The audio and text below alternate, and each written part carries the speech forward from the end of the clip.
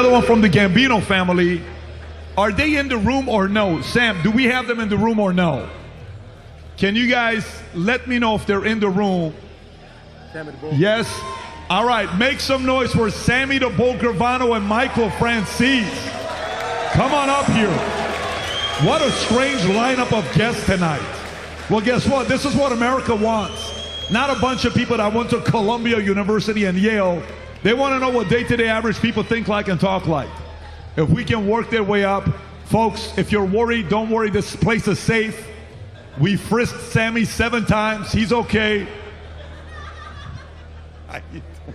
Good seeing you. How you been?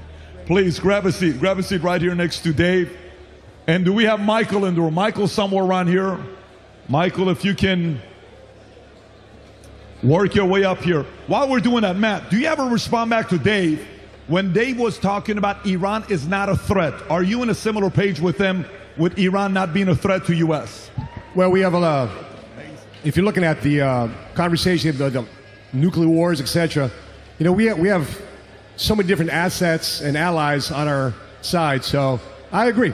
I agree that there's only threat we got, I think, is that, listen, when military guys who serve an oath, it's a fight against all enemies, foreign and domestic. And we believe, a lot of military veterans believe that the threat right now is domestic, not necessarily foreign. And just to back that up, listen, if you read any of the founding fathers, their big concern was never that we'd be invaded by a foreign hostile power and taken over by them. The inception of our country was destroying the most powerful military in the history of the world at the time, the British Empire, and kicking their butts. Nobody is ever going to take down America. But all of the founders were very concerned that we could take down ourselves. And if you could tell me, if you can honestly right now look in Washington, D.C., and tell me that our biggest threat is some third world backward country with a GDP of less than $1 trillion, get out of here. The biggest threat to American liberty is Washington, D.C., and there's no close second. You know, PBD, the military recruiting numbers overall, only one branch of service has met the recruiting numbers. All branches of service have been down in the recruiting numbers. Why do you think? Because the thing is, the reality is they're not proud to serve America. Because they look at TikTok, they look at social media, like, really, that's the service members out there? These the DEI inserts, the different conversations. People used to say, when you wore that uniform, you are proud to be in that uniform. They're making a mockery of the military uniform. The United States military uniform is being made a mockery of. And on top of that, look at the Marine Corps. Marine Corps, the reason why they didn't drop in the recruiting numbers, because they never recruited to a job. They never recruited to a college degree. They never recruited to employment. They recruited because, are you good enough? Are you good enough to be a Marine? Are you one of the few, the proud, the Marines? Are you one of those things that can stand up for America during tough times? Well, the other branches of service, they recruited to a job, and now people don't even want to be part of that job, and the craziness has happened in the military today. Makes sense. I mean, when I joined, you were proud to join the Army. But I want to transition to Michael and Sammy. Again, folks, if I can ask you a question, Vinny, guys, if you're here, please keep it down. If you want to flirt, network, do your thing, there's a lot of hot people here, but do it out there. In here, people want to pay attention to what we're saying. Please keep it outside. Vinny's looking for a wife. That's why I'm trying to help Vinny get a wife right now, guys. We got so many girls on Vinny right now, we can't get him off of Vinny. Vinny, please, let's stay focused, Vinny. Let's stay focused. I'm looking at Vinny with his biceps. Michael, Sammy. You brought us back again, Patrick. How you guys been? You guys are back at it again on the same stage. I've been great. Really great. It's great to see you guys. I got a question for you. My question is the following. Let's just say, Sammy, today, you're the underboss of the Gambino family in 2024. Michael, you are with the Colombo family, one of the highest earners, making $10 million a week, $8 to $10 million a month, whatever kind of money you were making, you were doing very well. If today the Democratic Party hired a guy named George, let's call his last name Soros, and he came up to you and he said, Sammy, Michael, I'm going to give you guys $20 million to help us win the election in the following states.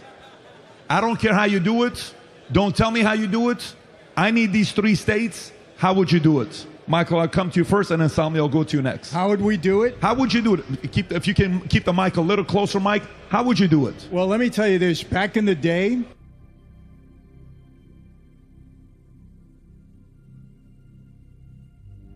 Drugs you just mentioned. I got the drugs. So how does it? I'm sorry. I've asked every person the same stupid question, but it is election night, so I can't control myself. I got you. I mean, where do you think we actually are? Listen, I've done this 3 times now. I feel this is by far, the most comfortable I've been on election. I'm never comfortable. You know me. I sort of function like I'm always 3 points behind, whether I'm 10 points behind or whether I'm 10 points ahead.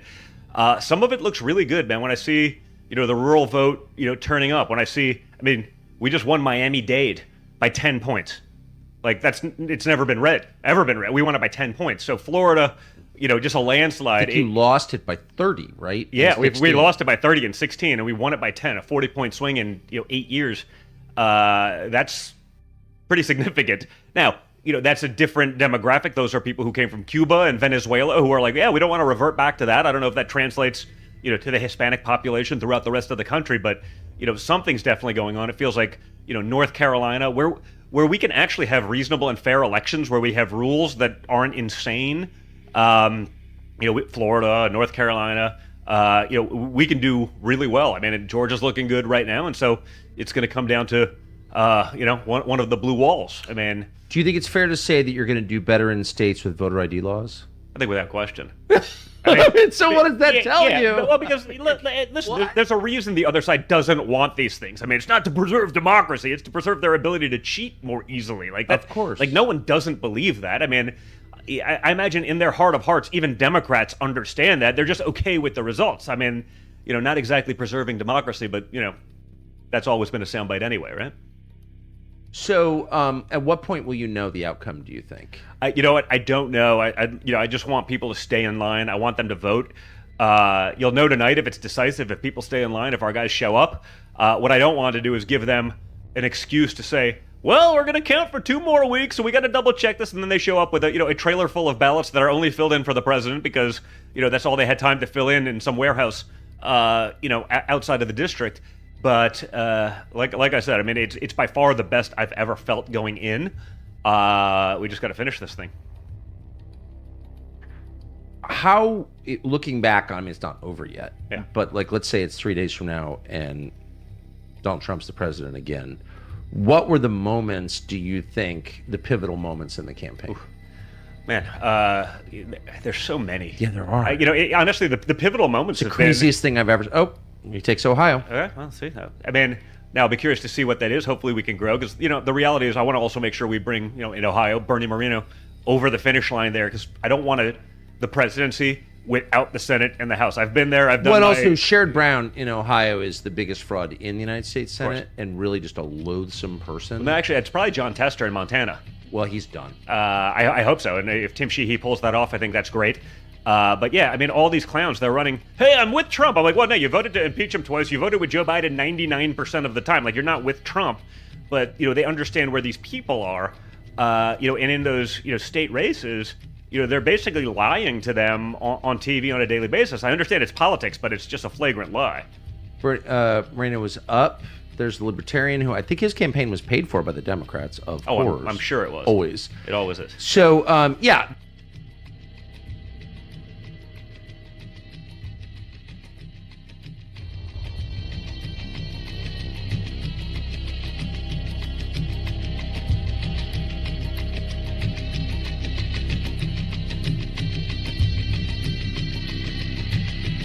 That came in for Trump from Florida in this election.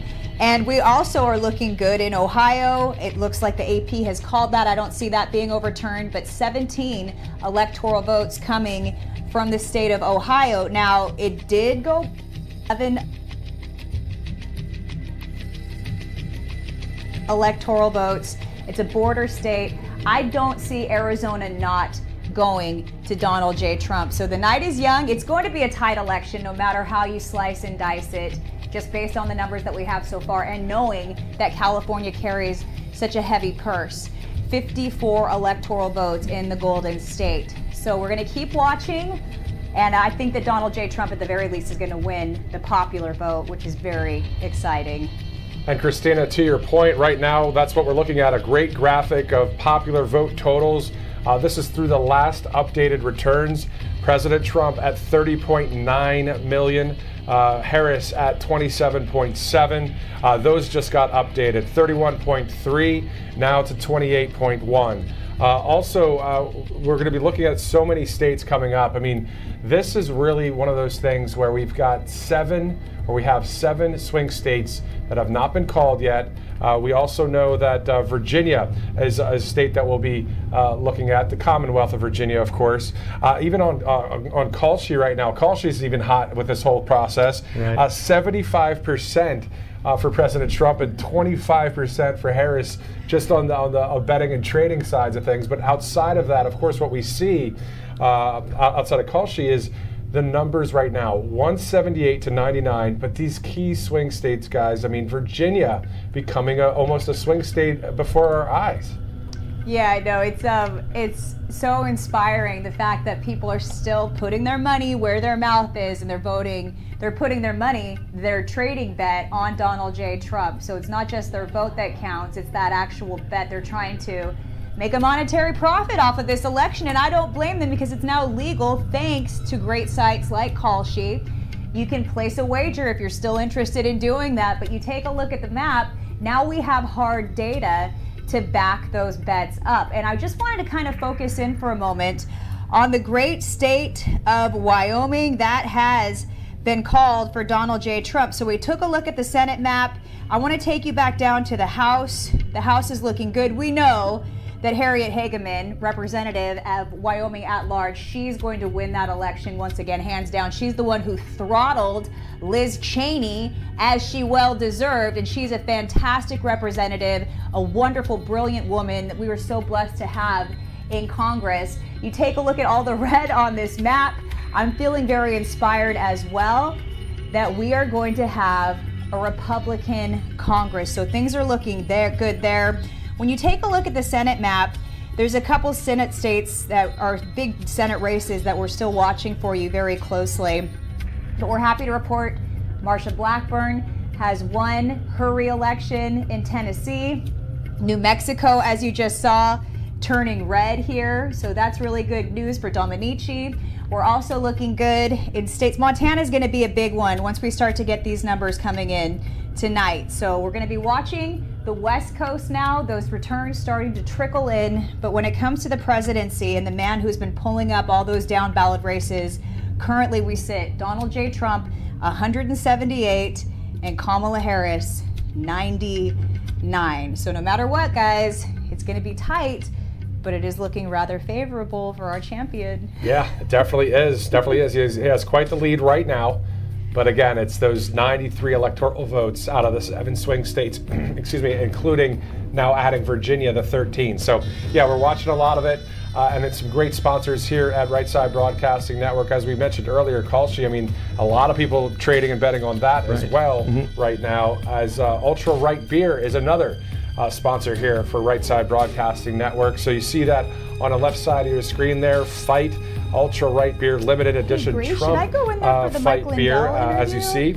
And you can go to TrumpFightBeer.com and use the RSBN promo code for 10% off. So that looks pretty cool. It's a limited edition as well. Always cool to see stuff like that here on the network. But let's talk about Tax Network USA. A great organization. The October 15th deadline has passed, and you may not be prepared for what is coming. If you owe back taxes, or if your files are still unreturned, perhaps you missed that file for an extension. That's okay. October 15th may be behind us, but the IRS is ramping up enforcement. You could face wage garnishments, frozen bank accounts, or even property seizures if you don't take action today. But there's still hope. Tax Network USA has helped tax. By the way, if you say you're for workers and then let in 15 million people into the country, you're not actually for. Right? So He's not.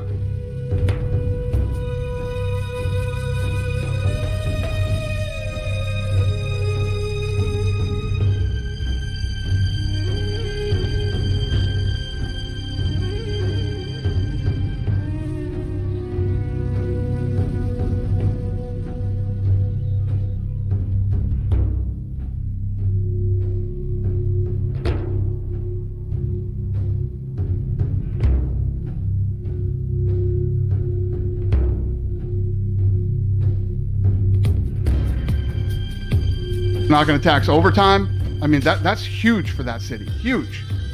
Yeah, so hopefully we win it. So here's Glenn Greenwald again. For the first time all night, the New York Times Needle no longer has the election as a toss-up. Now they're saying Trump has a 65% likelihood to win the election. It is, quote, leaning Trump. Now, I think we can say fairly the New York Times is probably not putting a thumb on the scale for Trump here. Think that's fair to say? Yeah. Wow. And here are the betting markets. Here we're back to your world. Donald Trump, question, who win the presidential election? Donald Trump, 74%.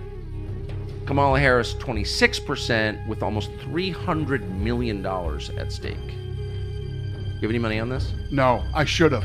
You know what? I'm actually pissed at myself that I didn't bet after the debate. I should have done it. Yeah. How much would you have bet? I don't know. Wait, after the Trump debate? Yeah, after the debate with Kamala. Really? She actually went up. Oh, she went up a lot. Yeah, after the debate. What'd you think? So you thought he did well? I should have bet it. No, I didn't. I said I should have. I should have bet on it.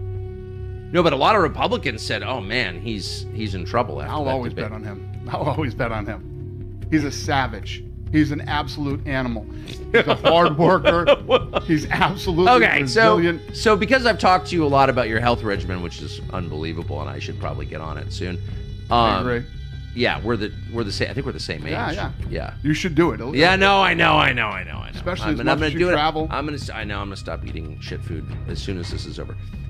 But let me just say, Trump has also not taken your advice. I'm not alone in that. I've been all over him. Okay, but wait, can I say, I was the other night, we were somewhere, MSG, I think. Were you there? Yeah. Okay.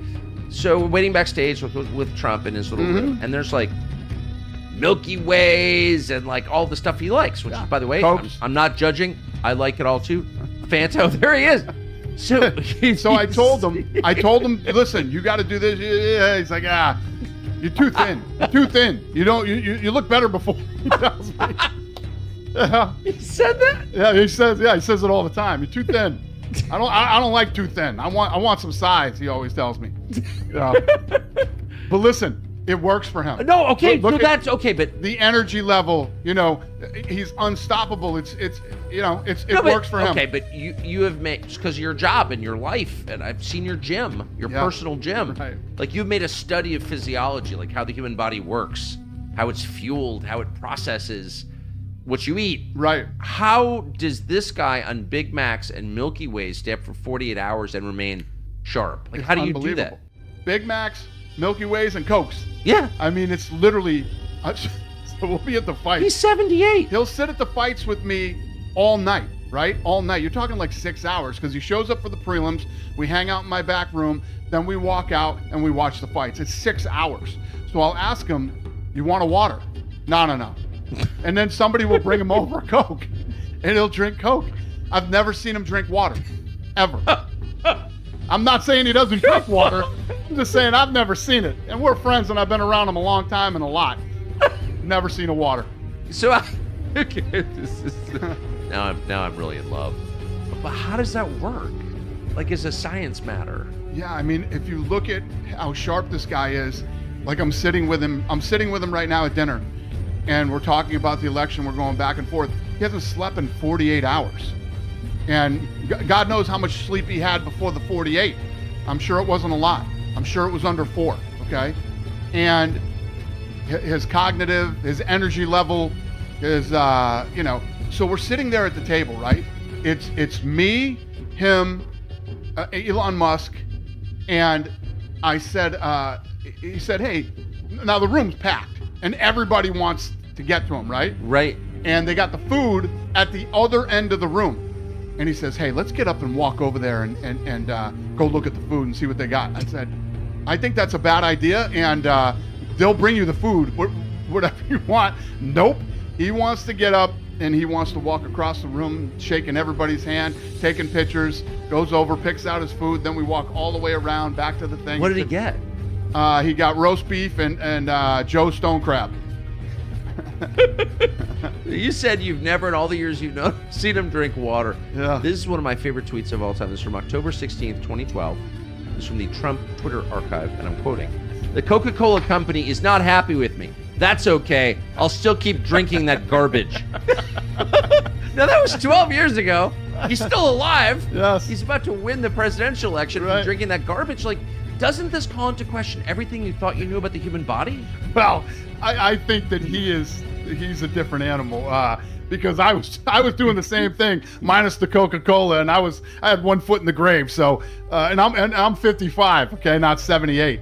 He's a different animal. He is an absolute beast. This guy doesn't sleep. He works hard. He flies everywhere. I will send him a text at 10 o'clock in Las Vegas so that he will get the text in the morning when he wakes up, right? He texts me right back immediately every time I text him. He's up, you know. He gets pissed off when I FaceTime him, and he hates FaceTime. He's like, "You are the only one I will answer FaceTime for. I hate this," but he's always up. I saw Kid Rock do it at dinner the other night. He was in his PJs and he answered it. Yeah. Shouldn't scientists study him? Yes, they should. No, he's an absolute workhorse and a great human being. I love the guy. Dana White, amazing. Congratulations on what looks like a victory. I hope it is. Me too, brother. Knock on marble. Great to see you. Thank you. Thank you. You too. Very much. So great. So, God bless you. A lot of the most fervent supporters of Trump and a lot of the smartest and most thoughtful supporters of Trump are people who didn't originally support Trump. And they didn't change their minds for reasons of expedience. J.D. Vance would be in this category. They really thought through what Trump was about, and people who've been forced to think through their views tend to have much deeper and more durable views. So into this category, along with J.D. Vance, I would put Senator Mike Lee of Utah, who is a longtime sort of libertarian, a man of principle, a constitutional scholar, suspicious of Trump, has wound up becoming one of Trump's great champions and allies, and most articulate allies in the U.S. Senate. We're really happy to have him here. Senator, thank you very much. Thank you. It's good to be with you. So, again, I feel so low asking all these dumb political questions, but you've run a lot of races, and you've won them all. Where do you think this one stands? Look, Trump's going to win this. You really think so? I think he's going to win it, and I think it could easily end up being an electoral landslide. It's too early to predict that right now, but it's got the makings of it. I think around the country, people are tired of the policies that have gotten us to where we are. I really, for the life of me, cannot understand how Kamala Harris has gotten away with distancing herself from her own policies. I know. Policies of the man who she championed, policies that she shares. She can't identify a single piece of daylight between her and Joe Biden. And so I think that's coming back to haunt her, and I don't think there's any way she can win.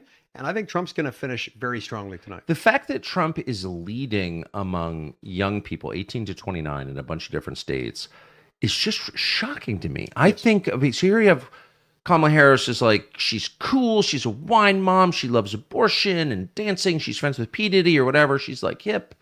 Taylor Swift loves her. You know, you sort of, if you watch... these are good things? Which are... Well, not in my view, but if you watch The View, as I do every day, assiduously, you think like she's clearly the choice of like the hip young people. Right. And it turns out the hip young people think she's like a garbage person. Like they're not impressed at all. Right. She's unwatchable.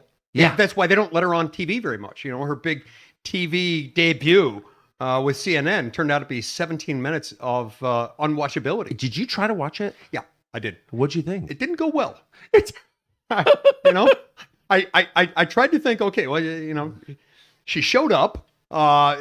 She spoke in what appeared to be English, but that's about where the connections ended. I don't think she connected with anyone on that. I think her whole party must have been thinking, what did we do? We just commandeered the entire electoral process within the Democratic Party to put her up without ever having won a primary. And what did we do? But it was too late to back out by then. Well, it seems like, look, I get that they want, you know, a woman, they want someone who's at least part black, I guess, you know. Taxpayers save over $1 billion so far. And you can see our VA, unlike, what we've seen with FEMA, with Western North Carolina. I'm so excited to see a second Trump term so we could take care of our people once again. And this is unlike any cream on the market. This contains 0 chemicals and hydrates your skin without feeling that greasiness. Many customers have reported younger looking skin.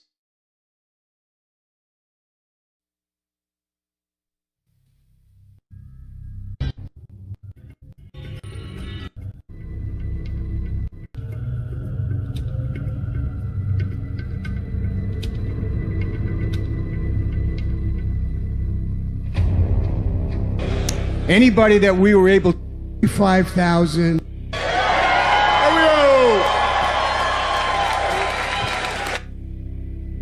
Play where we all feel good, the numbers look good, we're excited, and then if we go to sleep. Are you a little nervous? I'm very scared to sleep right now. I'm very scared to sleep because of what happened in 2020. Obama tweeted 5 hours ago, well, it might take several days to count the votes. Don't forget it took several days in during COVID or in 2020. And so it just feels like they have transformed, or they're trying to make us forget that they used to count the votes that night, election night, and now they're trying to normalize it, taking tons of days, mail-in ballots. I'm just, I don't want to be too confident because I was clearly overconfident in 2020. So let me ask you this. You're somebody that watches these things very closely. What's different about 24 versus 2020? Well, Kamala's the Manchurian candidate, so there's that. So, there's a lot that's different, and I don't want to pretend that there hasn't also been some shifts, I think, in the Republican Party as well. I think we're seeing a different Trump. This is the first time that we've had a candidate that survived 2 assassination attempts, right? And I think a lot of people are awake to what the implications are when you have somebody that they're trying to assassinate in office. I think Joe Biden, if you want to present him as if there's anything optimistic to say about Joe Biden, I would say that he woke people up to the fact that the president is not in charge, right? He's essentially been brain dead for 4 years, and people are going, okay, if Joe Biden's not running the country, who is? So I think maybe years ago, people thought a lot of this talk about deep state was a conspiracy theory, and people no longer think that. So it feels like there's a lot more on the line right now. People are motivated to vote. There's been a lot of changes, but I'm cautiously optimistic about the night. Let me ask you a question, though. When you think about, and by the way, I don't think you're alone. I think a lot of people are there as well, but that whole phrase, whoever came up with the phrase too big to rig, right? The idea where you're playing another team, let's say all these different deflate gates, who was the team that used to record? What was the team that they said in the NFL used to record? They said it was the Patriots. Patriots were recording. It's always the Patriots. No, but wasn't it Houston Astros in baseball? Houston Astros were doing that trash thing. That was a different story. But you gotta kind of find a way to beat them if the score is much bigger where you can't cheat. Do you think, even with the idea of a big lead, you're still concerned that they could find a way to? You're still feeling that, and if they did, how would they do it? Mail-in ballots. People got very shy and scared after January 6th to say what I think most Americans know, which is that the 2020 election was stolen. I'm one of those people that I've said that since it happened. They radically transformed the way that we voted, and they did this in the name of COVID. And nothing made sense that night. We've never seen anything like that happen. And so I think for a lot of people, myself included, we've lost faith in our election process. I think you tweeted yesterday or the day before, do you trust the election process? Or if Trump loses, would you think that loss was legitimate?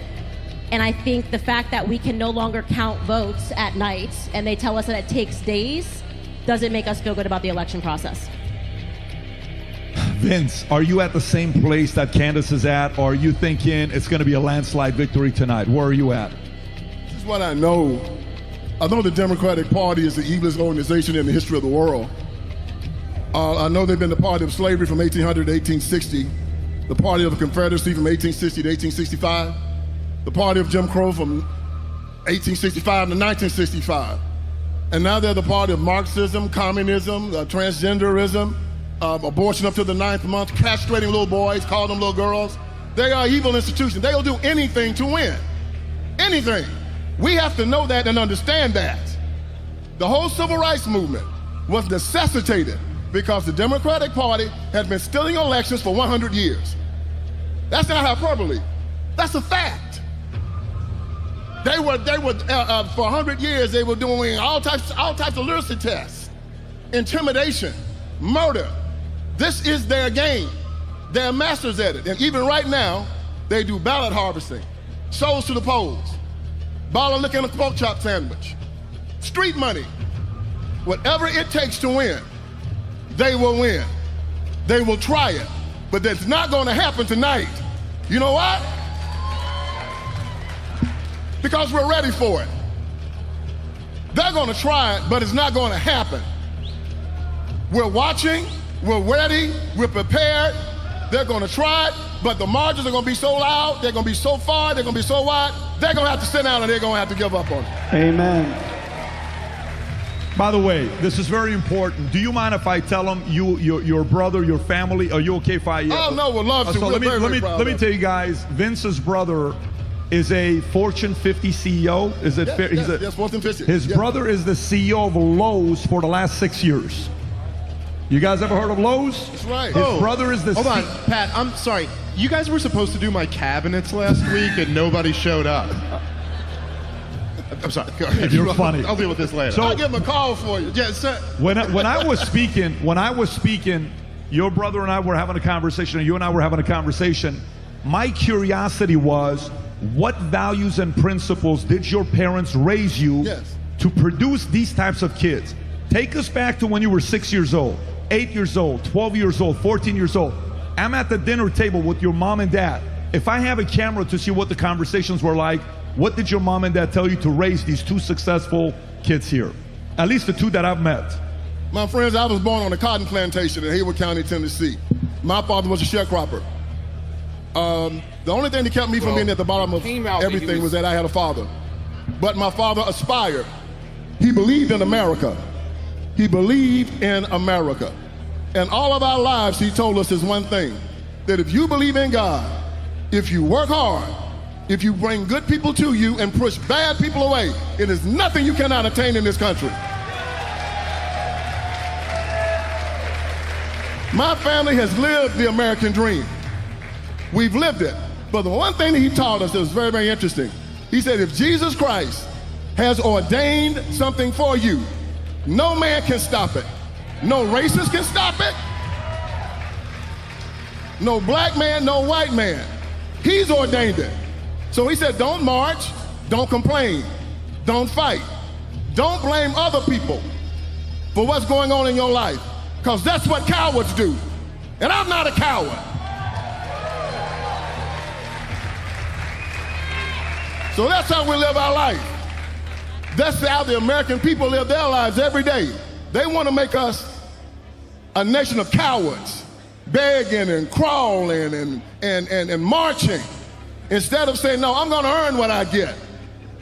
I'm not going to ask the government for my freedom. I'm going to find them to come try to take it from me. I'm not going to walk around asking them to give me something. I respect the thief more than I respect the beggar. We're Americans. We earn it. And my father taught me to go out every day and earn it. That's the lesson. Believe in God. Bring good people to you. Press bad people away. And he said this to me. He said, they talk about white supremacy, white supremacy, white supremacy, white privilege. He talked about, there's a privilege being white. I said, but also a privilege to be black. There's also a privilege to be Hispanic. It's a privilege to be Jewish. It's a privilege to be an American.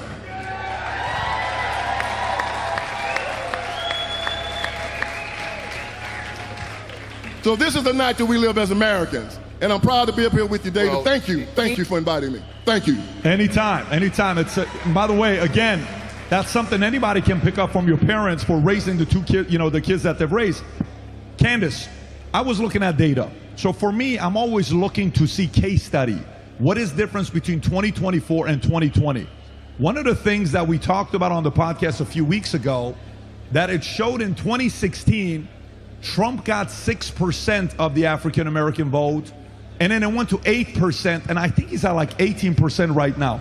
Why do you think that is, Candace? I've been so excited about this. I've said black men have been my pride and joy this election. We've come a very long way, me and Black America, because they were just really biting the BLM rhetoric and, you know, the world was going to be over because of George Floyd, and they've completely flipped on this. I mean, women as well, black women are shifting as well, slower, but black men have done a complete 180, and I've been talking about it on my show.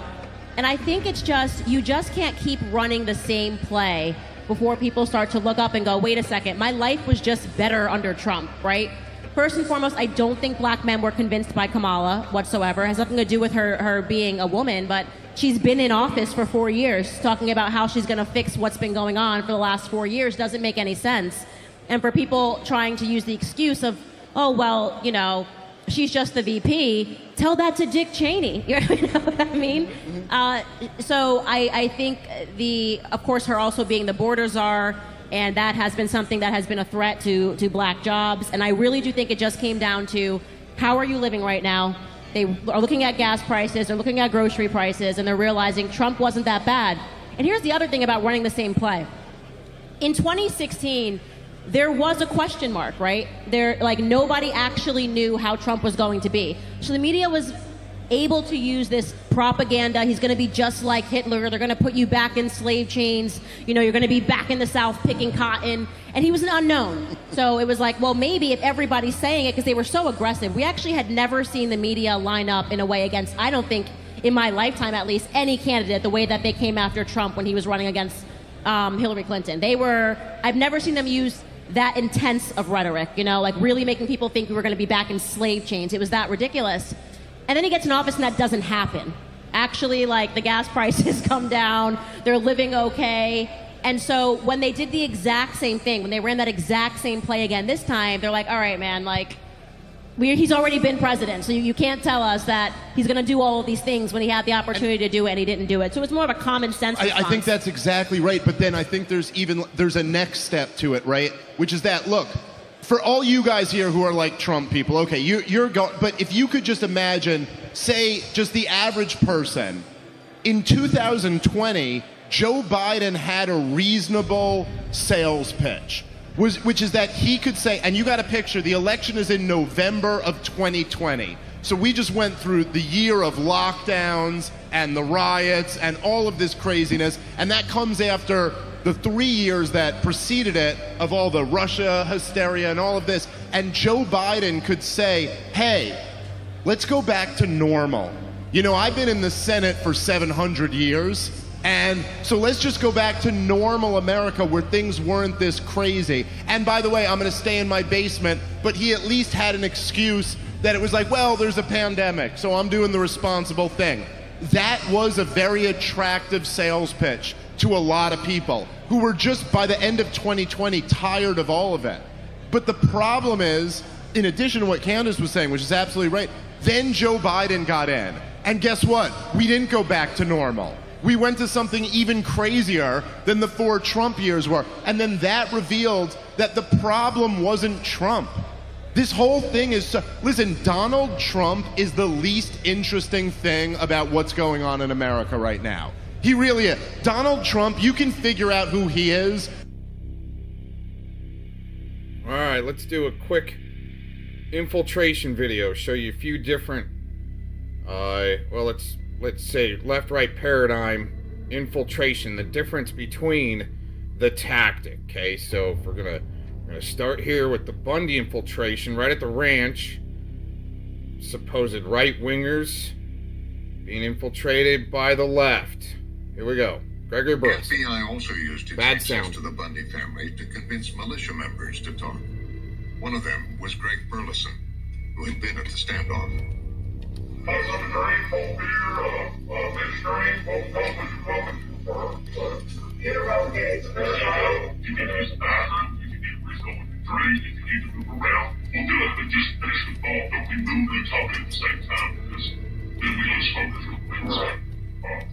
On that note, I'd like another shot.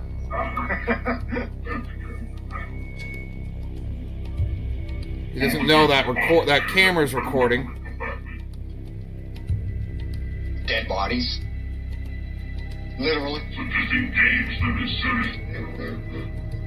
Once we set up a perimeter, anything that comes into the perimeter, it doesn't matter if we're up at the Bundy Ranch or if we're out in the southern deserts. If it comes into our perimeter, if it's not a friendly, it dies.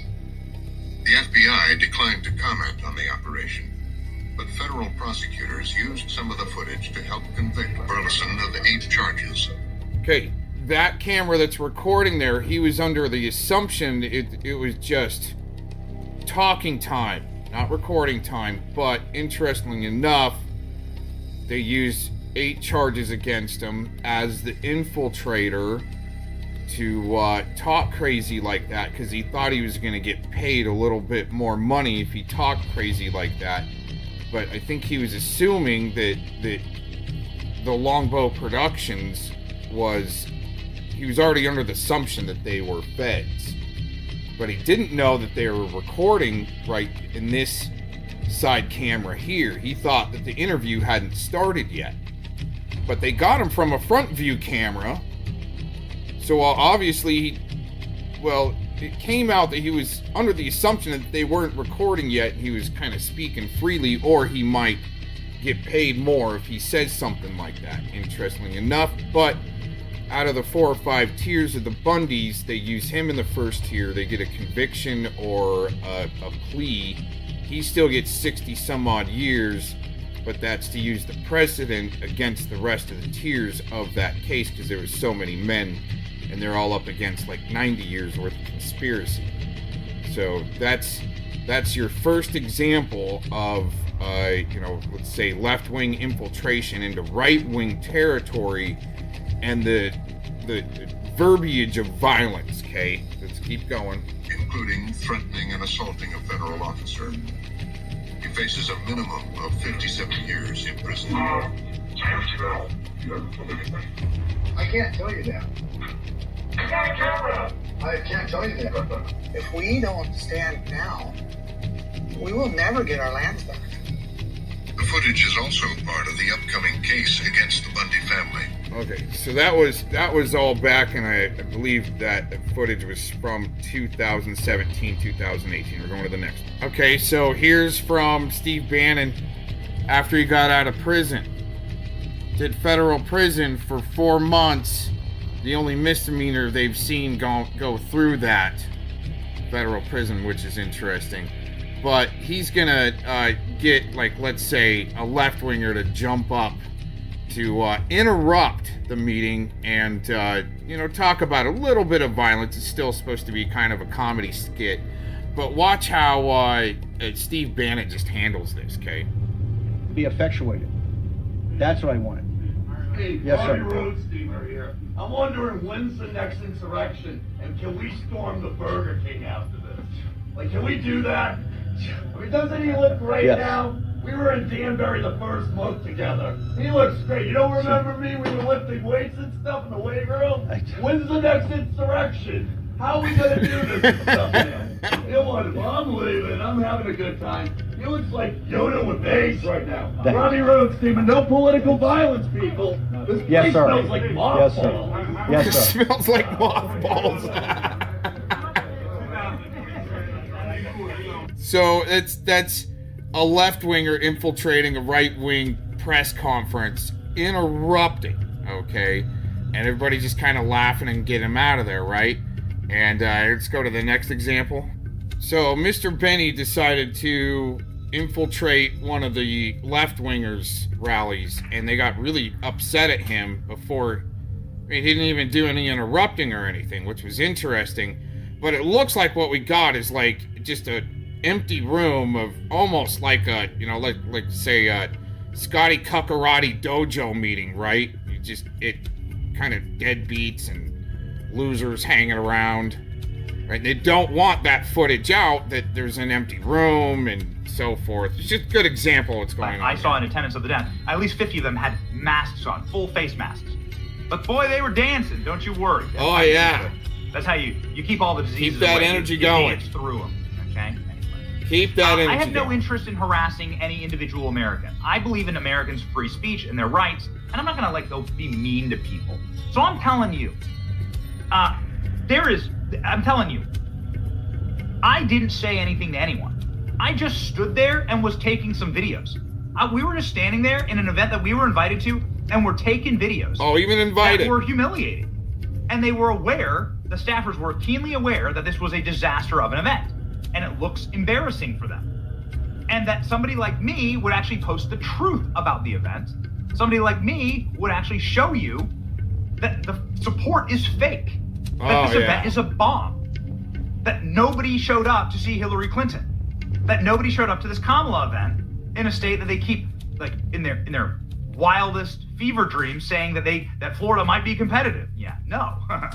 See, either it's on the first one, well, the last one, you know, it was disruptive, kind of funny, but this guy's just hanging out, right? I mean, that's a total Cuckarati dojo meeting. Look at them.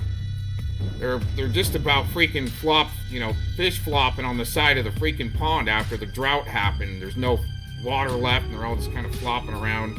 It's been a few days without water. That was embarrassing. The people there were pretty embarrassing as well. But your boy Benny is a gentleman, and I'm not there to harass anyone. So I stated one more time for the record, I did nothing but stand quietly in the corner. I had my cell phone out, just like everybody else, and I was videotaping some stuff. They saw that it was me.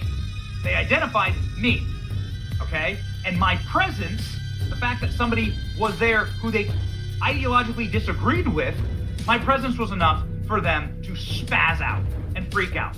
So their staffers started harassing form a line. They started asking us why let's we're see, there. they're about ready to form a line right there, ladies. What we're doing, why we're there, and then finally they call the cops on us, say we're Lock uninvited. arms. We were invited, now we're uninvited. Here's what that exchange looked like. The cops, the white dudes for Harris, okay? The guys behind him, the white dudes for Harris, there you go. They're little measly, little shaky beta cuck staffers. Yeah. Literally shaking. You can hear the speeches. The speeches had started. This was the extent of the man, I mean, listen to this. Let's go outside, please. There wasn't even any major person speaking there. Oh man, he had to go. Officer, they want you to leave. Why? Doesn't matter why. They've asked you to leave. What were we doing? Oh no, sir. They just came and got me and asked me to escort you guys out. But you sure invited to this event, so. And they told me, they came and got me and said that you guys were uninvited at this point and wanted you all to leave. I don't know why. I can't answer any more questions, but she's going to try to find out. I've been in like, dude, you're only a one striper. Where's your two striper or three striper at here? Where's your sergeant? Let me talk to him. You guys were recording. Did they say you couldn't record? Well, we have a cell phone. Everyone's recording with a cell phone. I don't know. Yeah. Oh, he doesn't know all of a sudden. We were just literally recording on our cell phones, and they started yelling at us because I had a cameraman there that had that at a GoPro, right? The GoPro's smaller than a cell phone. Some cell phone cameras are better than GoPro cameras. So, it is so stupid. They're just making up excuses. The Kamala Harris events you are not allowed to ideologically disagree with libs with Kamala Harris if you're at a Kamala Harris event. This is actual fascism. Imagine the small dick energy required to say that you're not allowed to physically exist at our event if you disagree with us. Could you imagine them doing this at a Trump event? Of course they couldn't. No. I've actually seen it. Like, you go over to the dojo, the Cuckarati dojo, and you got a Threnus over there in her mask waving a Kamala Harris sign, jumping up and down. Hey, we gotta bring up the energy level, ladies. Just put your knitting projects down. Quit cross-hatching. Let's do this. Let's raise the energy level, everyone. There are millions of Americans who go to Trump events, and there are tens of thousands of people at each Trump event, so you couldn't actually find people. It was easy to find me because there were only 100 people there. They were that nervous about you seeing footage like this. Oh man, it's a ghost town. They were that nervous about you understanding how failed their campaign is. That all this is trying to hold the side up on a fake narrative that Kamala Harris has real support. So we came in, we burst that narrative, and they lost their damn minds. Horrible. It was a total and complete humiliation for them. This is our, and then they sicked their Gestapo on us. This police officer kept taking photos, creep shot photos of us from behind the glass. They sent this officer out to like take weird photos of us and pictures of us. So Oh, man. I decided to tell the officer, you're welcome to just come up and take a photo of me. Just come on up, ask for it, buddy. You can just take a photo of us right here. already There's no got reason, my photo. there's It's no okay. reason to take creepy shots from the corner. Come on, man. That's a creepy shot? Yeah, just taking a photo through the window. That's called a creep shot. Here, I got a creep shot. Just take it right there, man. Take a photo of us. That's your From the corner. Well, just come on out, Matt. Just come on out like a man and ask for a photo. A man? Yes. A man. Thank you. Have a good day. There you go. Look at this mug. Have a good day. Oh, man. All right. Have a good day. Come on out, sir. But like everything, it always backfires. I mean, look at this. Look at the numbers here. This is almost 5 million views. 23,000 reposts, 89,000 likes. Elon Musk liked it. Oh, jeez. It is illegal for Americans with different viewpoints to go to a Kamala rally. Amazing how they'll call the cops if you have a squirrel as a pet, or if you disagree with them ideologically at a rally. These people do not deserve or are not worthy of leading this country. This is not the energy of this country. They are not worthy of it. I don't care if a raging lib, if Rachel Maddow decides to go to a Trump rally and just stand there, like, who cares?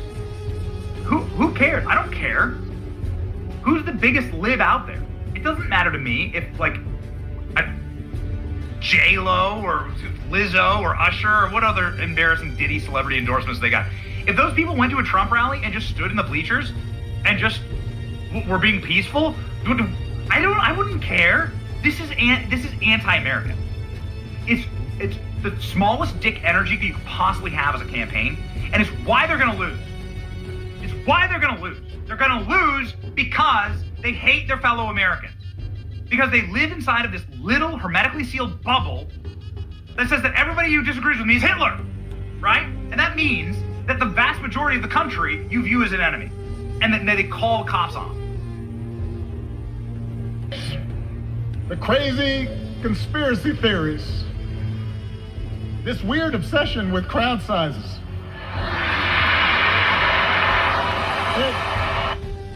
I will never stop being happy that I was in the room for that joke. But anyway, that sort of joke has got to hurt even more for Trump lately, because in the closing days of this election, he's apparently been having some trouble filling rooms. And is that perhaps a sign that the enthusiasm has moved away from him? Here's a report from a recent Trump rally. We're looking at about a capacity about 70% full here. And for 9 years, I'm going to have Tony Pan to the right. For 9 years, we have talked about the enthusiasm. Still better than that couple hundred at the dojo meeting. In the masses that have come out for Trump's rallies, time and again, even at his politically lowest points, including in 2022. But interestingly, and I can't tell you exactly why, but in this final week, All right, let's see if we can go live, see what we can catch. I've just been very honored to find out that the lines are long, and the conservative lines, the Republican lines, are very long. We got back pretty late last night, and it was an honor. It was a great honor. We had 4 incredible rallies and left Michigan late at night. Many of you were with us, and I hear we're doing very well. I hear we're doing very well. 17 hours ago. This was yesterday. It's unbelievable. Think of it. This is it. This is the last one that we're going to have to do.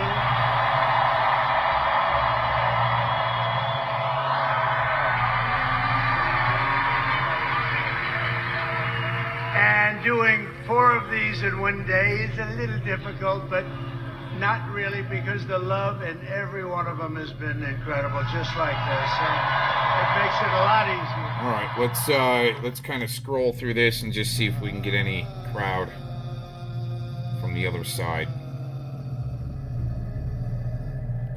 Pretty interesting. I haven't seen any more street theater pop up, but that was just a little example of how the difference of, I mean, conservatives are gonna infiltrate, but it looks kind of mellow. They're just trying to be mellow, and the other people are trying to disrupt and even assassinate. Isn't that incredible? Huh? With Mr. President Trump getting new ear piercing recently, right? Shot in the ear. Oh my God. Pretty crazy. All right, I'm out of here. Peace out.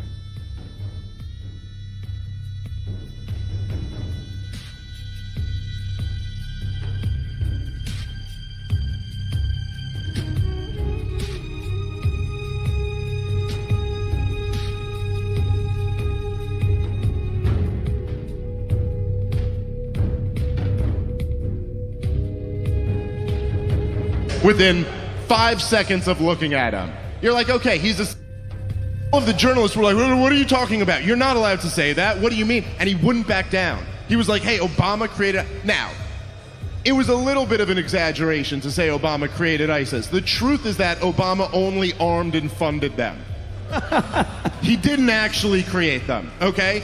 But what Obama and John Brennan, who was the CIA director at the time, did in conjunction with Saudi Arabia and Israel, Trump supporters, is they decided, because they wanted to overthrow the secular dictator Bashar al-Assad, that they were going to fund and arm Al-Qaeda and ISIS in Syria. Now that, under the legal code, is known as treason, with a capital T.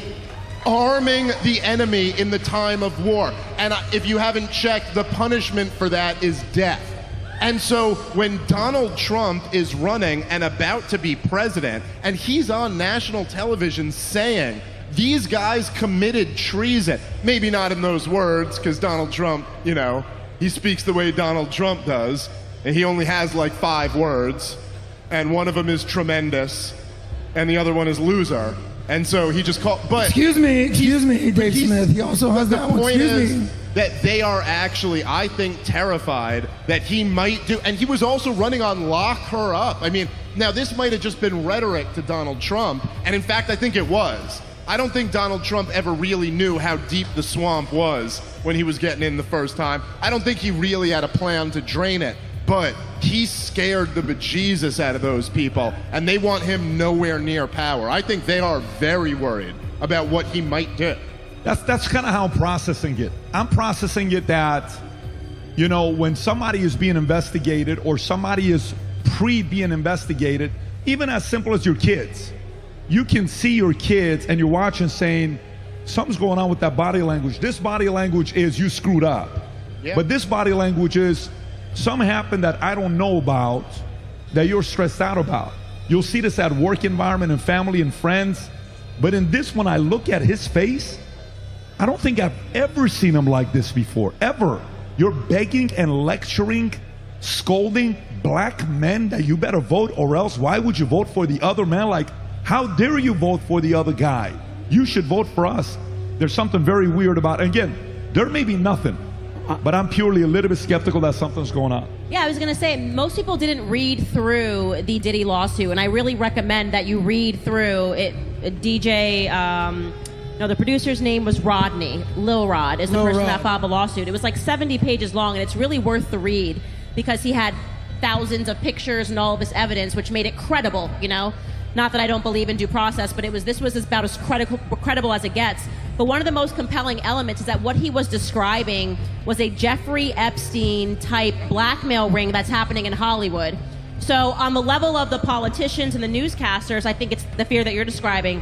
On the level of the actual artists and celebrities in Hollywood, I think it's just good old-fashioned blackmail. They have these people on tapes. And it's so funny because years ago, Kanye said this. He said, specifically Diddy. He called out specifically Diddy. He said, you got out because you did a deal with the feds. A lot of these rappers go to prison, they get out. He said, you got out, him and J-Lo were shooting in the club. She was holding the gun. These are the facts. She gave him the gun. He shot in the club. They got arrested. And they got let go. And Kanye said, part of your deal was that they were going to let you out, but you have to control people like me in the industry. And when Kanye said it, it sounded insane. And then fast forward and you read through this lawsuit and you see these celebrities that are coming out and you're starting to ask yourself a question. Is this a good old fashioned, these people, whether it's they get in trouble, they get pulled over by the police and they get them off, but it's like, we own you now. We're the mafia. We own you type of a deal. I think we're starting to ask those questions, especially with Jeffrey Epstein and the Diddy cases happening back to back. A lot of these people are being controlled and they're being kept out of trouble But there's the other end of the deal. Like when Democrat season comes around, you better get up there and cry, J-Lo. You know what I mean? And Candace, you make a good point because Elon was with who was the podcast where Elon Musk.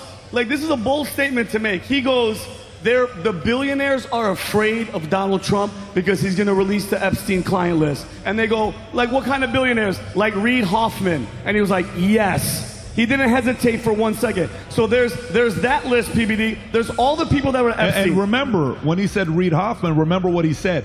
He used to report to me in PayPal. And he laughed, right. Like, yeah, Reid Hoffman. Yes. So there's that, Candace. There's everybody on the Diddy list. And then when it comes to Barack Obama, Dave, Crossfire Hurricane, you know for a fact, if I'm Trump, I'm going after everybody that spied on me, that spied on the White House, that spied on Carter, on everybody. They're all afraid because this guy's going to come in and it's retribution time. And he deserves it. And we deserve to see everybody that was colluding behind his back. I think it is time to go to our friend Tom Ellsworth and Amy have an update for us. Tom, Amy, hit the stage. What's the latest? What's the latest? Come on, Jill Stein's making a comeback. Let's go, Jill. All right. First, we had, right at the top of the hour, we have no surprise here, but the Mountain States. Yes, we have Idaho, Montana, and Utah all called for Trump. Let's go! And by the way, so it's 270 to win, but if you look at that scoreboard above Pat, we're at 230, and it's 270 to win, and we've got, so you can see the VT News. Too close for me, Tom. Yep, so now, 52% have reported in Pennsylvania, and he is at 2 full points with a lot of Philadelphia left, but it's feeling like that 3-point win in Pennsylvania, but there's a lot left. Mm-hmm. Then, should we mention North Carolina? Then Georgia, we're at 83% reported now, and it's holding. It's holding. That's 83% in, 190,000 lead, 68% probability of winning. And he's 159,000 votes away from being more votes than he got last year. Last in 2020. Wow. So that's feeling very good. And we mentioned it, but we'll show you. North Carolina officially says swing state is done. Let's go. This is Tom, the big one, guys. North Carolina's done. North Carolina's done. Let's go, baby. North Carolina. It's done. Wow. Are you joking? Yep. And we called it about 30 minutes before the other broadcast network. So those of you who've been watching, welcome. So, and then Arizona, they've got 52% in. Now remember, Arizona took all that heat for all the trouble they had last time, and so they've got their systems in place. And look, they've only been closed an hour, and like Florida, they had 52% reported, and you can see she has a slight lead. However, right here in Phoenix, underperforming versus last time. We'll take it to you. So she's underperforming a little bit there in Maricopa County. And when you add the whole thing up, it says... Tom, you just all of a sudden, like, you stuttered 5 times. Did something make you nervous, or what was that? No. Basically, she's underperforming what the Democrat Joe Biden did in Maricopa County. In Maricopa, in Phoenix. Can you go to 2020? Can we see 2020 Trump at Maricopa or no? I don't know if it's going to swing, but it's tight. And so right now, we've got a 57% chance, because if you look at the stuff that hasn't reported, we know where that is, and it's, yeah, correct. I got it. So we've got about 34 minutes before more polls close and we get to the West Coast. But we have one other quick update. Jill Stein is closing in. I'm just telling you guys right now. Jill Stein is making a comeback. Wisconsin. You look at Wisconsin. There's a lot of city left in Wisconsin. Oh, wow. But let's go, baby. 50-50. Tom, are you able to go back to the overall presidential odds? Overall presidential odds, it was the last screen. You were just there. Right there. Not on the state. No, it was this previous slide. Yeah. We're at So 71%. PBD, here, can I give you what I'm seeing here? Yeah, go for it. At the beginning of the night, Vegas, before we started announcing everything, had Trump 60% chance, Kamala 40. As you can see here, it's now increased to 71-29. So Tom, can you confirm, Tom Kornacki, that things are dramatically trending towards Trump's direction, if not a landslide? Well, right. Well, we'll know when we get there. Washington, D.C. Went for Kamala Harris. But Candace, you'll be interested in this. We called the Secretary of Elections in Washington, D.C. We were unable to talk to him because he was being mugged at the time. So, Georgia? What time is so by the way, we just went over 88%, and we're calling Georgia. Wow. Georgia? Let's go, baby! Let's go! Cornell West! Cornell. Cornell doing his thing. We are at 246.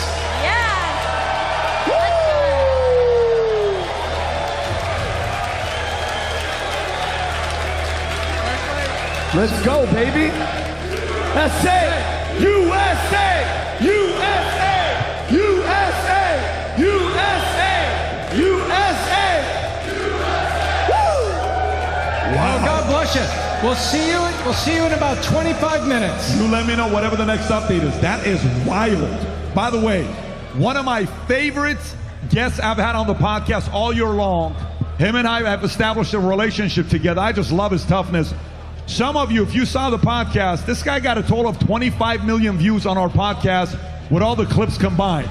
He's brilliant, he's sharp, he's a fighter, he's tough. I like him a lot. He's from Poland.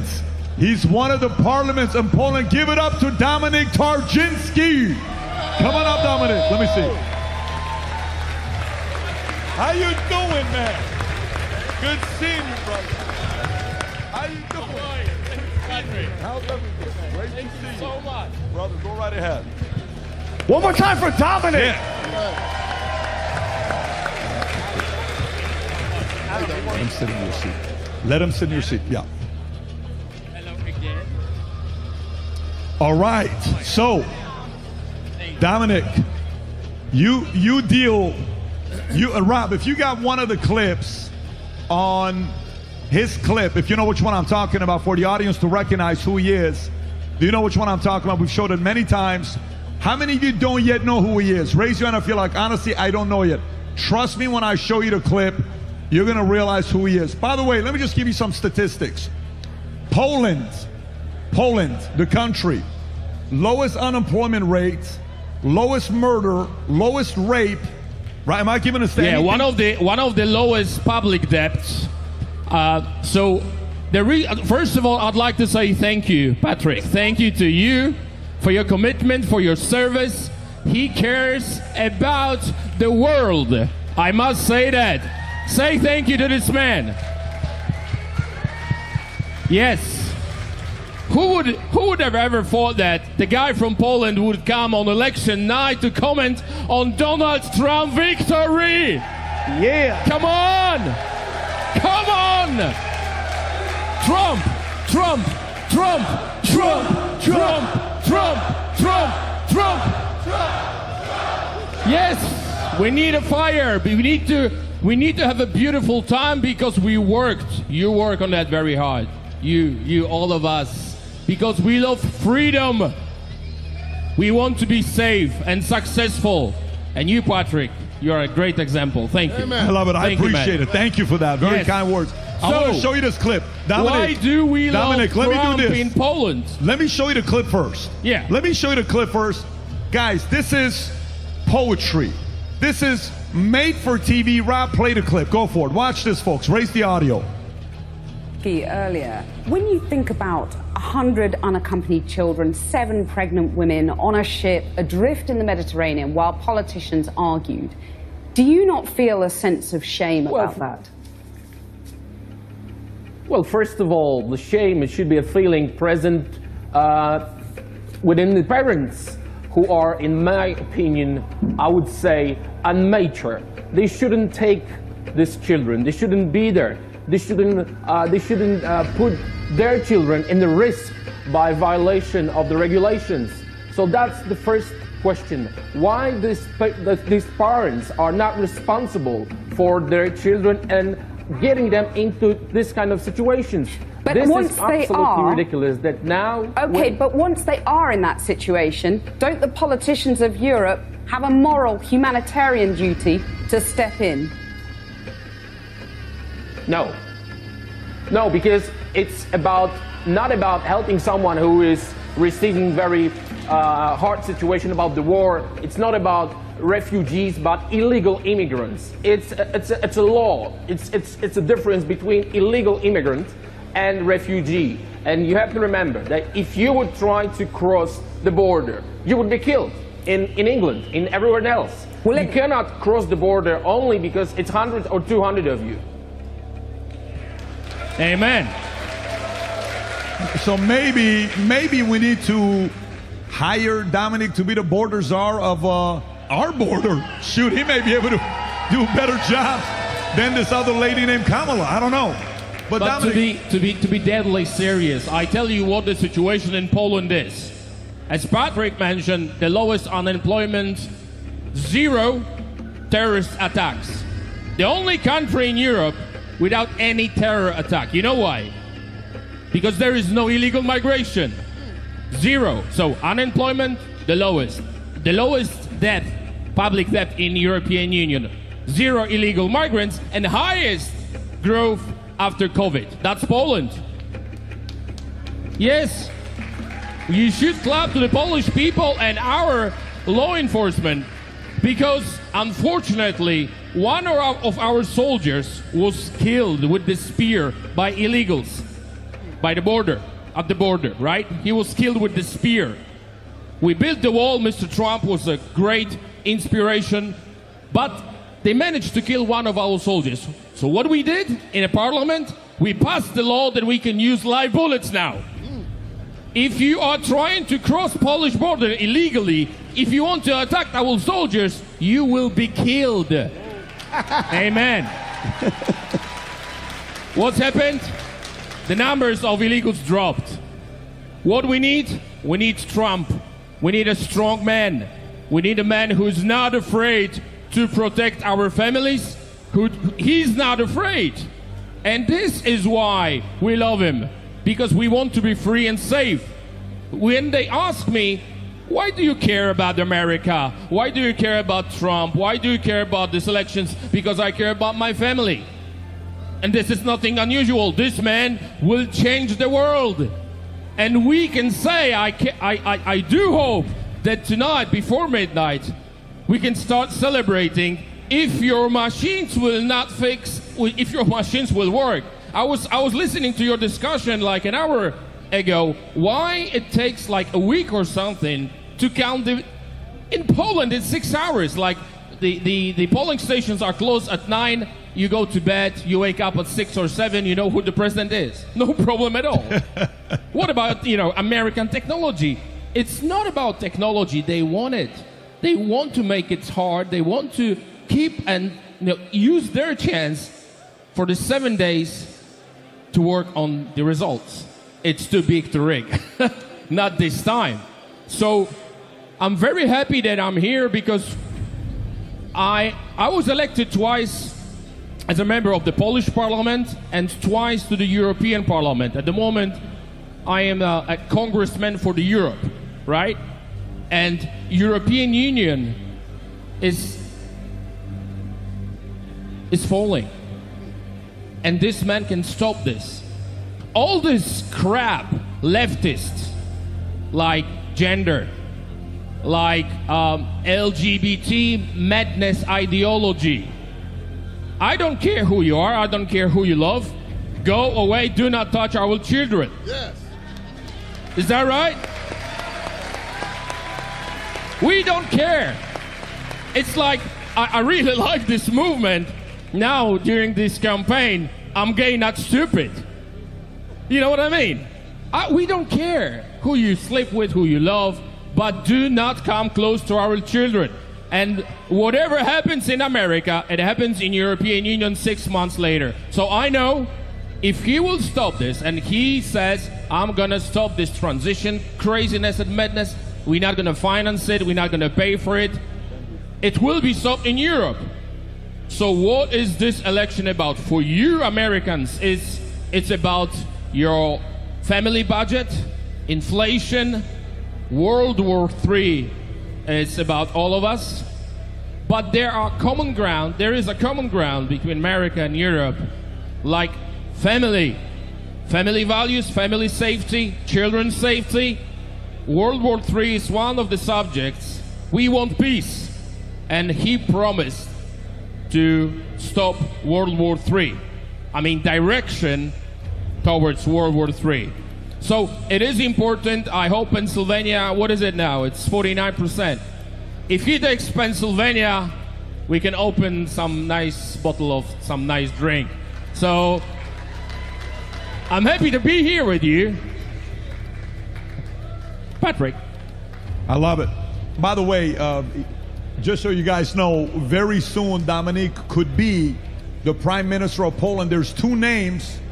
He is either one or two of people that want him to be the Prime Minister. So we may be seeing a Prime Minister of him being a leader of the country. How many guys would like to see that take place? Fully qualified to do something like that. So I asked this question earlier. And I'm curious to know what you guys will say. Any one of you guys can take this. Candace, you can lead the way with this. Let's say Trump wins. Rob, if you can get the Raskin video ready. Oh, this is Rob, took a bathroom break. He'll be back. Say Trump wins. He's got, what is it, 70 days? How many days is it until the speech being given? How many days is it? 70, 80 days? Something like that, because it's December 6th. If he wins. January 6th, and then you got January 20th. Yeah. Let's just say 75 days left, okay? Yeah. During the president-elect season, do you worry phase one? All right, he won. Phase two, during that 75 days, what can they do to not make it official? What games can they play? By the way, a very weird situation that Tikran brought up earlier when we were talking. He said, what happens if all of a sudden during that president-elect season, story comes out Biden is sick? Something happens to Biden. You're worried about Trump getting assassinated. What if Biden gets assassinated during that time? The attempt. Kamala becomes president. I'm just thinking about how an enemy would want to take you down. What can happen during those 75 days until he is finally putting his hand on the Bible for the second time and everybody knows he's the president? Do you worry anything can happen during those 75 days? Candace or Dave, either one of you guys can take that. I believe they'll try to use the fact that he's been indicted so many times to try to disqualify him. Somewhere they're going to try to pull out the 14th Amendment. They're going to try to use the January 6th thing. They're going to try to use some type of foolishness to try to get the American people to buy the lie that he's illegitimate, and they're going to use that to try to change public opinion. But as long as public opinion holds, they're not going to have a chance at it. But they're going to try it. They're going to say the January 6th committee said this, and therefore he's illegitimate. And we are going to try to go in front of the Congress, and we're going to try to pull out the 14th Amendment about the Insurrection Act or something to try to delegitimize the election. They're going to try it. It's not going to work. Well, I would just say, like, use history as a guide, right? So, well, first off, your point about Joe Biden. Look, Joe Biden, this could happen any minute. Joe Biden is so far past the point of being incapacitated for the job that Joe Biden is so old and senile that at any moment he might be removed. I mean this. That could happen any time. They already said he's crazy. They already have the power of the presidency. So if Kamala got the power of the presidency, I don't think that changes the equation drastically. But I look at what happened last time. When he won the election in 2016, essentially what they did, right, was that, I mean, they had been spying on his campaign the whole time. They ramped up the investigation, and then they swarmed him with these all the people who double-crossed Donald Trump, all of the awful appointments that he put in. The weakness that Donald Trump has is, everybody says this, supporters and critics alike. He's very subject to flattery. Donald Trump is an egomaniac, and if you tell him how great he is, he loves you. And so what you're going to see is a bunch of never-Trumpers attacking Donald Trump, and then you're going to see a bunch of people like Mike Pompeo, Liz Cheney's pick for defense secretary, going up and bragging about how loyal he is to Donald Trump and telling Donald Trump how awesome he is. So everybody who's a Trump supporter, it's our job from now, assuming he wins till January 20th, to make it clear that we do not support Donald Trump putting any neocon warhawks in his cabinet at all. I agree. None of them. Zero. I 1000% agree. I think they already have their option B ready to go, which is an infiltration of the Trump campaign, this populist movement. I have been genuinely shocked to see how accepting he has been of the never-Trumpers, and this idea is that it's unity. No, they weren't with you in 2016. They weren't with you in 2020. They weren't with you in 2024. They were with DeSantis. And then at the very end, they're like, oh, never mind, we're with you. And he's suddenly making time for these like war hawk neocons. Such as who? And I think it is an insult, genuinely. It is an insult. Who are you talking about, like specific? I mean, like, I could name a ton of people, but I'll let Dave do that. Mike Pompeo, David Friedman, those are two to start with right there. And so when you see that, you're going, is that all it takes? Is just a little bit of flattery? Like they've been against you from these people were willing to have Hillary Clinton be the president of the United States rather than take a chance on you. And they never changed, not one bit. Not when you were president, they kept attacking you. And suddenly when they realize you are the option, they go, oh, we actually like you. We're going to throw some money your way. And you see Trump, he's so trusting and accepting. He's like, oh, I'm bringing people together. I don't trust that. I just do not trust that. And so my concern is that if this populist movement dies, the tombstone of it will read, flattery will get you everywhere, right? Because it's clearly brought them back into the circle, and I'm worried that he's going to have these people giving him advice. Put this person in the cabinet, put this person in the cabinet, and what you're going to have is essentially Liz Cheney's dream cabinet. So that's my fear. Now, the guard against that is we get him over the finish line, and then we hold his feet to the fire, and we say we won't accept it, just like Dave Smith said. So you know what I'm still optimistic. We just have to be vocal that we're not going to accept neocons and never-Trumpers running the Trump show. Here's what I would say. Here's what I would say when I watch, like, for example, you know, in sports they say, you know, matchups makes or breaks whatever the fight's going to be. Like, who am I matching up with? If I play against a certain team, I'm going to use a different strategy than another team, than another team, than another team. The same strategy may not work in 3 different elections. I think the one thing that I like about what he did with this one here, here's a guy that during this time, the last 2 years, not the last 2 years, probably the last year and a half, a big part of Israel, Hamas, Muslims, oh my God, Israel owns him, Muslims own him, this person's this, he's a Muslim, he's a this. All of this stuff that went on, that tensions went very high the last 12 months. I think we all know what we're talking about. We saw this, it was everywhere. So you got two people on how to handle a situation like that. We watched Kamala. Kamala fumbled it. Kamala went and told Muslims one thing, then went and told Jews another thing. So embarrassing that CNN had to show. Have you guys seen this clip that CNN had to show the fact that have you seen this clip that CNN showed both? Oh my God, Rob, Candace hasn't seen it. We have to show this clip. How many guys have not seen this clip with the two? How many guys? Oh, you got to see this clip. This is so embarrassing. Rob, if you can show this clip of CNN eventually coming up and saying, wait a minute, why are you showing one ad targeting Muslims and one ad just targeting Jews? In the same town, Pat, in the same city. In the same city. One group got one ad, or the other group got another ad. Rob, is this it, Rob? Folks, watch this video in its entirety. It's flat out embarrassing, and then I'll come back to make my point. Go ahead, Rob. Tonight, mixed messages. A K-File investigation this hour finds Kamala Harris is targeting crucial battleground voters with vastly different messages on Gaza and Israel. This ad is running in Michigan, which has the largest Arab population in America. What has happened in Gaza over the past 9 months is devastating. We cannot allow ourselves to become numb to the suffering, and I will not be silent. All right, well, it's a very different story for an ad in Pennsylvania targeting Jewish voters. Let me be clear. I will always stand up for Israel's right to defend itself, and I will always ensure Israel has the ability to defend itself, because the people of Israel must never again face the horror that a terrorist organization called Hamas caused on October 7. Different message. Andrew Kaczynski is out front now. So, Andrew, those obviously do sound starkly different, to say the least.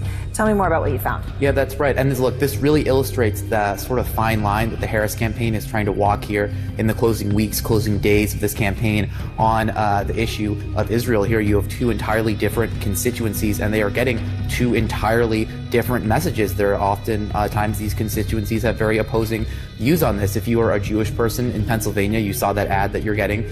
You are getting that ad that talks about how strong she is in Israel. If you're a Muslim voter in Michigan, you are getting that ad on Facebook that's talking about how she won't be silent on the issue of Gaza. Now, what's really interesting here is that ad that we just played, the one that's going to Jewish voters in Pennsylvania. Now, it sort of sounds like those two clips of her talking about Israel are together, but they actually cut part of it out. Take a listen to what they cut.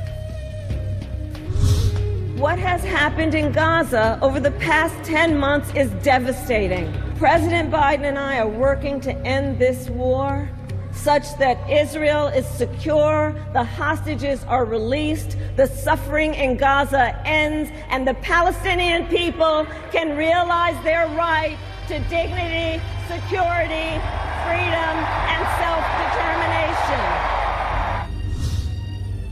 And you've seen too that they cut out that portion of the ad where they talked about Gaza from her DNC speech. Those two parts were together. They sliced them. They cut that part out. Now look, she's also getting hammered a lot on this issue by Republicans. We talked just a couple days ago about how those robocalls. You can pause this right now, Rob. You watch this. By the way, the point I'm trying to make is there are certain sensitive topics that you have to be careful on how to maneuver, because you can lose a community, and all it takes is 1% here, 1% here. Later on, if you ever run for office, you're going to have to be doing that yourself as well. You're going to be around for a while. And the one part that I watch with Trump, he's sitting here, he knows Israel's a big part of the campaign that he's running for. Bibi, Israel, I understand what your positions may be, but for him to be able to do that, and to get Muslims in Detroit to get up on stage and saying, this is the president we're voting for, Kamala couldn't pull that off. Rob, do you have the clip about Muslims in Detroit getting up there and saying, here's who we're voting for, and this is why? This isn't something that we would have seen 8 years ago, 4 years ago, because it wasn't an issue there, because Hamas hadn't yet done their attack. The issue with Israel wasn't there. So for him to be able to, off the cuff, make that kind of an adjustment, to get this kind of an endorsement, go on and play this clip, Rob. Watch this. Good afternoon, Michiganders. As the president said, we just had a positive meeting with President Trump. We as Muslims stand with President Trump because he promises peace. He promises peace, not war. We are supporting Donald Trump because he promised to end war in the Middle East and Ukraine. You can pause it right there. So one could say, the bloodshed has Rob, to you can stop. pause it, Rob. In 2016, you're going up against Hillary. Dave, I'll come to you with this one.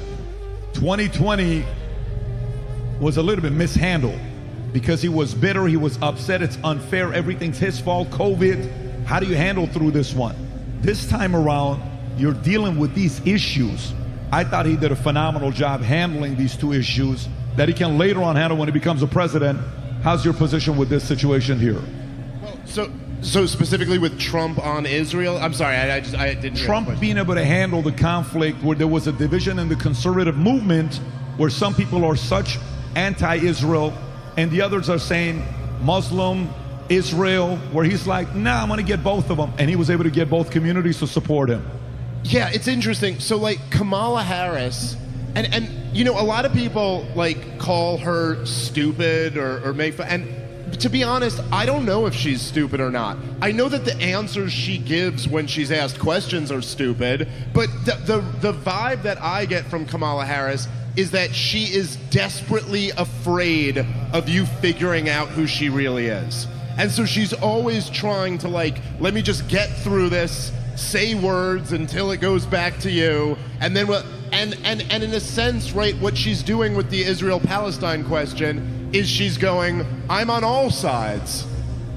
I don't know. I mean, hey, you know, young leftist who's protesting the war, I'm with you. But hey, Jewish Israeli supporter, I'm also with you. I want all of your votes.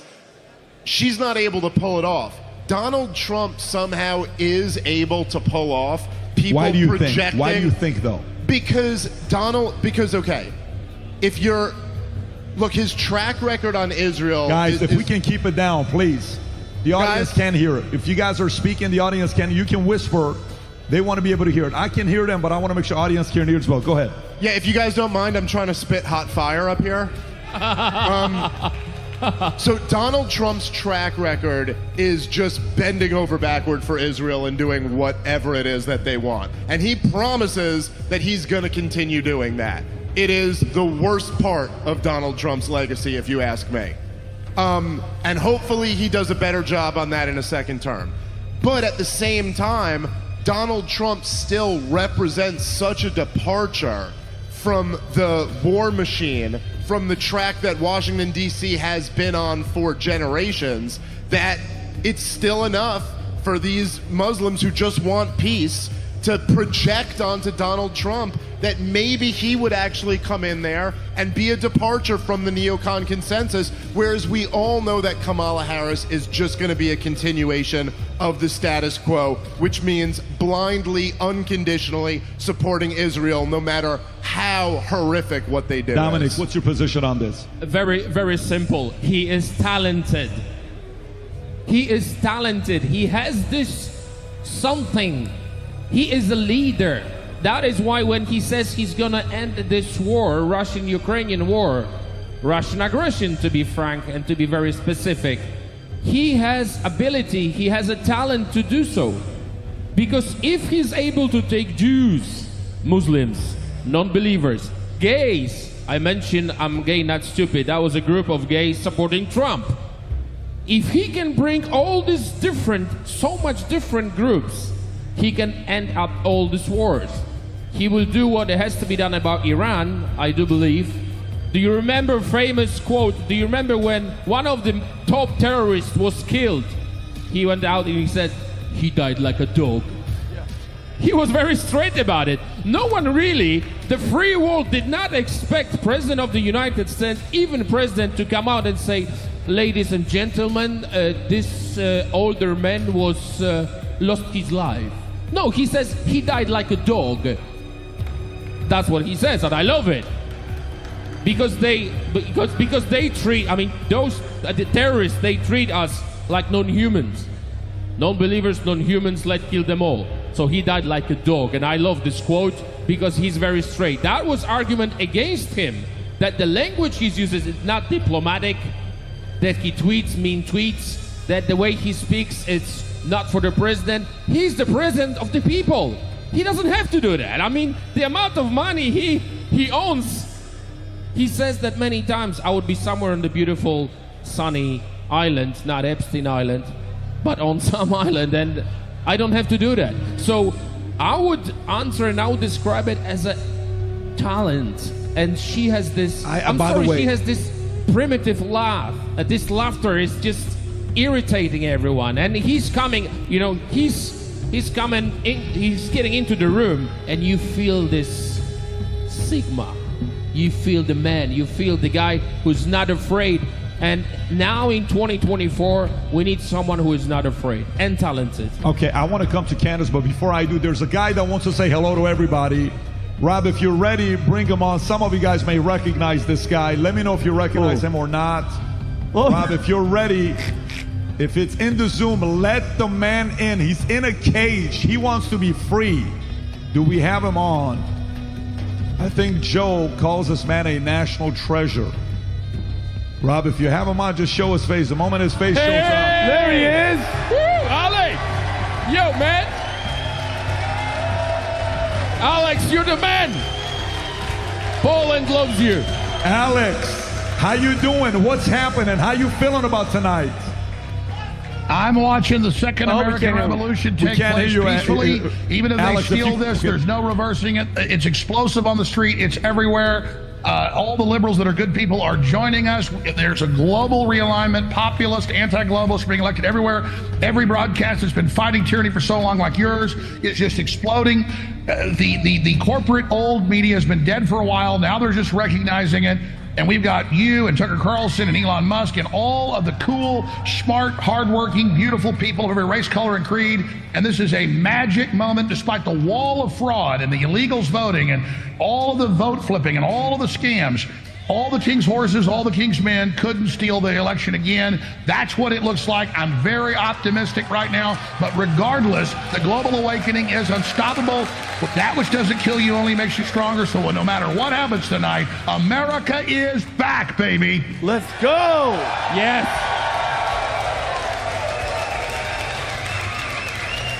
Alex, anything that you're concerned about? Is there anything, though, that's going on that you're a little bit paranoid or nervous about, or you're pretty steady optimistic? Well, look, I'm always optimistic when humanity's waking up, but the globalists are openly trying to accelerate war with Russia. They are openly trying to expand wars in the Middle East. They're flooding our borders. They are trying to consolidate power and control for their great reset. And so, yeah, we've got a lot of opposition, a lot of problems, a lot of powerful forces. But before, America was asleep. Now America has woken up. The sleeping giants rubbed the sleep out of its eyes, and it's focused, and it's learning fast, and it's very, very angry. And they've already tried to kill Trump twice. Do we lose him, or is he still on? Is he on or no? Okay. Is he frozen or no? Okay, Alex. I'm here, Patrick. We got another show dialed in, another show just connected. We'll reconnect with them in a minute. A lot going on here. I love it. We had General Flynn break in earlier. Well, go do your thing, Alex. Great to have you on here. Take care, buddy. We love you, brother. Remember, Alex, Poland loves you. We love you in Poland, man. He is funny. Candace, you were going to say something to Dominic about Trump. We were talking about Trump, how he handled the talent. He said he's got the talent to go through what happened right now. Were you going to say something to him? Well, I was just going to add, I think when you're looking at what people are voting on right now, Israel's just not the number one issue. You've got Kamala versus him, and really I don't think, I think that even for Republicans like me, who are, I think, starting to really ask the question about why we're allowed to say, like when I first came on your show, I said, F Ukraine, I don't want to send money to Afghanistan, I don't want to send money to Ukraine. Like, I'm like a Thomas Massey fan on this, but then they're like, okay, but that's totally fine, but you can't say it about Israel. So that question is, and that conversation, we're at the beginning of that conversation, I think. I think before, it was kind of out of sight, out of mind. October 7th hadn't happened. The media wasn't insisting on the conversation, just like nobody was thinking about Ukraine until the media started insisting upon the conversation regarding Ukraine. You had to form your opinions. Between the two of them, between the two parties, I do think that one thing that we believe Trump on is that he doesn't want to go to World War III, right? That's the reality. And so even if he is, as he is, like you are correct about, radically pro-Israel, we know that his support is not going to be, yes, I agree, let's go to World War III. I really do believe that. I think Trump would say no to World War III. He's always kind of got the same military idea: get in there, hit him hard here, and then let it be done. He likes quick military procedure, and you're done with it. So people have faith because he's been the president for 4 years. He got wanted our boys out of everywhere, wanted the troops back home. And when he did anything militarily, it was like Soleimani, one thing, and then it was over. So we still have faith in Trump for that. I think down the line, 2028, it's going to be a way bigger question, and we'll see what happens. but I think that we do still have faith in Trump not going to drag us into World War III. So that for me, I think that's how I felt at least. I love it. That's a good point. I think that's fair. By the way, can you guys please recognize my son? He's got school tomorrow. Tico! Hey, man. 11 o'clock. Good to see you, man. Hello. Can I ask him a Hello, question? USA. Tico, if you could vote, if you were old enough to vote, who would you vote for and why? Donald Trump, because of like the data and what he actually did. The economy was good and stuff like that, you know. So he said Donald Trump, just in case you guys didn't hear him in the back. Good, my boy right there. Who loves you? Good man, man. I'm not going to see you. You'll be asleep, but I'll see you guys tomorrow morning. Good night, buddy. Good job. By the way, he's the most conservative guy in our family. I'm not even kidding with you. If you guys talk to this guy in a car, 2-hour drive, he says, turn off the radio, let's talk politics.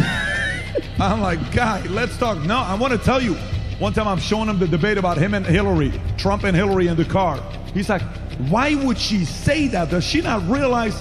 And my other son is selling shirts and hats right now. Two different personalities. By the way, Tom Ellsworth has an update for us. Tommy what's boy. the latest? Tell us. What is what's it? going on? Give it to us. Make some noise for Tom Ellsworth and What Amy is again. it now? Ho, ho, ho. First, Yes. we have 3 calls. The polls just closed in California, Oregon, and Washington. And Yes, and so when it comes to the Senate race, we can see that Vivek Ramaswamy was able to provide a lot of help. And we can see that the incumbent, Sherrod Brown, has actually been defeated by Bernie. Hey. Bernie! Let's go, everybody! Ohio. yep, this is a pickup in the Senate. So that's a pickup in the Senate. And on the West Coast, On the West Coast, we can see that we have California, which was called. We have Oregon, which was called. And then we have, what was that one up the top, Tom? yep, and get back here. And Washington was called. So those are all for Harris. The West Coast, this is no surprise, guys. This is exactly what we anticipated. But things are looking progressively better and better. Okay, so now let's check on Pennsylvania. We're up to 67% reported, and we are still 2 points. So a little over 2 points in Pennsylvania at 67%, so that's feeling pretty good. And then Arizona, Trump has just pulled into the lead. Oh, snap. Hey. Wow. And by the way, Uh-oh. it's very red right here. So it's very, very close. And one other that we're looking at is, take a look at this. Wisconsin, 61% in, and it's a 2-point lead right now. So the math on this becomes pretty favorable, even if you can't call Pennsylvania. But we'll take one quick look at one other state. Future looks bright. Damn right. And this is Nevada, and they haven't, I thought they had pulled in. Sorry about that.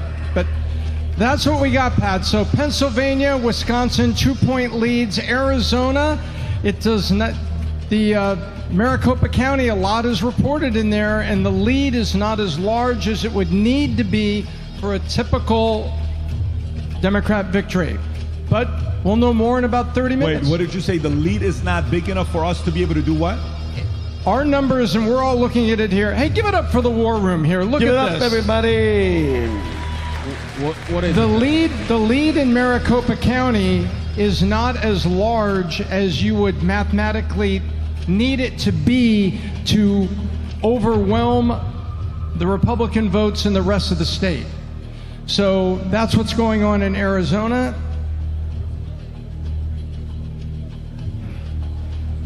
So you can see, take a look at Maricopa County. See, that's only 2 points. And so the rest of the state is 24,000. Yep. Yeah, it says 24,000. However, it says 54% estimated reporting, and the probability rate is still for Trump 57%. So there's a ways to go here, but there's an awful lot of red country out there. Got it. Got it. So that's where we are. So we're sitting at 246. And so in 30 minutes, we'll also have an update on Senate because it's looking to be a nice evening in the Senate. Anything you're concerned about or no? Like, are you guys watching what the market is saying right now? Is people, Rob, are you guys seeing how the market is responding to it right now? Is anybody panicking yet? No, there's no panicking, but there's actually a strengthening dollar overnight in Hong Kong already, right now. I saw a clip that says, unfortunately, Kamala didn't have enough time to present herself to America. I don't know if you guys saw that clip or not. She had 4 years. Dana Bash. It's not 107 days. She had 4 years. Yes. Not mentioning her previous career. She had a whole life to do so. If you're not ready, don't run. That's it. What kind of... Also, look, even in her very short time being a candidate, she was doing her best at first. As soon as Joe Biden went out and she came in, that's when she was polling her highest. The more she presented herself, the less we liked what we had to say. That's why there was not many interviews. She was so proud of her being, prosecutor. Not many people were. She was very happy about it. And obviously, she was from middle class. That was her argument, her offer to Americans. I'm coming from the middle class and all this. What kind of future is? I mean, most of the country is a middle class, or aspiration is to be a middle class. What kind of argument is that? I can't understand. I couldn't believe that every single interview, when she was asked about the economy and her plans, she was starting, as you know, I'm coming from the middle class, and it's ridiculous. For us, everyone is laughing at her in Europe. I'm serious. I mean, even liberals like Democrats, they obviously do not say so on the television, but when I talk to them on the plane, because we travel a lot, they're like, no, God, no. They are embarrassed. And that is the problem for America and for the free world. If we really see America as a leader for the free world, it is an embarrassment for all of us. That is the problem. Well, listen, let me tell you guys what my phone is right now blowing up. My iPad is blowing up right now. Did you guys see what Bitcoin just hit? Bitcoin, can you pull up Bitcoin? Bitcoin just hit $74,000. All-time high ever. So what they're saying is the market is saying they're leaning towards thinking Trump's winning tonight, so everyone's buying crypto, everyone's buying Bitcoin. Who knows? Candace is not convinced. Candace is buying gold tonight, not crypto, not Bitcoin. She's a little nervous. Candace, you give me a look. I'm just scared to sleep. As long as we all stay awake, we'll be Who's okay. more scared, you or George? Who is it, more him or you? I think we're probably equally scared to sleep. Yeah. He messaged me. I mean, I gotta say, guys, I do, and I don't mean to be the bummer here, but like, this is not over yet. And I'm just saying, as I'm sitting here looking at the map, Pennsylvania is what this is all coming down to, like we've been saying all night long. Now, Trump could still win without Pennsylvania, right? He would need a combination of maybe Arizona, Wisconsin, and Michigan. It's very unlikely that he pulls off Arizona, Wisconsin, and Michigan. It's much more likely if he gets it, it goes through Pennsylvania. And I'm just saying, Pennsylvania, look, it's as of right now, what has he got, a couple 100,000 vote lead? 70,000. So we got 59% to 41%. That's what we're at right now in terms of the election. Now, I'm not saying that looks good for Trump, but that's far from Spike the football Trump is territory. 51.1, Harris 47.9. 70% of the ballots, so it's not that bad. But all that matters is the Electoral College, and it's so... Well, look, I'm going to tell you something, going back to Ms. Harris. Their biggest problem was that they really live in a bubble, and they are around a bunch of stupid liberals all the time, and they really think that the American people are stupid. And so she believed coming out saying what you were saying, I'm from the middle class, would be enough. She believed that people were stupid enough to believe that she actually had the talent to be president of the United States of America, and that Barack Obama coming out sticking his little skinny finger in black people's faces telling us, you better vote for him, boy. was going to be enough to get it done because it always has been before. But they don't know it's a new day in America. And you don't tell us what to do any longer. So it's going to be a rude awakening for all of them tomorrow.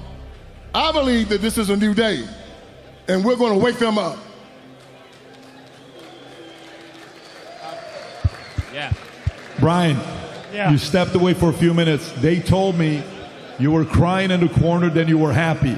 Which story should I believe? The one crying or the one laughing happy? I'm in a wait and see moment, but the air just got sucked out of this room. I don't know why. You guys are all low energy. And but I understand because it's not over. It's not over. So that's one thing. That's one of the beautiful things about this whole republic. Well, let me show you this. I think you guys may enjoy this. Anybody knows who Joy Reid is? You guys know Joy Reid? Unfortunately. She had Donald Trump's haircut. Rob, if you can show this clip of Joy Reid. Is this video from right now? This just happened right now. By the way, if I wasn't here, I would be home watching MSNBC. It's the only time I ever loved to watch By the way, them. if you're interested, Comcast is selling MSNBC as of yesterday. Ooh. If you're interested in buying MSNBC, Rob, play this clip of Joy Reid just to make Dave Smith happy. Please. It's a pure Project 2025 in miniature in Florida, and that kind of extreme, sort of extremist, right-wing, fascist-type government in Florida, does that make it a more attractive place? It's a pure... But they're not creative. She's not they're just so uncreative. They just keep repeating the same talking points over and over again. It's unbelievable. It's like there's a script that they hand out in the morning and they all read from it. And that's the problem. They're not talking to anybody, right? Hey, man, if you want to know the contempt the left has for black Americans, you turn on MSNBC and look at Joy Reid and Al Sharpton. They are the worst people in the world, and they have made them the spokesman for black America. That shows you the contempt they have for us, that we will listen to such terrible people. They are nothing but race baiters. They're contemptuous. They're terrible. And as soon as we get them off TV, the best. They're going broke anyway. Let's just break them. And Dave, if I may, the worst thing is that they think that most of Americans are waking up in the morning and they're thinking about abortion. Let's have an abortion. That's their main concern every single time. So because they use this argument as a weapon during this campaign. They don't know that the most of Americans are thinking about the inflation, the bills to pay. They think in their brains that the most important subject which will give them a victory is abortion, killing of babies. This is what they think. And this is the most scary part of it because they are out of control. They think that killing of babies is the most important thing for the Americans. And let's win the election with a killing, a baby.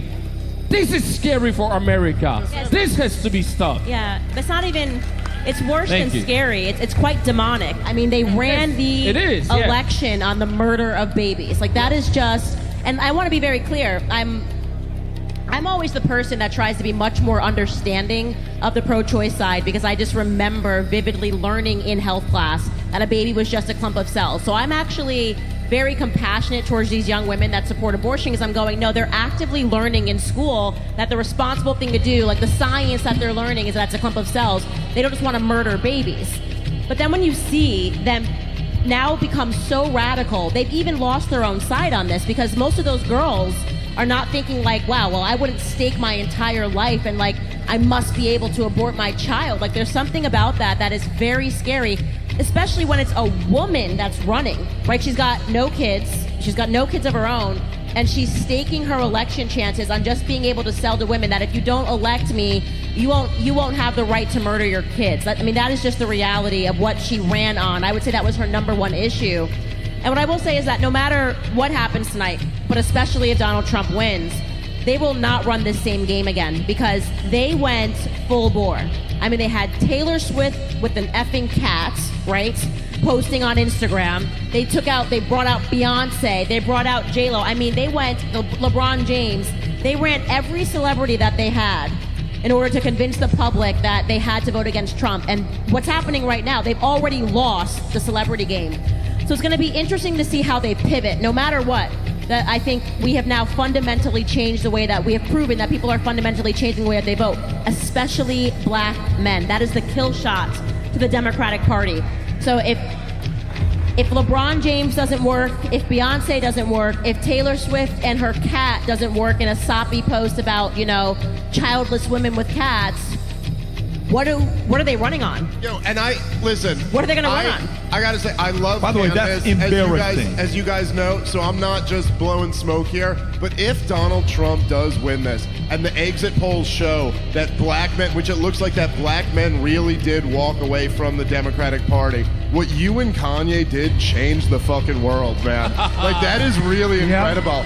This was the Democrats' most reliable voting bloc since the 1930s, man. That is an incredible thing. If they actually woke up and were like, oh, we don't need to just be unconditionally supportive of the Democrats who have delivered for them nothing but disaster and everywhere that they touch. And the other thing that you say, what are they running on? They're running on destruction.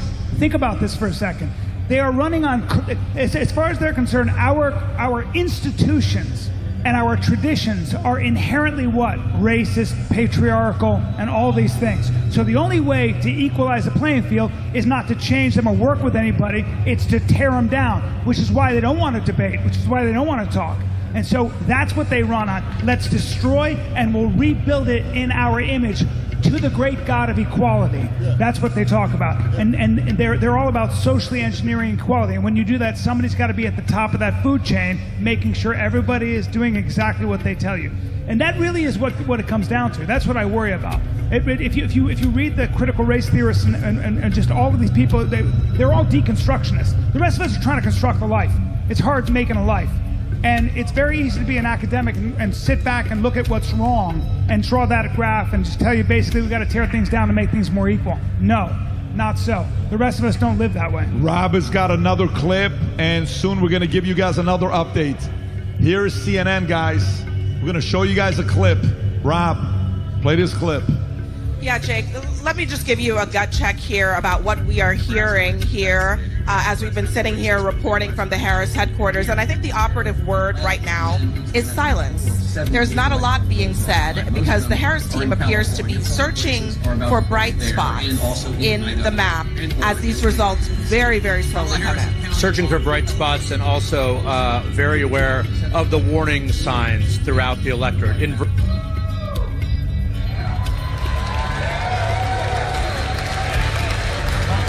Tom, do you guys have an update?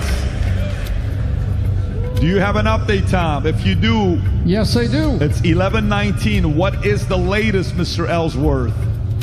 So let's go take a look in the Senate. We already know that we had one Senate flip, and there were 3 key races here. And Candace, I know you're a student of this stuff. So we know what happened in Ohio. Let's go see how the other Democrat incumbents are doing in Wisconsin and Pennsylvania. In Wisconsin, there we go. With 62% in, it's a tight race, but Eric Hovde is ahead of incumbent Tammy Baldwin. That would be a flip if it holds up. In Pennsylvania, so David McCormick is 80,000 votes ahead of Bob Casey with 72%. That would be a flip. So that's the Senate, and that's pretty big because the president needs a majority in the Senate. That's the executive branch, and it's the Senate. So we have that. It is getting, let me go back to president here.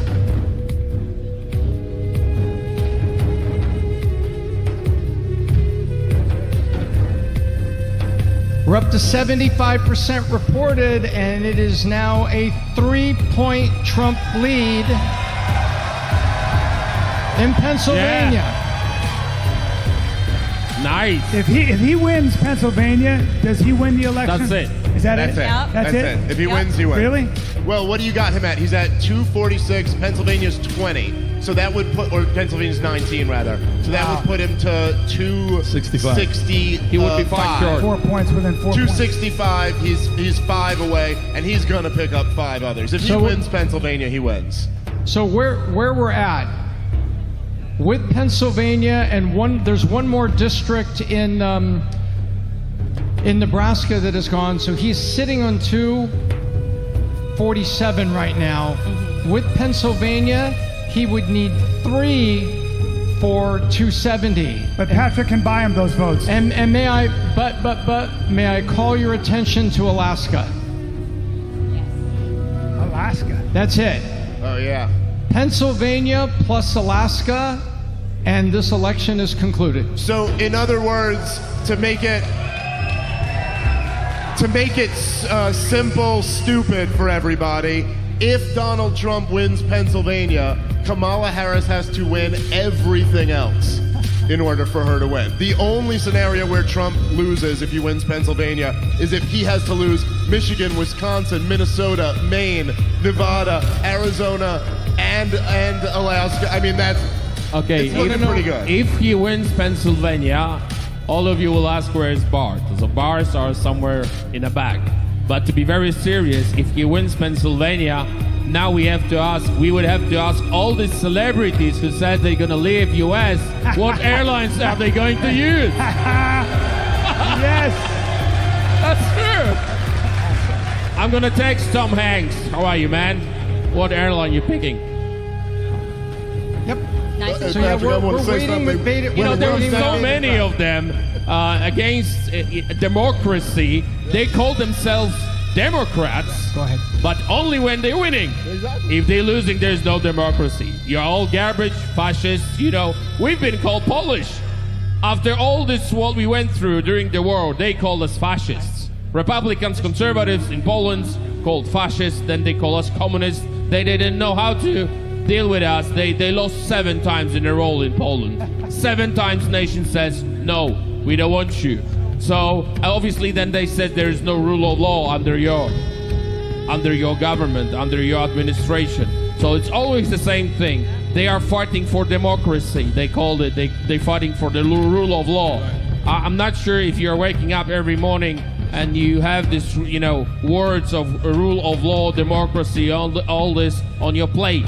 They are using it as an excuse. They think that democracy is only when they're winning. This is this is madness. If you lose, that's a part of democracy as well. They don't want to accept it, exactly. Yeah, because when they say democracy, if you think that they mean rule of the people or free elections or something like that, it makes no sense. But it makes sense when you realize that when they say democracy, what they mean is their rule over us. That's right. That's all it's ever meant. That's Listen, right. they said when they were backing the coup in 2014 in Ukraine, which by the way is a big part of the reason why there's the war there now, the National Endowment for Democracy poured in millions of dollars to support a coup to overthrow a democratically elected president. Because democracy means DC ruling the entire world. That's all it's ever meant. It's not a real thing. Democracy is fake. You know, we talked about the black male vote, and I just want to say this. This isn't happening by happenstance. Candace Owens and I have been working on this for years. We've been doing podcasts. They're black podcasters. David has given us platforms, and other people have also. Tucker Carlson, a lot of people have, to tell the truth about the Democratic Party and Kamala Harris and Joe Biden and Barack Obama. And it's been working. We've been chipping away at it. April Chapman with her Standard of Proof podcast. There have been black podcasters out there working behind the scenes for years to turn the black male vote and the black community against the Democratic Party. And finally, after years and years of work, we have finally struck oil. And it's going to be great for me to see that the Democrats are losing tonight, and they're going to lose because the black vote finally turned against them. Bravo. Big mistake. Rob, you got a clip? Is there latest updates? I see a lot of Justins. Justin.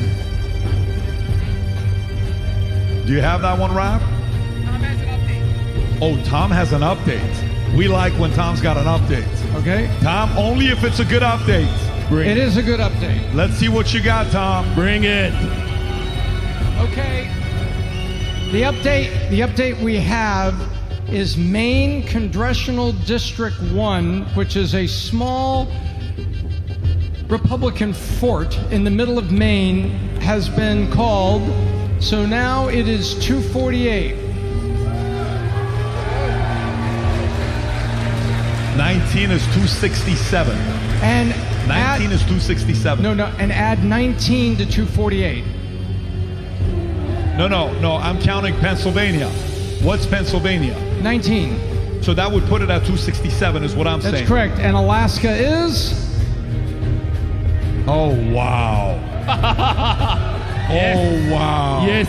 Oh, man. Too big to rig. Tom, if you get this thing right tonight, everyone's buying you a drink tonight. No, I think America. Tom likes Blue Moon, by the way. If you like Blue Moon, Tom's a Blue Moon guy. You know what? I think all of America should find somebody that disagrees with them and offer to buy them a drink and talk them off the ledge. You're amazing. You're amazing. Rob, go ahead and play the clip you got. Folks, turn your attentions to this video. Go for it.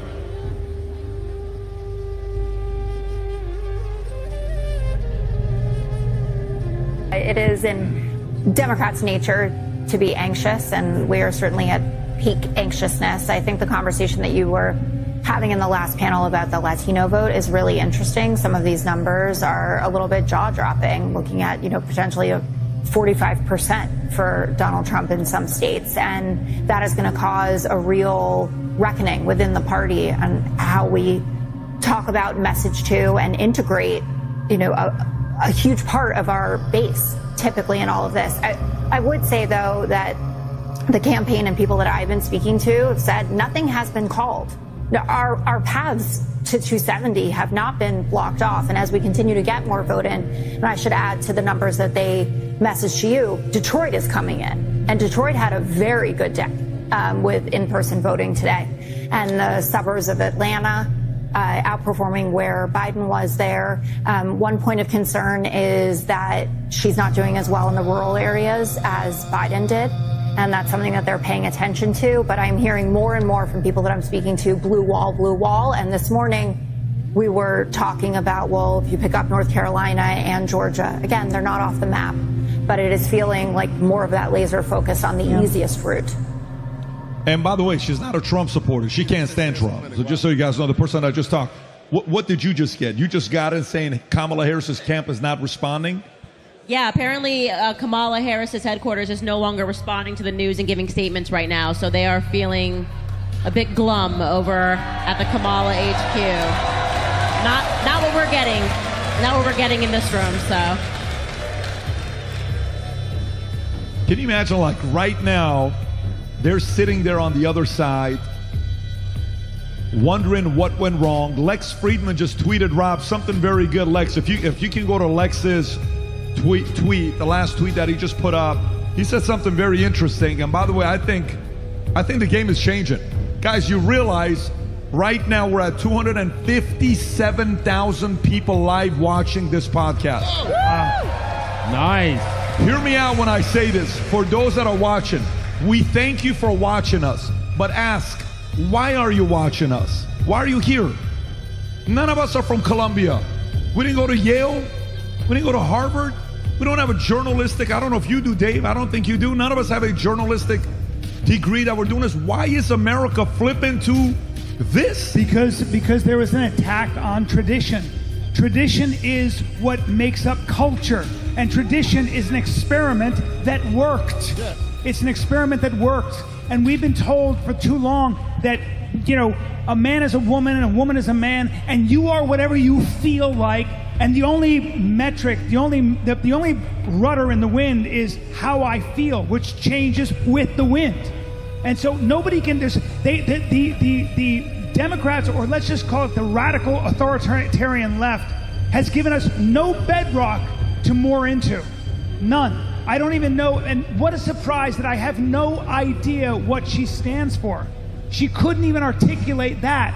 when given softball questions on her own friendly territory. What does that say? Two things. One, she doesn't know what she stands for, or she's hiding something. And it's probably something very radical that no one agrees with. No one. But when you find out that this guy was in the Olympics and he was pretending to be a woman and hitting and knocking that almost really, like, he could have ruined that woman's career. She spent her whole life getting to the Olympics, and she'd never been hit like that hard, because that's a dude. And none of us agree with that. Nobody. And how interesting that even Kamala Harris and the Democrats are distancing themselves from this gender ideology. So it shouldn't be a surprise that most of us are going, hey guys, this is a little much. It's a little much. People are fed up with fake news media. This man took a bullet for this country. What did they say? That it was staged.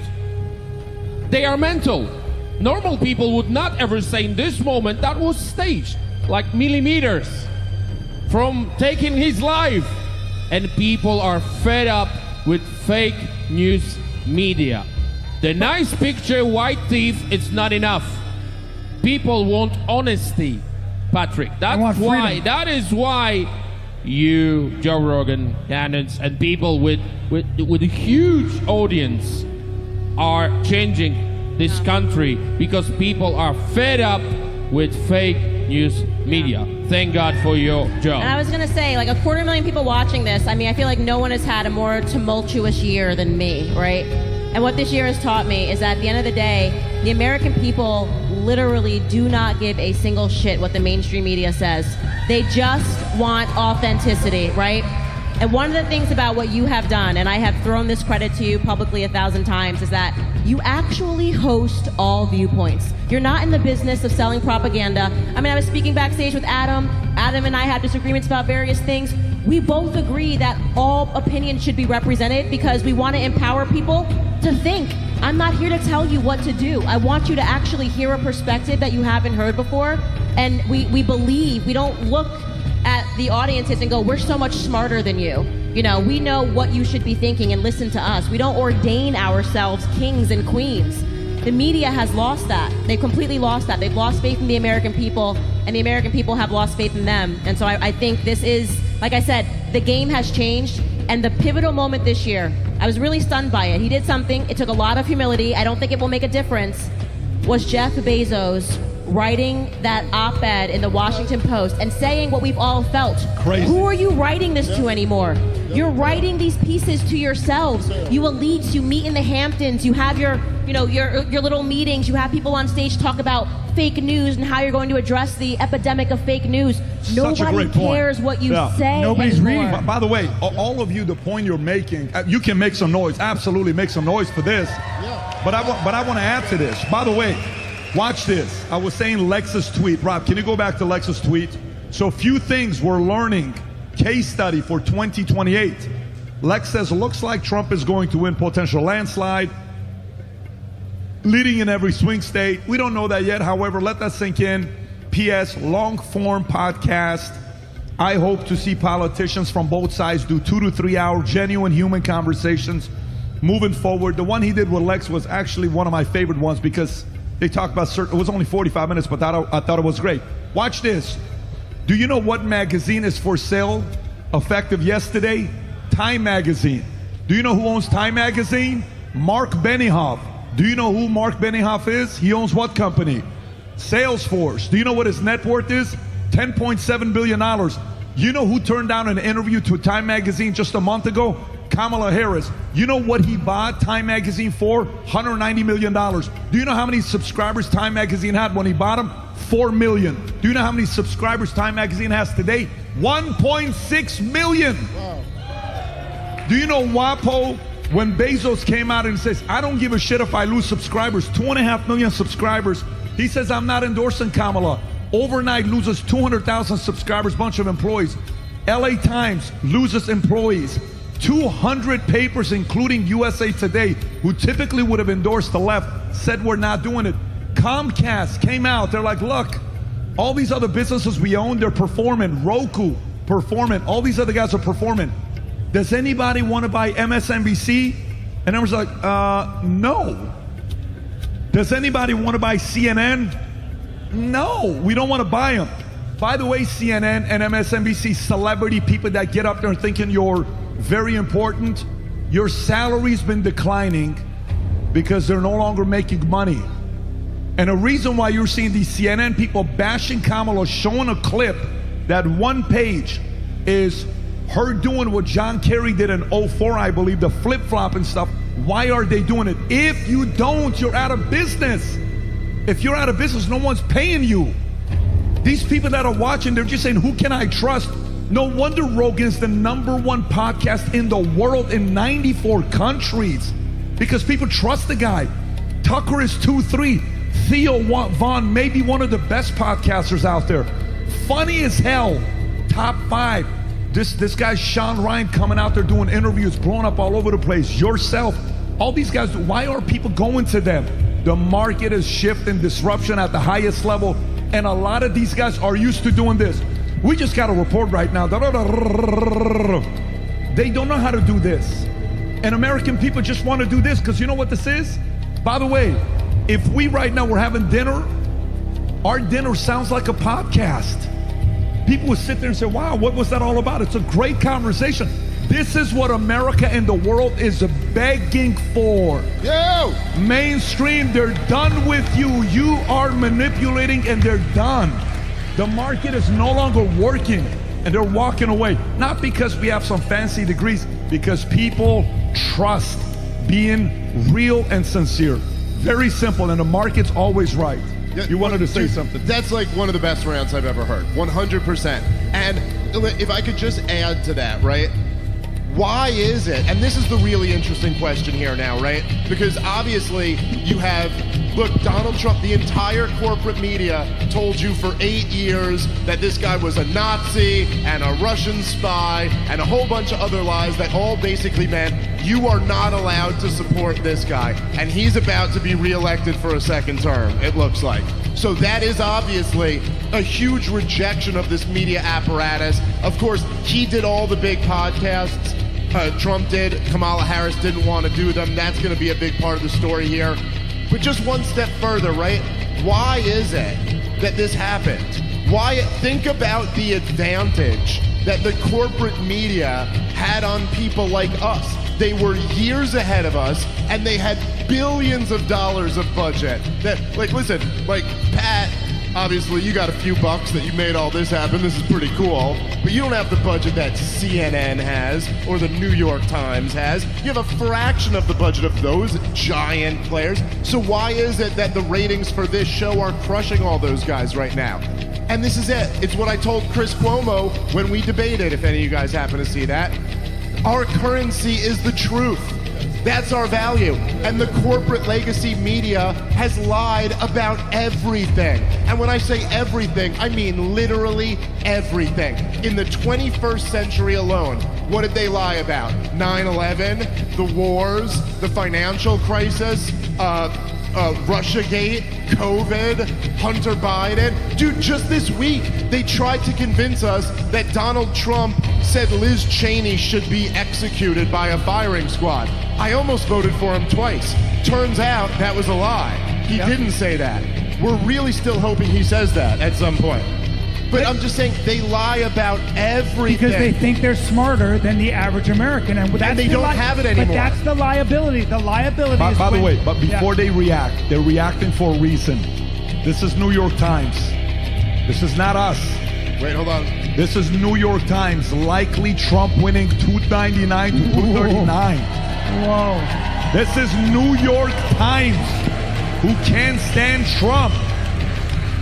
By the way, Tom, you know what this reminds me of? 2016, you and I are on the phone at 3:30 in the morning. You're like, look at New York Times. Can you remind me of that story? Can you stand up so we can see you? Because only I didn't want to say the word because I want to offend. People could see you. Just stand up so they can see you, Tom. I usually answer the question with, I am standing, but go ahead. We were watching the New York Times, and we saw the New York Times meter in about 20 minutes just move back as the blue wall was not a blue wall. Remember? That didn't come true. And I said, Pat, go here and watch. And we're watching it, and it says, all of a sudden it says 75% Trump. How is this possible? And then the Wisconsin votes and the Michigan votes and the Pennsylvania votes came in, and we were like, oh my word. And that's where it came in. And that's where you've got right now. You've got the New York Times that now is saying an 89% Trust me, chance. they don't want to report this. I'm telling you guys right now, all of these guys are begging to save their jobs. Some of these guys internally, they're sitting this. They want to vote for Kamala, but they don't want to lose their $5 million salary. And if Kamala's president, their salary drops. If Trump is president, they got somebody to talk shit to for 4 years to get advertisers. Deep down inside, these guys want Trump to win. When it comes down to their bank account, they just don't want to say it in front of their friends. Some of these guys are sitting there saying, hey man, I don't want to lose that 25% salary that I'm getting right now. Don't drop it. Brian, I think you want to say something. Yeah, and by the way, watershed moment. Even if Arizona takes a long time to count, take a look at what's going on in Wisconsin.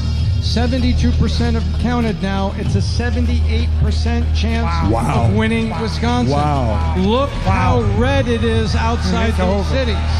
Wow. Brian, go ahead. You were saying. I just think that this is what happens when you have these two economies, when you have journalists and a bunch of people that are controlling the narrative that they come from expensive zip codes, they go to very expensive colleges, they all go to the same kind of colleges, and then they step right into a newsroom. And the fact of the matter is, most of the people giving us our news, like the legacy media, probably have never really met a lot of people that work with their hands, served in the military, smoke, know how to change a tire, who have built a business. They're just not around those people, and that's a major liability. So what happens is, they figure they are smarter, and to them they may not be even lying. In their mind, they're just trying to make the world a better place, and they're talking to people they've never met, that they've never been around, and they think, and that's what happens. That's what happens when you don't know people who come from a different background, who come from a different socioeconomic background, when you don't have to actually work with them or sell to them or give them what they want or come up with something they want. You start to think, well, they're not as smart. They're not as smart. They don't have my education. Because let me tell you the big difference between what I think is the left and the right at this point now. The big difference is, I think most of the people on the left that control the narrative, whether they're in media, whether they're in Hollywood, whether they're in academia, those people have heard and read about life.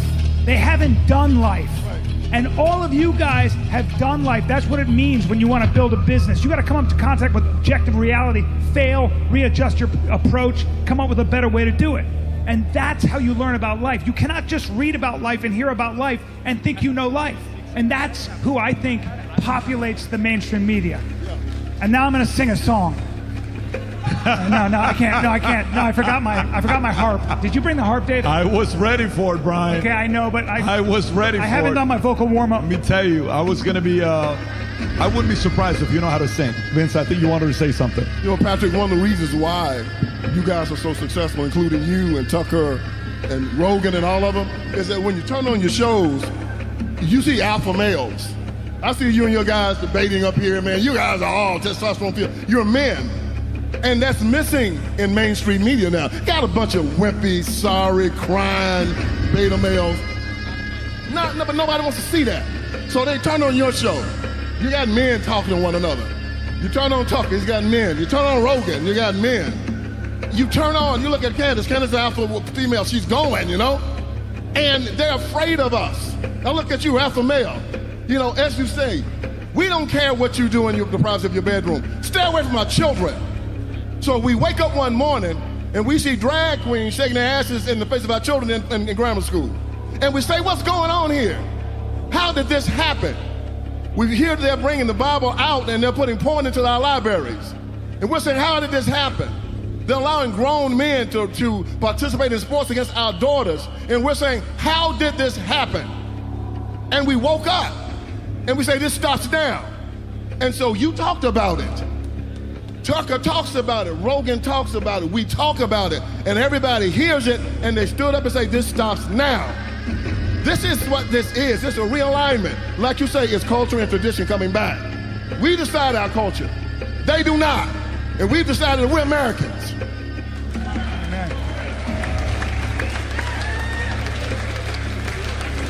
Dominic, go ahead.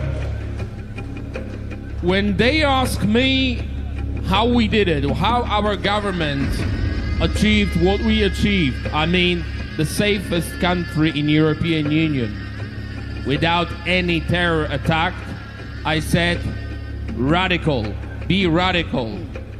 How to stop it? Just stop it. Don't talk about it. Do it. We need a man who is not afraid to stop this madness, Hollywood madness, to stop this fake news media. You have to just do it. You have to sign the document and stop it.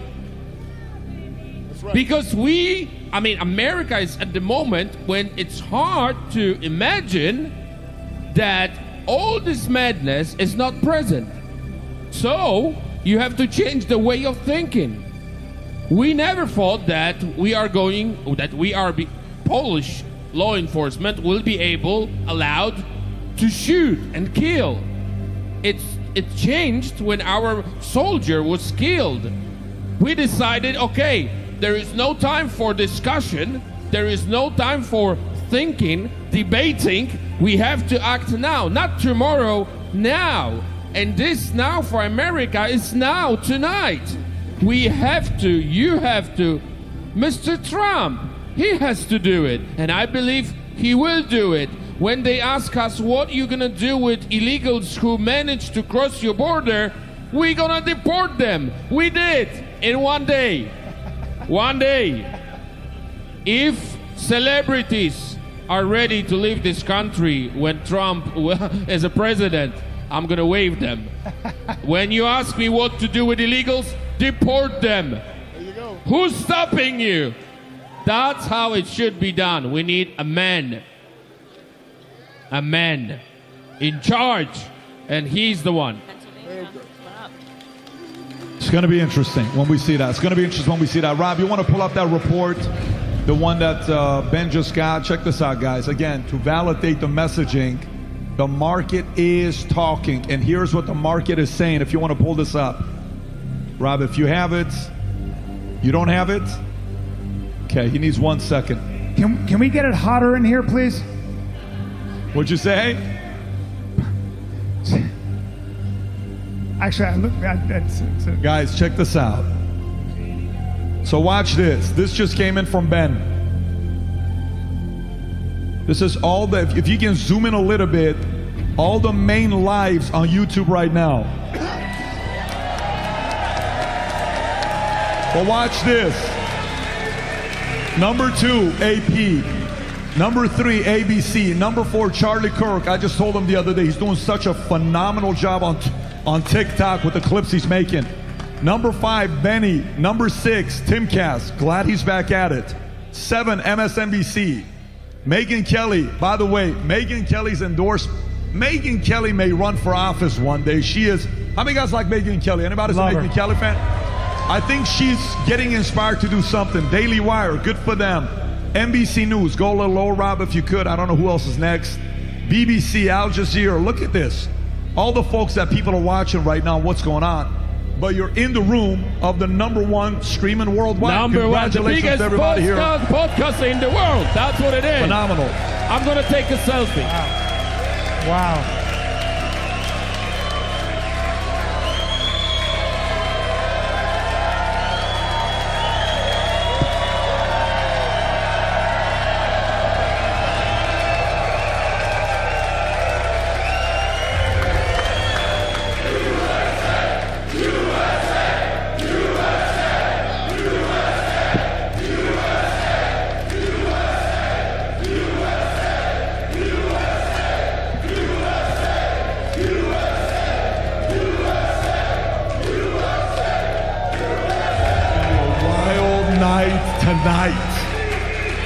Wild night tonight. By the way, thank you. But let me give you guys this. Watch this. You know, half this game that's being played is stamina. Let me give you a little bit of perspective. How many of you guys right now, be honest, how many guys right now are kind of thinking about your pillow?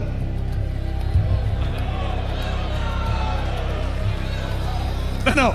I just, by the way, for those of you that are worried about lightning striking, raise your hand. How many guys are like, honestly, I'm kind of thinking about my pillow right now? Raise your hand. Respect. Check this out. There's this 78-year-old man that finished up his rallies yesterday at 3:30 in the morning.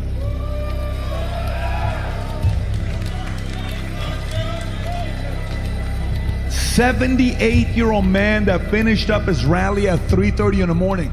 He lives on McDonald's. Do you know, as a person that's going up against an enemy, there is no quality more intimidating than your opponent who can outlast you. The level of stamina this guy has is ridiculous on how long he can last. You got to give him props on his energy and the stamina that he's got. Can you imagine Kamala on the other side is like, dude, take a freaking break. The other day, you're looking at YouTube, all the lives, 2 hours. Trump to this audience, next audience. It's like 7, 8 of them he did in a single day at 78 years old. And we're supposed to believe Kamala's going to win tonight? American people are supposed to sit there and believe that the person that works less, drives less is going to win? I don't know. I think even New York Times and all these guys shivering, wondering if this is going to become a reality. Brandon just sent me something. What is this thing that Brandon just sent me? Is that something we want to show with Jersey and Illinois? Brandon, what is it you just sent me?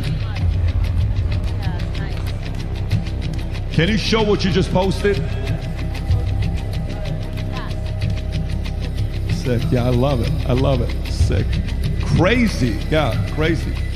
I'm good, man. I got some stuff here. I'll take it, bro. I'll take it. Rob, do you have that, what he's showing? Thank you, Adam. No Celsius at this time. Say that again. Rob, do we have the latest? You want to show that?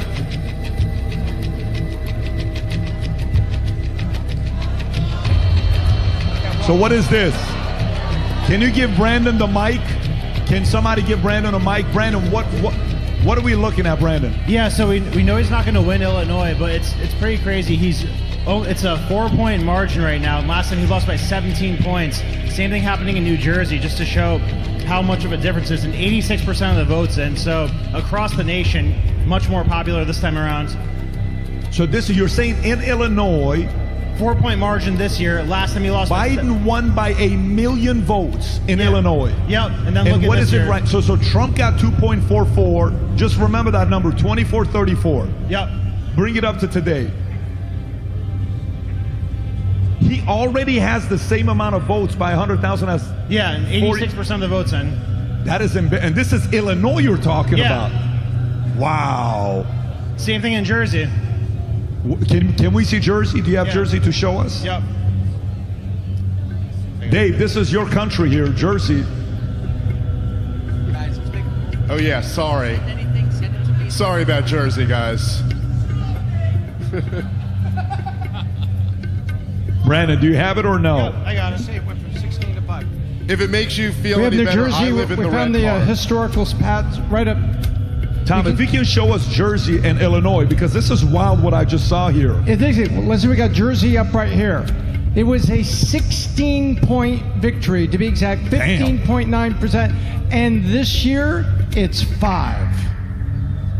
4.9. Yep. Tom, can you go to New York? Can we look at New York and California? Of course, they're not. But I just want to know, he spent a lot of time in New York. What does it look like comparable to 2020? Look at that. Wow, look at that. Look at that. 90% in, 850 left, and he already has more votes this year than 2020. 7% more votes than 2020 in New York. Yeah, that's correct. Yep. And the New York Times is reporting, as of 10 minutes ago, a 90% probability that he will win the popular vote by 1 point, even when the avalanche of votes is counted from California. Wow. Who said that? New York Times. New York Times said that. What? Yeah. That's crazy. It's going to win the popular vote by 1 point. Someone is going to lose job. What are we talking about? He wins the popular vote because all of the states So Kamala still wins New York, but you can see how narrow it is this time versus last time. Wow. So when you count everything up on a national basis, New York Times is saying there's a 90% probability right now he will win the popular vote by a little more than 1%.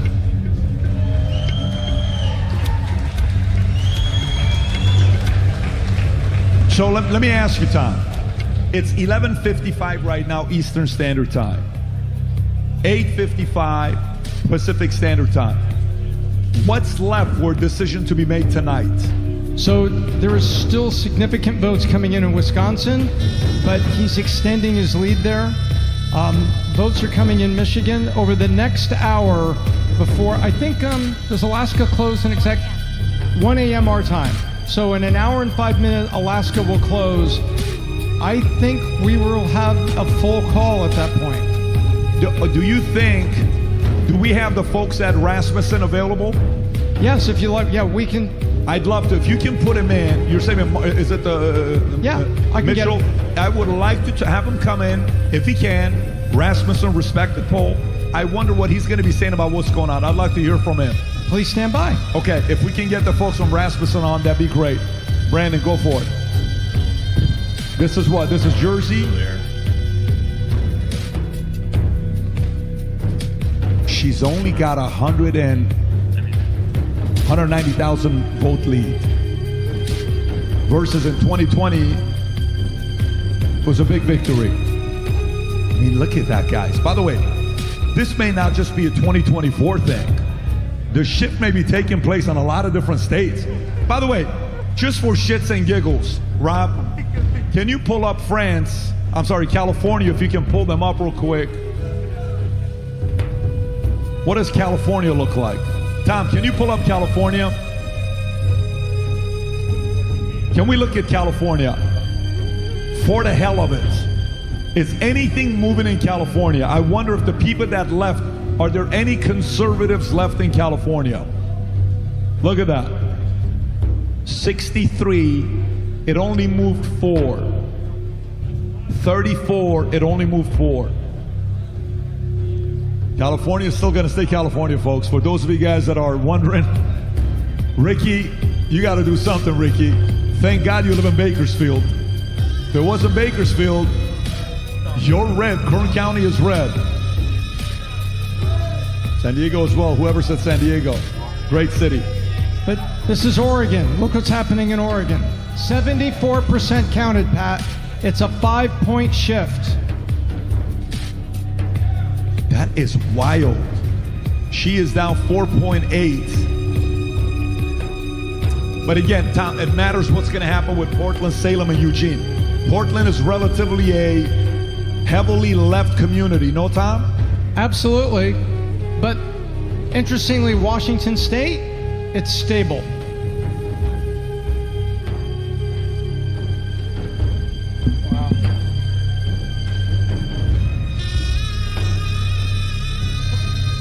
When do you think we'll hear about Pennsylvania? Patrick, you know when they lose, they're going to scream racism and misogyny, right? That's all they're going to scream. Racism, misogyny. It's not going to have anything to do with her policy. It's not going to do anything to do that she was a bad candidate. It's not going to have anything to do with the fact that she ran on abortion, like you said, killing children. That's right. It's not going to have anything to do that they ran on sexualizing your children, kicking God out of the public square, allowing 15 million illegals to come over. They're going to tell America that Kamala Harris lost because she was black, which is a lie, and because she's a woman. That's the lie they're going to tell. But y'all tell the truth. We're going to tell people that we voted against Kamala Harris because she was crazy as hell. And we didn't want her. And she's leftist. Yeah. Rob has another Joy Reid clip, folks. For Christian people in the room here, please drop a prayer for her. Rob, we don't want her to lose her mind. Please go ahead and play this clip. Go for it. This on this set numerous times is that you have a state where you've got a 6-week abortion or a 12-week abortion. I think theirs might be 12 weeks. Yep. But it's a state where women lost their reproductive rights, where there was a very heavy push to get women to focus on not putting in place, re-electing, putting back into the White House the person who was responsible for taking those rights away and restoring them.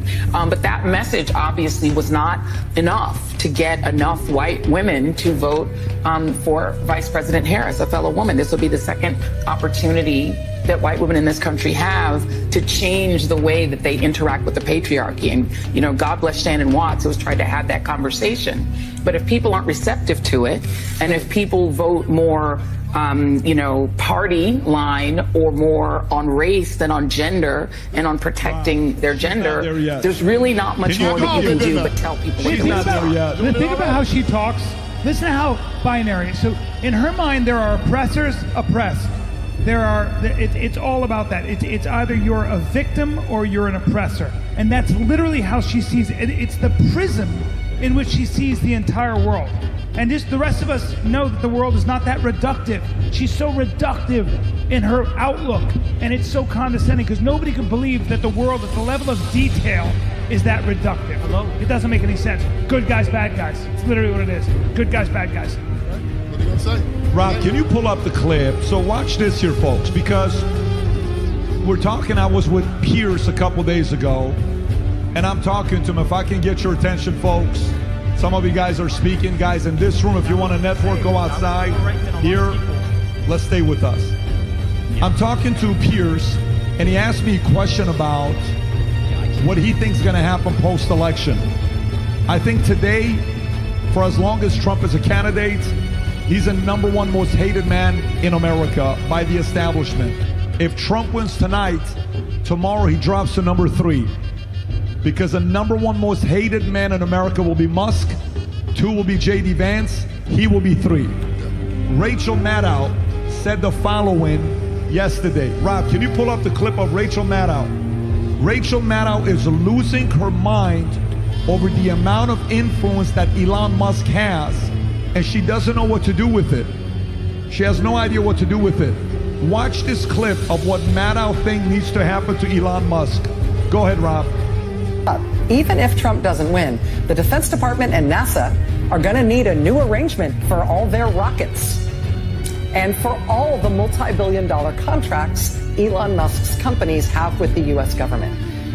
The U.S. government is going to have to either, unwind from all of those contracts, or Elon Musk's companies are going to have to unwind from him.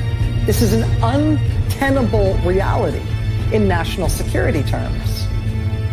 Now that we know what we know about Elon Musk, even if Trump... Why do you think they fear Musk as much as they do, Dave? Well, look, what Elon Musk did, and by the way, you could find a lot of quotes from Rachel Maddow and just Hillary Clinton last month blatantly said, if we don't have censorship online, we lose our control of the narrative. And you got to remember, right, it was not that long ago. Like, I'm not saying in my grandpa's day. I'm saying in my life, the corporate media had a monopoly on information. This was up till very recently. This is such a new phenomenon. And the plan after 2016, when Trump won the first time, what they did to deal with that was they hauled in, if you remember, all the heads of social media companies, and they had Congress threaten them, like basically, if you don't crack down on misinformation, Russian propaganda, which by the way can be anything, then we're gonna shut you down. And it worked. They got all of them to start censoring people. And then Elon Musk stepped in and totally messed up their entire plan and made Twitter somewhat of a free speech platform. And so, Pat, I think you're absolutely right. Trump's essentially, he's in there, but he can't run for re-election again. He's not the real threat. But Elon Musk, he said on Rogan the other day that if Kamala Harris wins, he thinks he's going to be in real trouble. I'll just say, it's still true whether Trump wins or not. Like, if we learned one thing from Trump's first 4 years, There's a whole executive branch that he does not have control of. There's 3-letter agencies that he does not have control of. Just so everyone, enjoy tonight. I'm not trying to celebrate. It looks like Trump's gonna win. This is incredible. But the fight is just starting, man. It's not over. This is just the beginning, and Elon Musk is in real danger. Yeah, but the part that excites me about this, that he's involved, here's a guy that's worth almost $300 billion. By the way, he can go buy a small country and just enjoy himself if he really wanted to do it, right? But he's choosing to buy X. He's choosing to do all the stuff that he's doing. And now you realize if Musk doesn't buy Twitter, Alex Jones is not on the live today because he would be suspended and YouTube's not going to let him back on. If Musk doesn't buy X, maybe all the other platforms don't let him back on. If Musk doesn't buy X, maybe Mark Zuckerberg doesn't write that letter to Honorable Chairman Jim Jordan. 100%. If Musk, so he is in the way, in a big way, because Google can't do what they were usually doing. Google's like, oh, we made a mistake, and Rogan was very noble to say YouTube didn't make a mistake. That, the whole Trump Rogan, you couldn't find, other clips were coming up. He said, no, YouTube didn't do anything. You can still find us over here. I think they're going to go after this guy hard, but if they win, he's got 4 years to get in to expose enough people where the shit could stop the next 4 years. I think he's going to be very formidable. But I do think he's enemy to state #1 the next 4 years. I don't think anybody's ahead of him. I think he's #1. Vince. David, do you know why? You remember why Musk turned on them and bought Twitter? They transitioned one of his children, and he said he didn't appreciate it, that they had gotten too dangerous, and he had to come out against it. And this is what they've done. They've started bothering people's children, and you take it too far when you bother their children. And every man that has any bit of testosterone about him, the things you have to do in the family is that first you have to love your children and your family, then you have to protect them. And a man that doesn't protect his own children is not a man. And these people have gone after our children, and real men are standing up, and they're saying, this stops here. Yeah. Just building on that, I think that was kind of one of the talking points that the left actually lost. They really attacked J.D. Vance for making the statement that you don't want a bunch of childless cat ladies in positions of power. And they tried to make it seem like he was speaking about, people that are struggling to have children, have fertility issues. No, he was very clear in what he meant, and I very much agree with that sentiment. These are people who don't have an investment in your future, right? One of the things that really makes you care deeply about what's going to happen in the future is becoming a parent. And when you get people like Kamala Harris, who doesn't care at all about your future, she cares about herself, she cares about where she's going, she cares about how she can climb, the power totem pole. That's a very scary predicament for America. So going back to Elon Musk, he watched the Church of Woke, the demonic Church of Woke, the impact that it had on his child. He openly spoke about his child and transgenderism, and I think he had a personal investment in wanting to watch that church, or I shouldn't even call it a church, burn to the ground. They turned his kid against him. Yeah, they turned his child against him, and that makes it now what personal. What are you doing? Yeah, that makes it personal. That's what the Maoists did. That's with the wrong man's child. Well, listen, look, here's what I've learned in life. I don't know why God's given me a strange memory. And for whatever reason, when I was a small guy and whatever businesses I was doing and some of the people were underestimating, I will never forget the phrases, the lack of respect or any of that stuff. It just stays. And like, no problem. It's like the scene where Trump is sitting there and Obama's making fun of him at that one dinner. You know which one I'm talking about? And he's like, got it. I will forever remember this. Or when Obama was doing mean tweets with Jimmy Fallon or Jimmy Kimmel, and Trump said whatever he said, and he says, at least I will go down as a president. Drops the mic. And Trump's like, no, I don't forget it. There are certain people in life you do not screw and cross over because they got a memory they will never forget. They're going to come after you. This is one of those guys. Rob, do we have Mark Mitchell from Rasmussen on? Is he on? If he's on, can we put him on so everybody can see it? Is he on? Everybody make some noise. Mark Mitchell from Rasmussen Polls. So Mark, thank you for joining us. How you doing out there? How's everything? Whoa, welcome. I'm doing great. I wouldn't miss this for the world. Man, we are having a good night right now. I know this is your game. This is the world you're in. Like if somebody's watching baseball, you watch all the stats, all the trades. Is Juan Soto going to go to the Mets? Is he going to stay at the Yankees? Why did he do the post-game interview saying he wants to sit with everybody? Does he want to go to the Dodgers? That's the world of people that follow baseball. You follow polls. What are you noticing that's a weird pattern for 2024 that's different than 2020? The weird pattern is, once again, all the mainstream media pollsters lied and shilled for Democrats. If we weren't out there putting out our daily numbers all the way going back to the beginning of Kamala Harris's candidacy, listen, week after week, we showed that Trump was winning the national popular vote by 2 points. Everybody else went massively left. Like Reuters Ipsos had Trump winning and went all the way out to Harris plus 6, and then they came all the way back to us. So it looks like in every single one of these states, we really nailed it. And Trump's sweeping the battlegrounds. That's like really where we're at right now. And nobody in the media could bring themselves to say that. It's like their managing editors forced them to say that this race was just too close to call. It never was. So, okay, so when you're watching, are you sensing where there is, because what I'm noticing, and maybe I'm wrong with this, and you can correct me with this one, where they're kind of trying to downplay the credibility of Rasmussen. They'll only look at certain polls that favors them, and they're like, no, Atlas Intel, don't look at them, no, Rasmussen, no. They're not even coming to you guys anymore. Is it at a point right now that they can no longer hide? They try to cancel us. They just can't. We were kicked out of the 538 aggregate for ideological reasons. They didn't like that we talked to Steve Bannon or that we polled on issues like the vaccine or election integrity. We're really the only ones that do it. Those are vital issues that people have really big concerns about. So they couldn't get rid of us, and it was really unfortunate that we were showing that the race was basically locked in because people know who Trump is. He's been campaigning for this for like 10 years now. And quite frankly, I don't think people care who Kamala Harris is. He's just an extension of the Biden administration that really hurt people.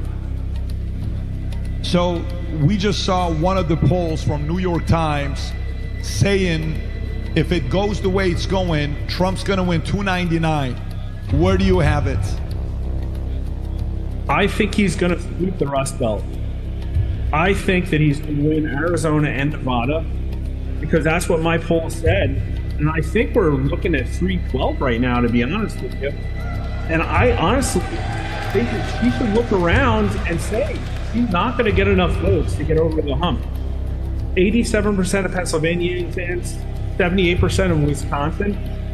I don't think she's going to be able to dig herself out of that. And so it's going to be time for the phone calls. You have any questions for him on the poll side? Vince, Dominic, any questions for him? Go for it. Dominic, you got a question for him?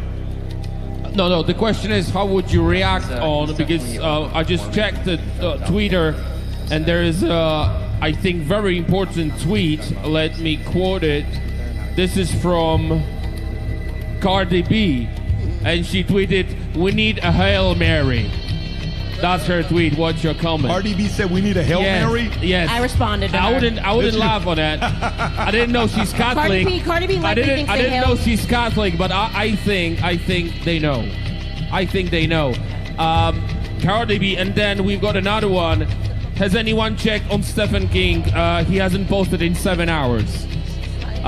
What we know from internet, people are leaving their meetings. There's no comment, and then I know that Kamala Harris said that she's not going to comment. The question would be, what is going to happen if Harris would take Pennsylvania? What would have happened if she would take Pennsylvania now? Yeah, that would be a good question. What would have happened even if Harris would take Pennsylvania? What would you see about the rest? I mean, to simplify, Trump swept the Sun Belt. I think he's going to win Arizona and Nevada pretty clearly. So she has to sweep the Rust Belt. Listen, if this did just come down to Pennsylvania, we might be in a different situation right now, because they could drag their feet and take days to count all the overseas ballots, or do a little bit of extra counting in Philadelphia or whatever. But if Pennsylvania goes to Harris, then Trump's still doing really great in Wisconsin and Michigan right now. She just can't get there. She just can't get there. Mark, did you just say she just can't get there? I think that's what the odds show. These states are pouring in votes. The statistical calculations the New York Times decision set have, they show that Trump is the favorite right now. There's just not enough urban votes.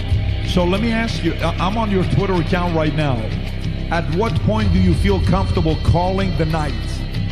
When? What needs to happen for you to tweet out, it's over, Trump won?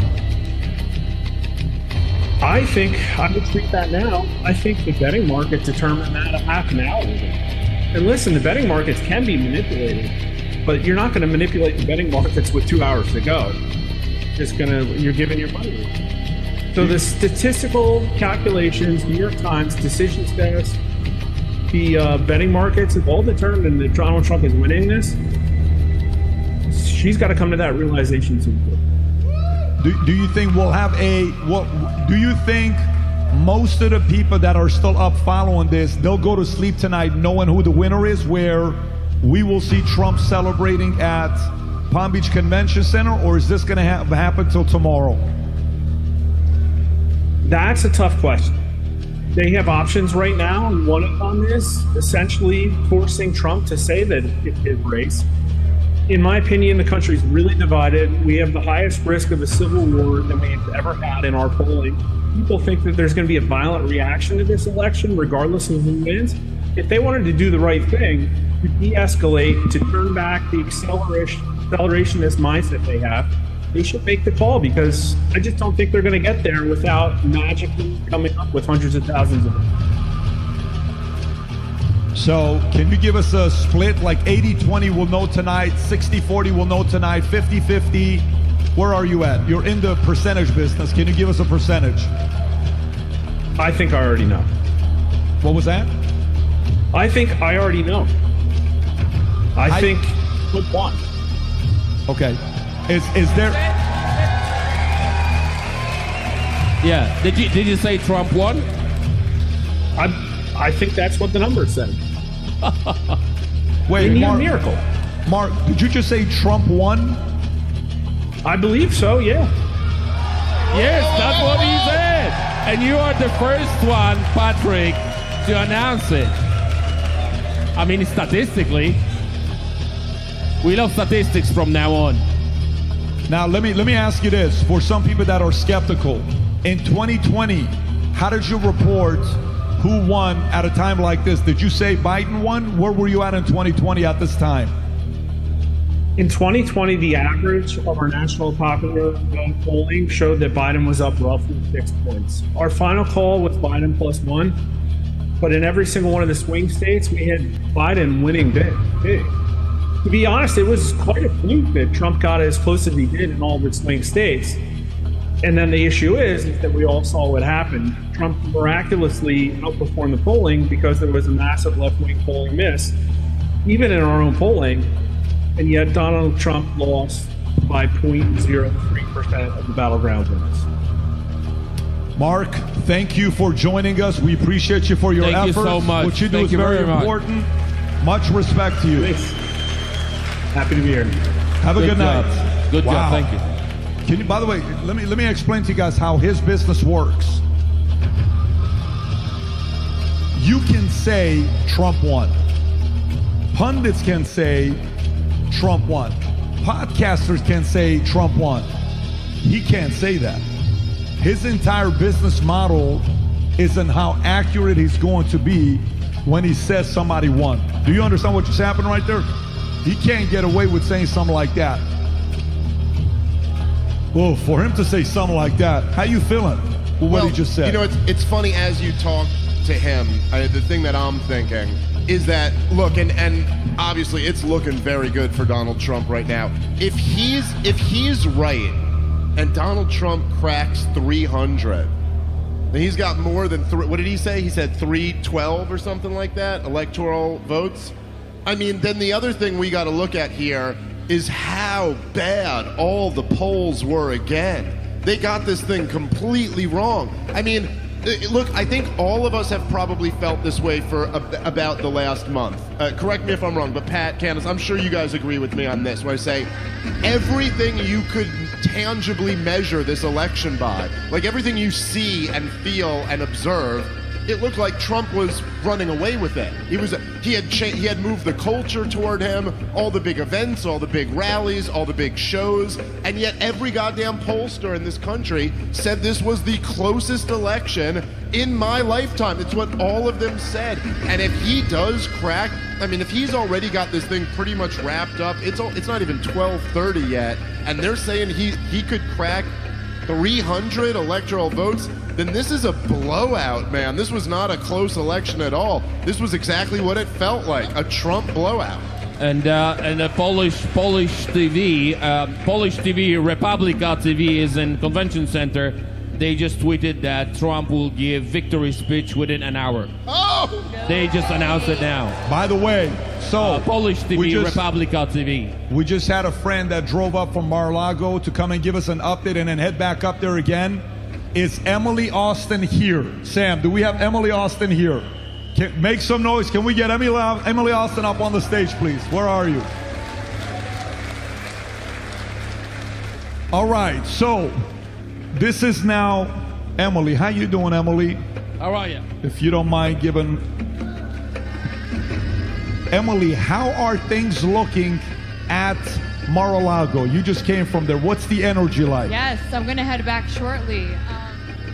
Everyone there doesn't seem to be nervous. I got there and I'm like biting my nails and I'm like, all right, guys, keep it real. You know, there's no reason to lie in this room. I'm not working tonight. And they're like, oh, honey, we got this. And I was like, thank God. Oh, it was such a good feeling to be the most nervous one in that room. It was good. So really, no one is panicking, nervous, They're nothing? Partying. They're literally like And who's partying. there? Is it everybody that's there? I saw Elon is there with his kid on his shoulder. Elon, I think, left. Dana White's there. I think Vivek just got there. So the whole team is there. The squad. By the way, watch this. Rob, can you pull up the clip of what they're doing right now at Kamala's after party? Like they're waiting for the party. This is what the energy is like. Rob, I put a thumbs up on the video if you can show that. If you go to PVD Podcast, I gave a thumbs up on the video you guys sent. Do you see it? This one here, Rob, if you can pull it up. I just gave it a heart. I give you a question. I'll give you exclamation. I'll give you a ha-ha. This is what's going on with Kamala's camp right now, folks. Please be nice. The crowd here is still large, is still loud, but a little bit more subdued. And the word that I keep hearing, it must be some new phrase that has entered the lexicon, is the idea that people here are nauseously optimistic. Not just cautiously optimistic, but nauseously optimistic. Have you ever heard anybody use the phrase nauseously optimistic? That would be the first time I've ever heard that phrase. Yeah. I'm nauseously optimistic.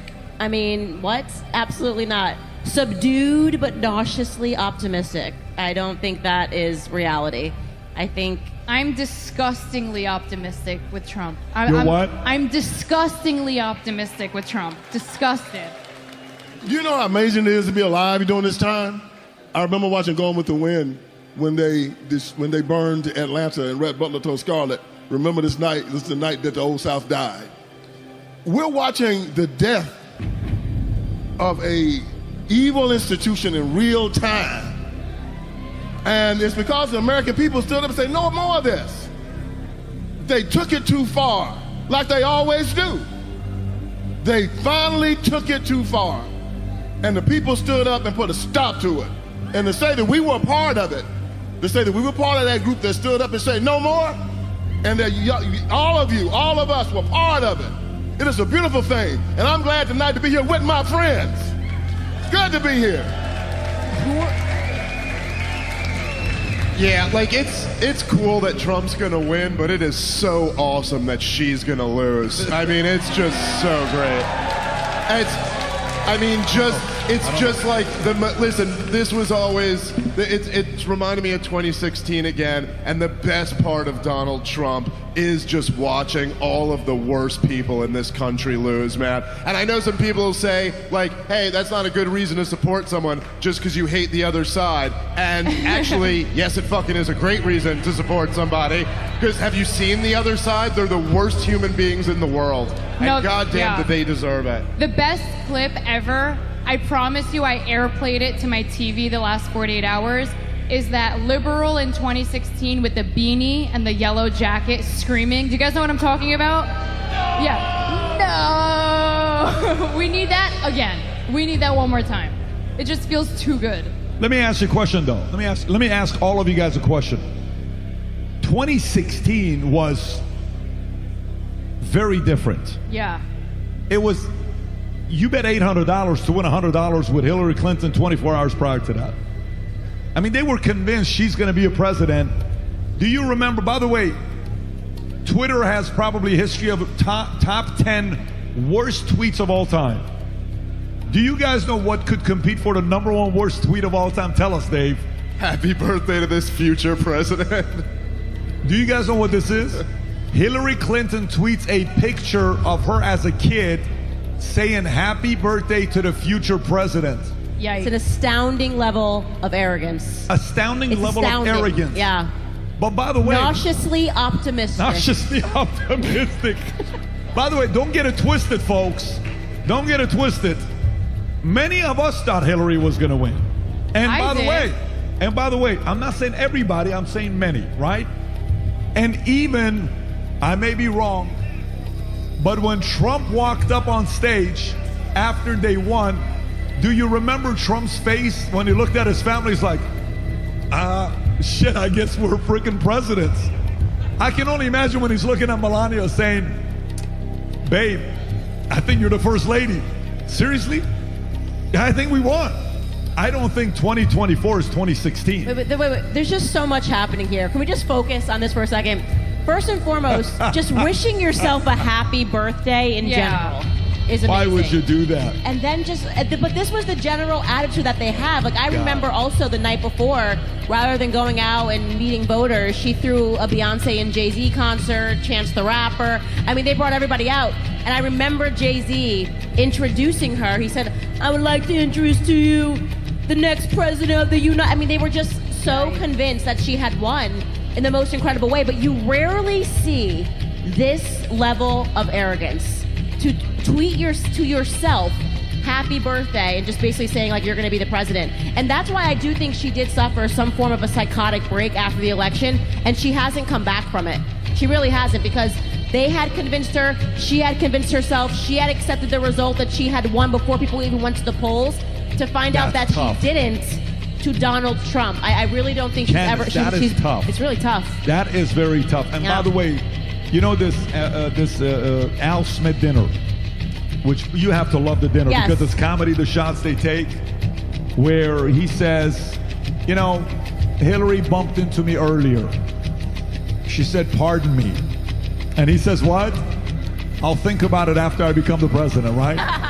I mean, and by the way, this next one, the one he says to Eric Adams, he says, you know, Eric Adams, I'm being told he's a vegetarian. I don't know why he likes turkey so much. Did you understand when he helped Turkey build that building, $10 million? These are such great moments. But this one, I actually don't think you're going to see the same level of crying that we saw in 2016.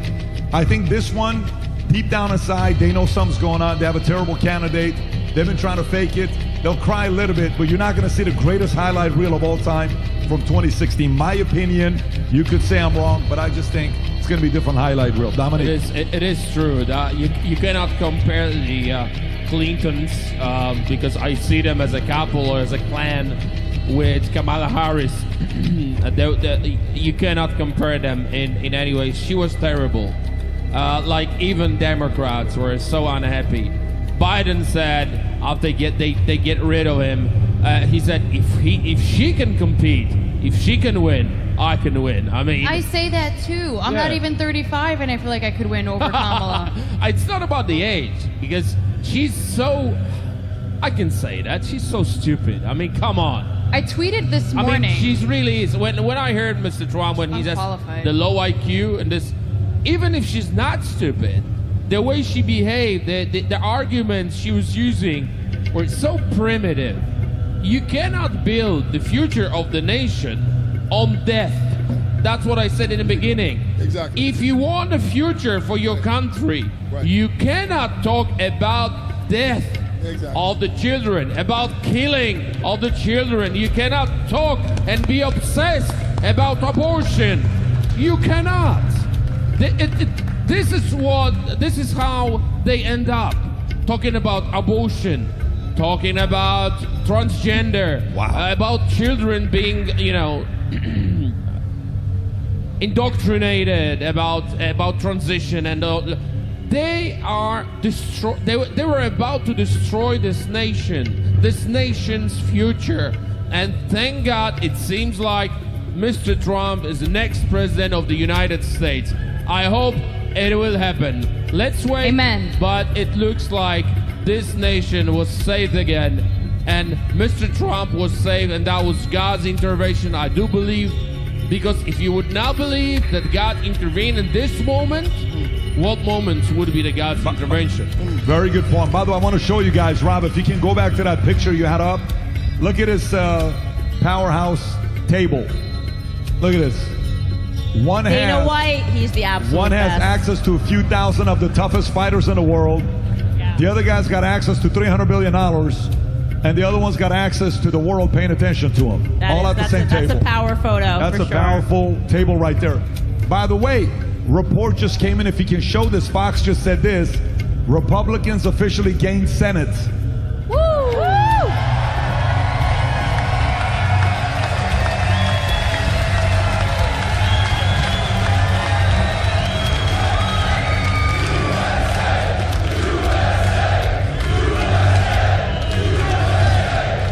That's wild. Emily, let me ask you a question. Your community, we had earlier Little Pump. Little Pump, 24 years old, rapper, got tens of Did millions. you say Little Pump? I said Little Pump. It's Lil Pump. Little Pump. What did it sound Little like I said? Pump. It's like Little Baby. It's That's like exactly what Lil- it is. It's No, Little. It's like Lil. Isn't that his name? Lil. Am I saying it wrong? Guys, dude, I'm too old for this. It's L-I-L. Don't make fun of my I'm- accent in front of millions of people. This is embarrassing for me. Little Baby. So, Little Pump is here. I asked him a question at 24 years old. He's coming out at 2020 saying he supports Trump. And a lot of rappers in his community are calling him, say, hey, how would you do this? What's wrong with you? For yourself, you're in your 20s. Have you noticed some friends who would have never voted for Trump calling you saying, I'm thinking about shifting? And if yes, maybe Yeah. share a story or two with us. So most people my age, okay, so like a year ago, I'd say I'm like a baby. Okay, not that 23, now I'm like a fully an adult. But now we're thinking about, okay, I'm gonna move out of my house soon. I'm gonna have to live on my own. I'm gonna have to buy my own groceries. I'm gonna have to support myself. And thinking about that today is so scary. This is like a personal story to share, but my older brother is 24 and he like cried to my mom a month ago. He was like, Mom, how was it so much easier for you and Dad? Now, it wasn't easy. They had different problems. But he's like, how did you guys buy a house? Like, I don't even see that in my future. How did you do X, Y, Z? How did you get married? How did you have 4 kids? And watching my brother have to go through that, like, that hurts. It's crazy to think that people my age are gonna have to suffer through this shitty economy because, well, Biden's senile, but Kamala won't be much better. It's crazy to think about. That's just one of the many reasons. I mean, wars. Does my brother want to go fight now? Does he want to go get drafted? Does my younger brother want to go? No, of course not. We just need stability. It's like the last 4 years have been chaotic, and it had to get to that point for people to wake up and see the reality of what politics is. Like, nobody wanted to vote for Trump. Oh, he's the misogynist. He's the racist. He's the crazy guy. But now they're seeing Kamala's only policy that she's spoken about is, let's change the Starbucks lid to be black instead of white so my lipstick doesn't stain the cup. That's scary. It's scary to think about that woman leading our country.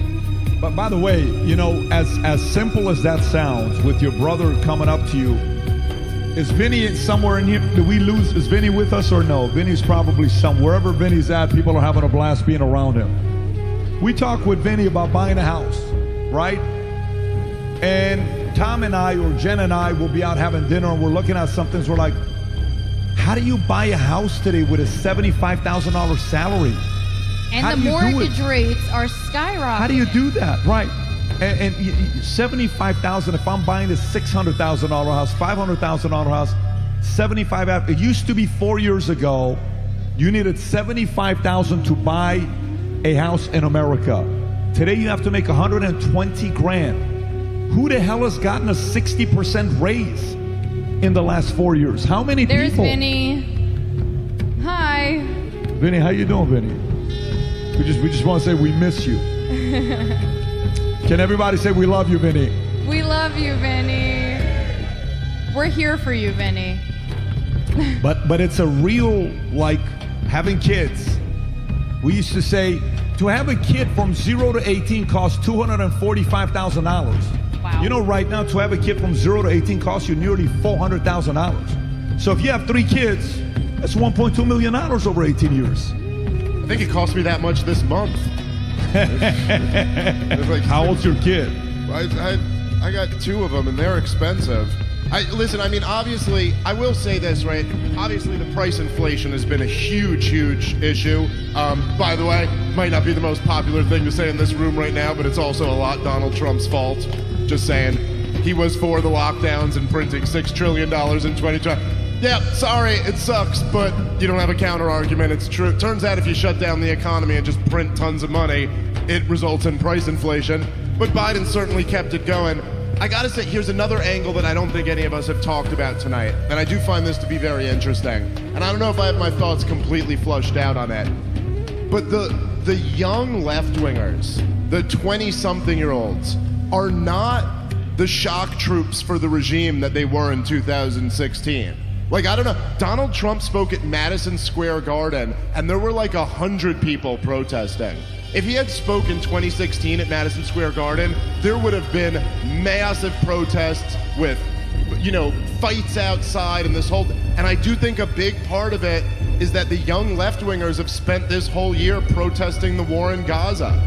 And it just wasn't that easy to get them to snap out of that protest and then snap into protesting on behalf of the people whose genocide you've been protesting for the whole last year. And I gotta say, I mean, we'll learn more with exit polls and stuff, but it really hurt Kamala Harris that she was tied to this regime and they're supporting Israel conducting this war and genocide.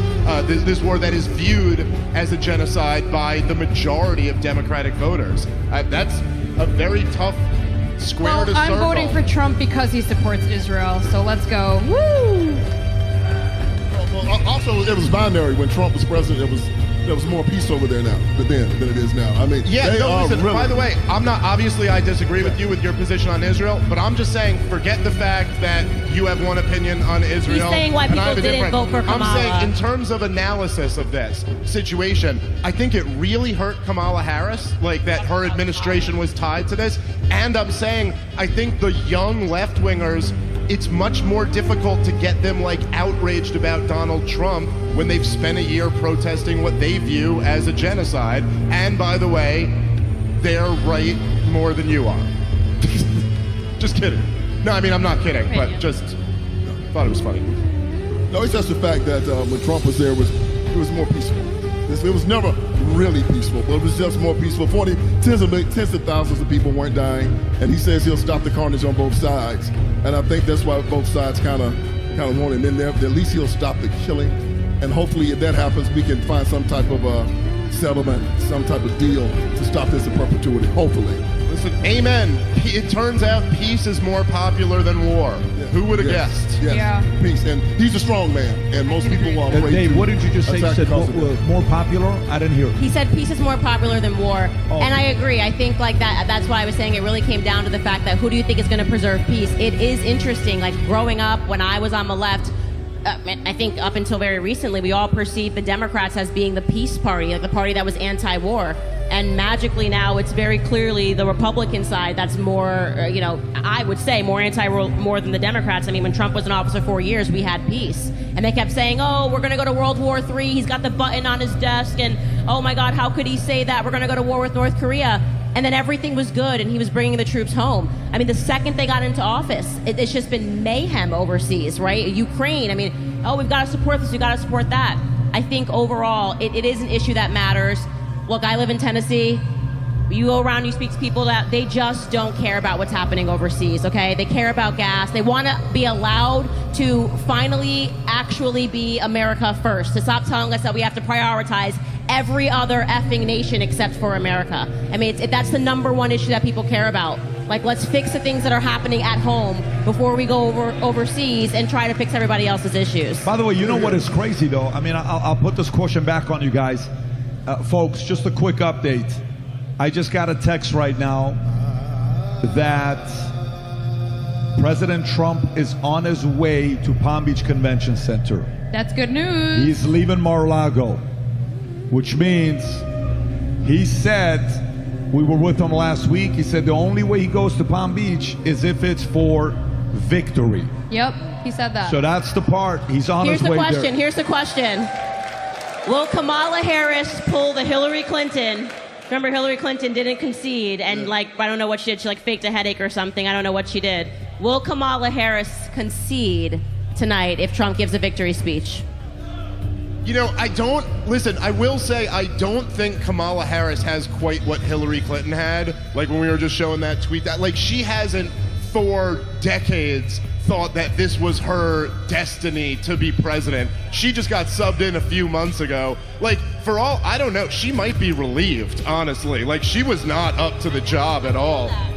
There might be. So I would look, it is a little preemptive for Donald Trump to give a victory speech already, but that would also make it pretty awesome if he was just like, no, I'm calling it.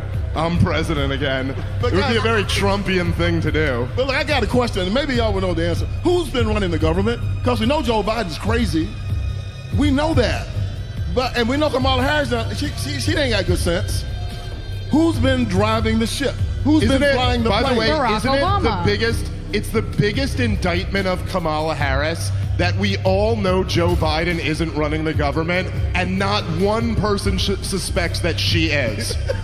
Not one person thinks, I know who's really in charge, Kamala Harris. No, there's no way. And I don't know if it's his national security advisor or his chief of staff or who exactly is making the calls. We don't have any idea. But it definitely ain't her. No, it's there's not her. no way.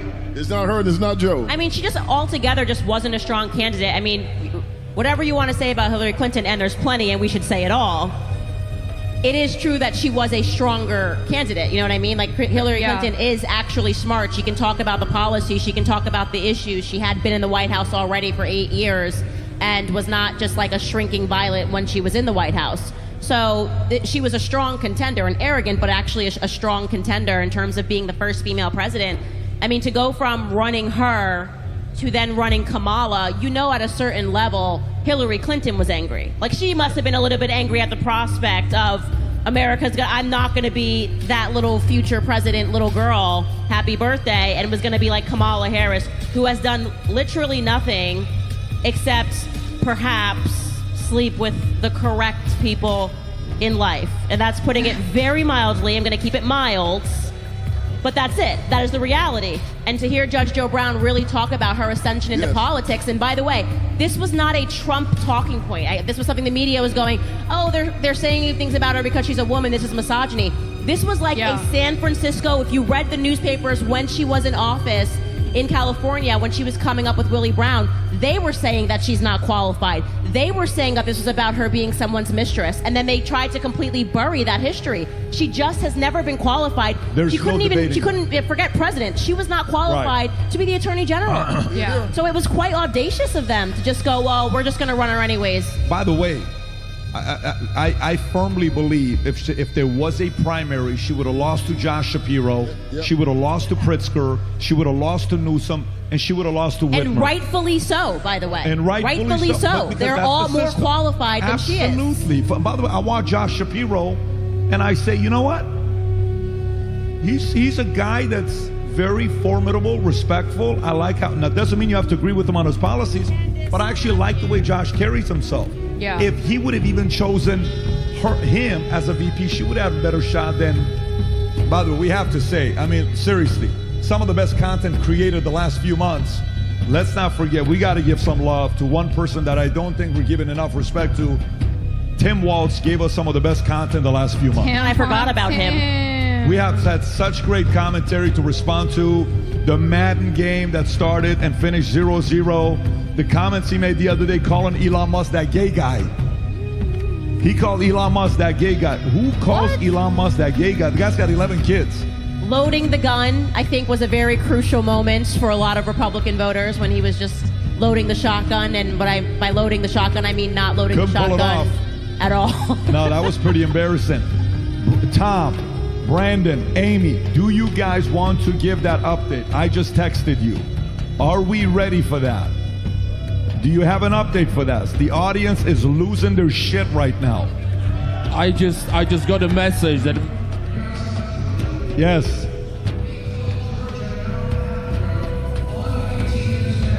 Tweeted it out because she would have had to win 70.001% of all remaining votes. The math was impossible. I'm not talking Georgia. By the way, NBC and CNN just said Trump won Georgia. We said that an hour and a half ago. Respect to Tom, Amy, and our team. They called it an hour and a half ago. Good for you, Tom. I just got a message that Mr. President will give his victory speech any minute now.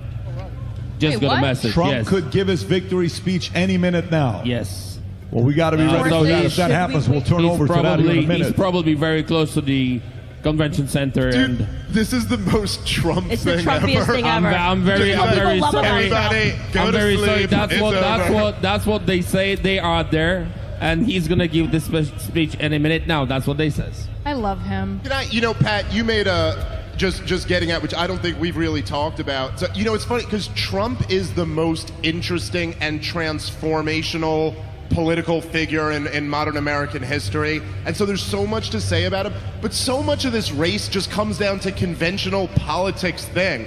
How about the fact that, did you guys see, however you feel about him, did you guys see J.D. Vance on Rogan the other day? Amazing. Look, Harris headquarter and Trump headquarter.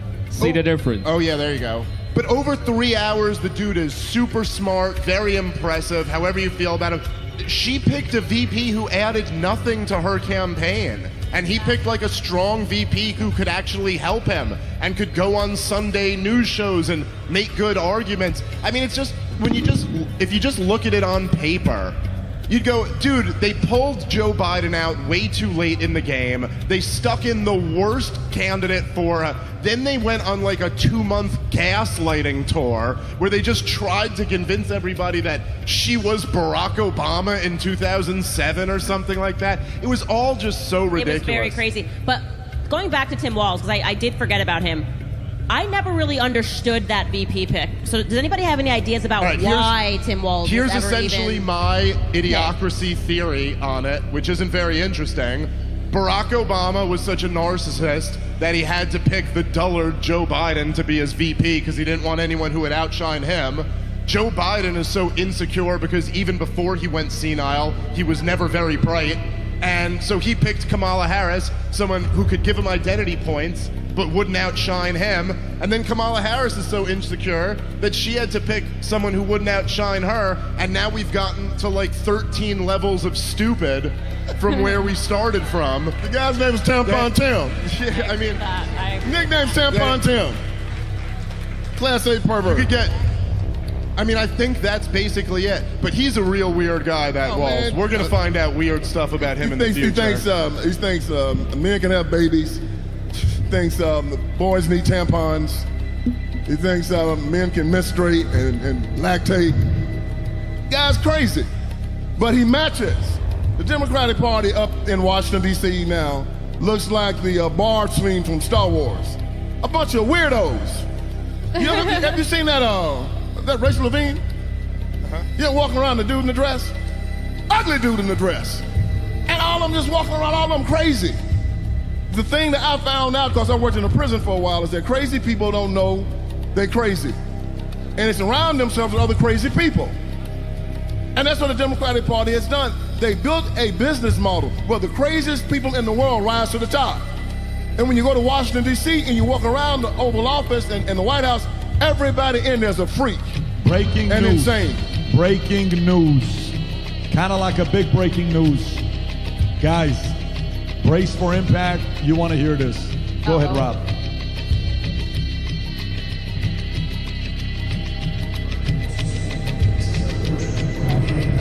Walz campaign co-chair speaking at the Harris Watch Party. Let's listen. Votes to count. We still have states that have not been called yet. We will continue overnight to fight to make sure that every vote is counted, that every voice has spoken. So you won't hear from the Vice President tonight, but you will hear from her tomorrow. She will be back here tomorrow to address not only the HU family, not only to address her supporters, but to address the nation. So thank you. We believe in you. May God bless you. May God keep you. And go HU and go Harris. Thank you all. Cedric Richmond. I mean, she's literally pulling the Hillary Clinton. And I want to say this, because I just asked this question. This actually bothers me about women in politics. Like, the two times that you've seen this, where they just go, I'm just too emotional to be able to come out and say anything, and I'm going to send a man out to just go, oh, we're not saying anything tonight because what? She's like crying in the back or freaking out. It's like, come out. Give a concession speech. She's like jacked up on Xanax right now. She's not giving any speeches tonight. Fair point. But it's like there is something to me that's fundamentally weak about that. Like, there is a strength to losing and coming out and conceding and saying it's not what we hoped. Giving your supporters who are going to be out there crying, holding their stuffed animals. Remember Hillary Clinton's scene? It was very sad the night she lost because they were all so convinced. And to not even address them. To say, at least if you're saying we're not going to concede, have the strength to come out and say that yourself. Say, listen, this race is not over. Say something reassuring. I find that to be fundamentally weak and a further display of the many reasons why she was never qualified to be the President of the United States of America. I agree. I hope Kamala Harris never concedes and she storms the Capitol on January 6th by herself.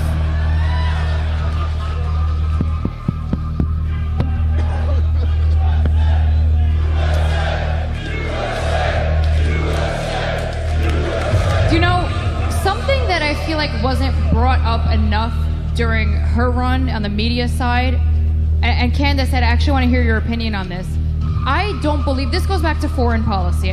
Let's say America first. I don't think Kamala's fixing any issues here, but let's say she miraculously does. It's not a women's issue, it's a Kamala issue, because I actually think Hillary Clinton was well respected. Believe it or not.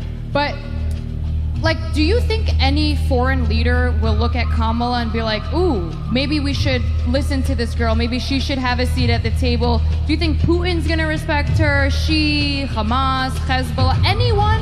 Will anyone look at her and be like, oh, maybe we shouldn't screw with the United States? Meanwhile, they look at Trump, and Trump's like, my button works better than yours. And Kamala's like too busy giggling. He probably doesn't know what foreign policy is. But that wasn't brought up. I feel like nobody spoke about that because they call it, a women hatred thing, a misogynist thing. But no, it's a Kamala thing, and everyone's scared to touch on it because I guess they're scared to get canceled. I don't know, but that scared me a lot. It still scares me. I mean, I would say we could have a long conversation about that because I actually have thought deeply about women in politics in general, like women as the President of the United States in general, and I think that there's a lot to talk about there that I'm not going to get into tonight because it's too controversial. But I do think that if you are going to be a candidate and you are going to be like, I'm going to be a female candidate, to be running on nothing, to be running on I'm just a woman, right? Like Hillary Clinton's hashtag was I'm with her. Now, she was much more capable than Kamala Harris, but when you see that all they're doing in all these speeches, when they're not saying why she's qualified, they're not saying why she's great, they're essentially saying, hey, this is a woman, like Taylor Swift's speech was on her Instagram feed, was this is for the childless cat ladies. It makes women look like we are not qualified to be in leadership positions when they don't at least What a run. great point. Yeah, when they don't at least run with a little bit of gumption by saying, here are the policies, this is why I'm strong, this is my opinion about the border, here's what we got wrong, here's how we can fix the economy, let's talk about, the numbers. We've seen a lot of weak women in politics, full stop, That makes a lot of sense. But by the way, I got to tell you, if you look at right now the market, you know what is happening? I don't know how to explain this, but sometimes when somebody doesn't win for a city for a long time, and a kid is growing up watching nobody being able to win for that city, or come through for the family, or somebody watches their dad or their mom cleaning for someone's house, and they're getting disrespected, and this kid is saying, wait till you see when I grow up, Mom. They're gonna know. My dad was a 99-cent store cashier. He was just sitting here, he left, 82 years old. This guy should have been dead 30 years ago based on what the doctor said, right? But they disrespected my dad. And I told him, I said, Dad, one day I brought family over and I said, Dad, the world is going to know your last name. Everywhere you go, they're going to say, your son always talks about you. He goes to the doctor the other day, they're checking on his heart. He says, are you Mr. David? Yes. He says, your son always talks about you. Everywhere he goes, he gets that, right? Watch this. You'll see where I'm going with this. It's called a weave.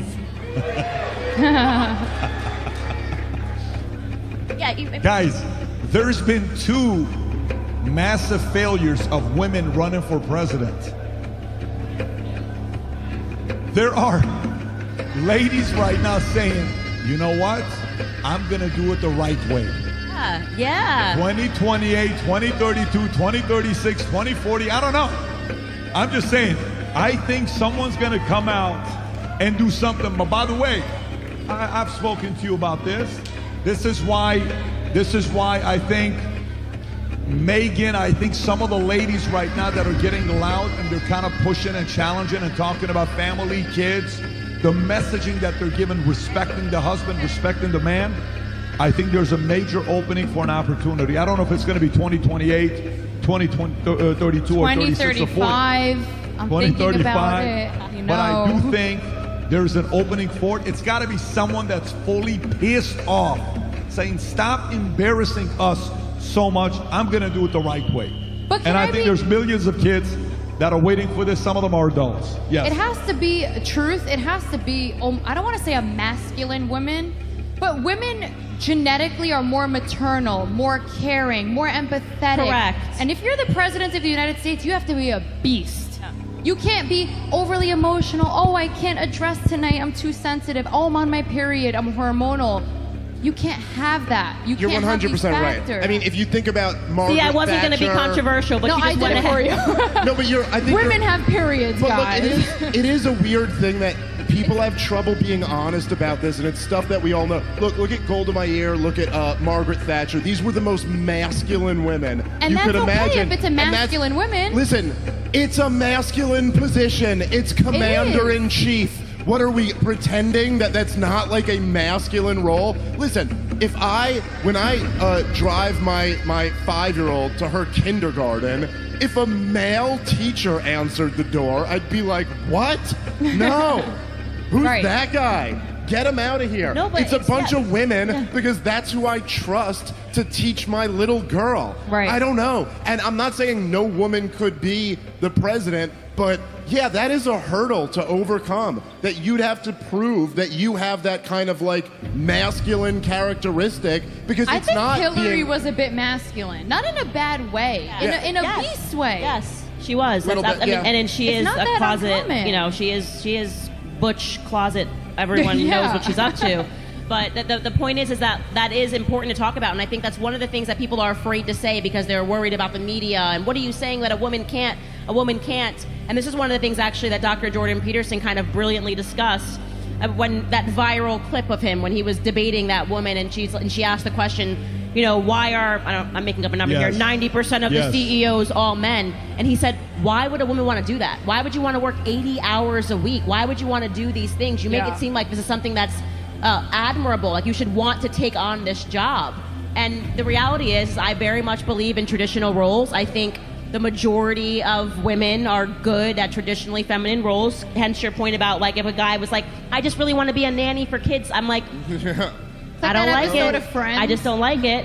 We naturally trust women to the care of children in the same way that we naturally trust men to the care of protecting us, protecting the nation, protecting us when something happens, protecting us if there's a break-in. Well, look, man, it's as simple as, like, if someone was breaking into my house in the middle of the night, and I told my wife to go handle it. Yeah, it's weird. Everybody in this room would immediately, you just lose all respect for me. You're like, you're just a failure as a person. Because we all understand that, like, no, in that situation, that's my job. That's my role. I feel like and so Doug Emhoff asks Kamala to kill the spiders in the house. I feel like that's the type of dude he is. You might be right about that. But there is something there where, and it's something that nobody talks about honestly, but women know this. I think women know this can't more than speak men about do. it because, like, you can't say I'm sexist. Like, I want to be in politics one day. But by the way, it's tricky when men speak about it. I'm not going to lie to you. I was not expecting us to talk about women having periods at 1 o'clock in the morning. I didn't think that was going to be on the agenda. I didn't. You guys But totally we're threw dressed me in off. red. But there was something Guys, weird we're about the teleprompter script, and you guys are throwing us off here. Please. But I was going to say there was something. I remember I was speaking to. I had Andrew Tate on my podcast earlier this year, and he said, "I don't know how to explain it, but there's something." And this, I'm directly quoting him here. He said, "But there's something really fundamentally gay about guys for Kamala." Right? He's like, I don't know what the right word is, and what he meant by that, he's talking Who about said this? Andrew Tate. But what he meant by that, he's like, it's a bunch of men saying, "I want this woman to be my boss. Like, I really want this woman, Kamala Harris, to be my boss." And there's something that is, I don't know. The dynamic of that is weird. For the men that are wearing the, like, men for Kamala shirts, like, you do look at it and you're like, you want Kamala to be your boss. Like, I don't know. It's a question that I think we're going to, a conversation that we're going to continue to have in America, especially with two failed female presidential candidates. By the way, I want to come back to this, but we have a guest that just is joining us right now. Rob, if we have it ready, let me know. We are ready. We have with us Cenk from Young Turks. Cenk, can you hear me? I can, brother. I can. Cenk. Woo! Be cool. Love that reaction. Cenk, first of all, you said you were going to do it. I respect you for joining us. I know it's 1 o'clock. You're up here with us. People can agree or disagree, say whatever they want about you. You've been a fighter since day one. And you and I have had some of the best conversations together, respectfully disagreeing. And I appreciate that about our relationship together. However, being on tonight, I was hearing that you were giving your message and you were a little bit somber about what's going on right now with the story. DNC chair just came out and said she's not going to come out to give the speech tonight. Trump right now is on his way to Palm Beach to maybe give his victory speech. New York Times just came out saying Trump's going to win 299. We had the Rasmussen CEO on, Mark Mitchell, giving his perspective. Where do you stand right now with 1 o'clock in the morning with Kamala versus Trump? Yeah, she can still win, but Bye. Okay, you guys want to hear the full sentence? No. But she is still losing, and Donald Trump is likely to win. So, look, on the Young Turks, we're honest. And so we've been covering it honestly the whole time. I said that Donald Trump had a better chance of winning about a week ago, and I've been saying it for about a month. At the end, a bunch of polls that came out said that Kamala Harris was likely to win, but it looks like they were wrong. And so right now, as things stand, I just came off the Young Turks show where I lit into the Democratic Party. bunch of losers, corporate Democrats. I hate them. They've cost us election after election. They're corrupt. And they lost, it looks like, to a syphilitic clown, total moron, con man, Donald Trump. So, if you lose to a buffoon like Donald Trump twice, what does that make you? So let me ask you. Hang on, guys. Hang on. I got an echo, by the way. I want to ask you a follow-up question because can you listen? Hang tight. Cenk, question for you. A question that you're a business guy. You've been running a business for a while. You're not with one of these mainstream guys. You're not MSNBC. You were in the past. You came from you left. You said you're going to do your own thing.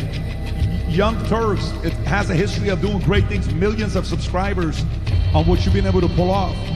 But let me ask you, are you at a point where maybe the American people are just sitting there looking at a few policies being presented by the Democrats saying, this is just weird?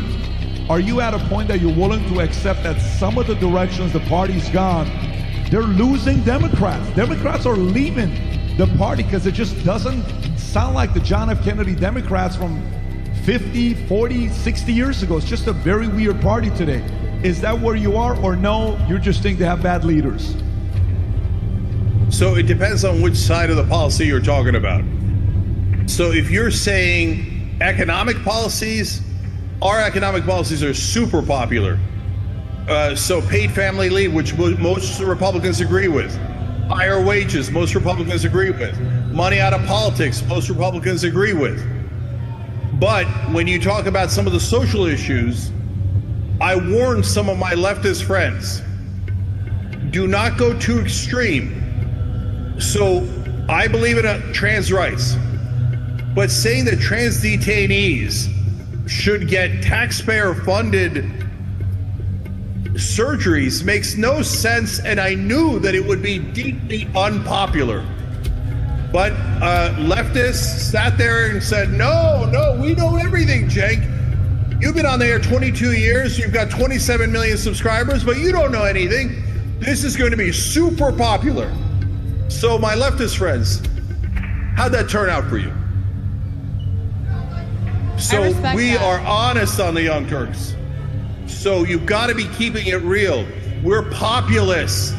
But hear me now, and you'll quote me later. Donald Trump is a crook, and he's going to rob you guys blind.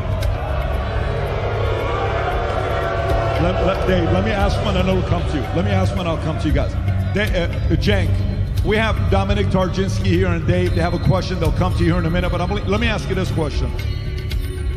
Your opinion about Trump? You and I talked about it when you were on the podcast last time. You said you thought you were a better businessman than him. What has he done in his life? Well, we had that conversation. I totally get it. I even brought it up on Rogan's podcast that I don't agree with you there, but it's your position. I totally understand. Here's a question I got for you. Your show with Ana Kasparian, the two of you guys together. I've been watching Ana closely, and a lot of people have. She's kind of right now like, dude, what the F is going on? This doesn't make any sense. Why are you attacking me?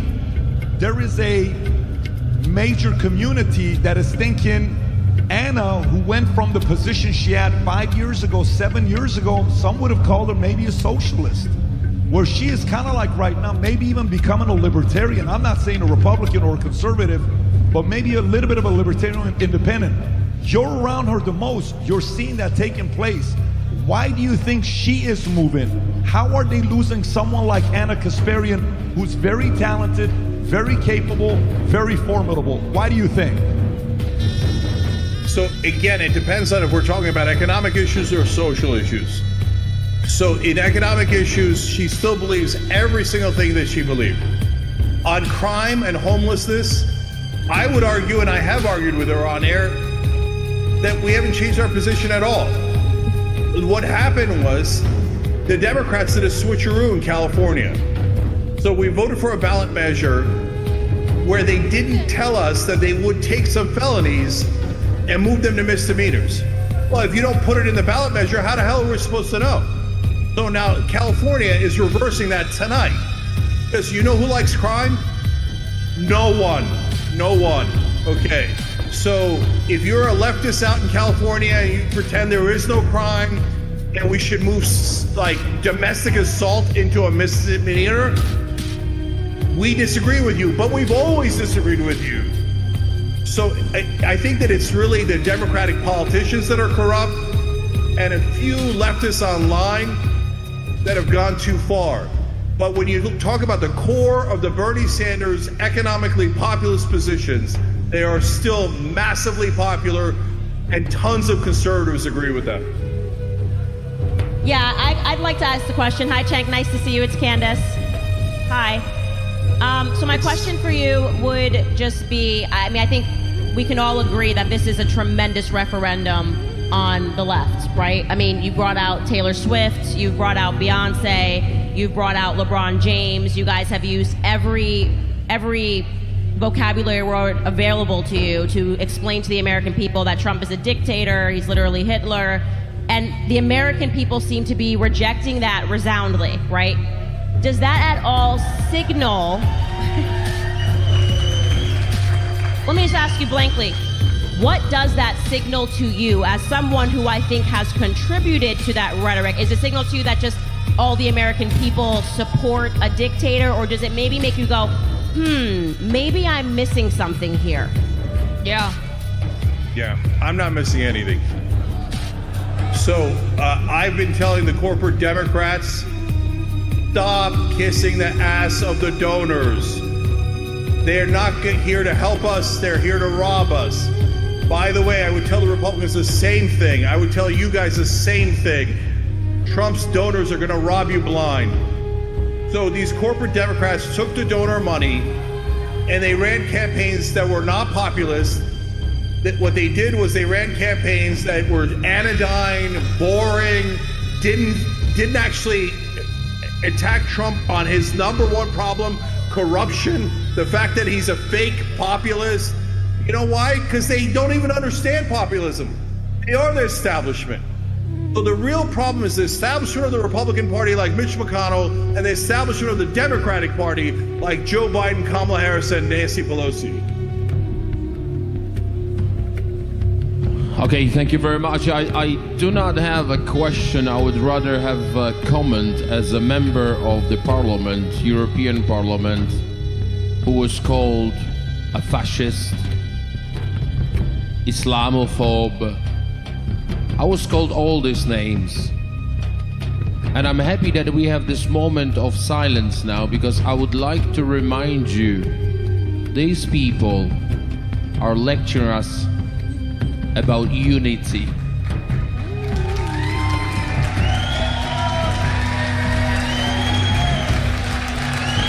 So I would like to remind you again, they are talking and lecturing us about unity. So now you have a chance to practice what you preach and show the whole nation what the unity and democracy means. You have to have a class to lose, because if you don't have a class when you're losing, you have no right to win.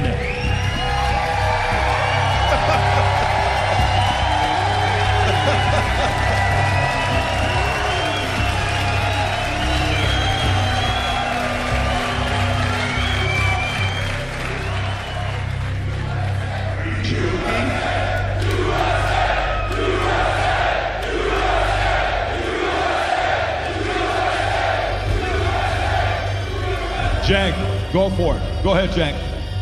Yeah, this brother isn't even American. So I don't know what the hell he's chanting USA for. I'll chant USA, not you, okay? And so, second of all, you're talking about losing with class when that bitch Donald Trump tried to steal an election, set to terminate the Constitution, or set off a riot, that he didn't mind if his vice president was murdered, bum rushed the Capitol, tried to destroy our democracy. He's the very worst in losing with no class at all. Here I am telling you that I think the Democratic Party did it wrong. I think they ran a wrong campaign. They're relying on the donors. They've got the wrong strategy.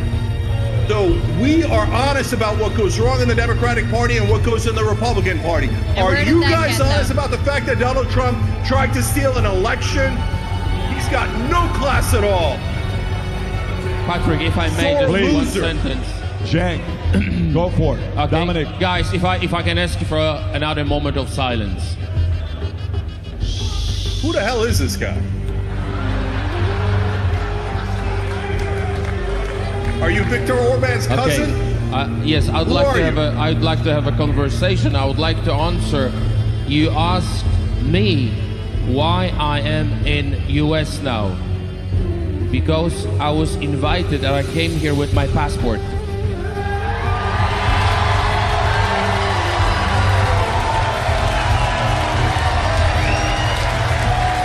So I was invited, Patrick invited me as a politician to come to US because as a European, as a Polish, I do recognize US as a leader of the free world and I pay my respect to this country. Good.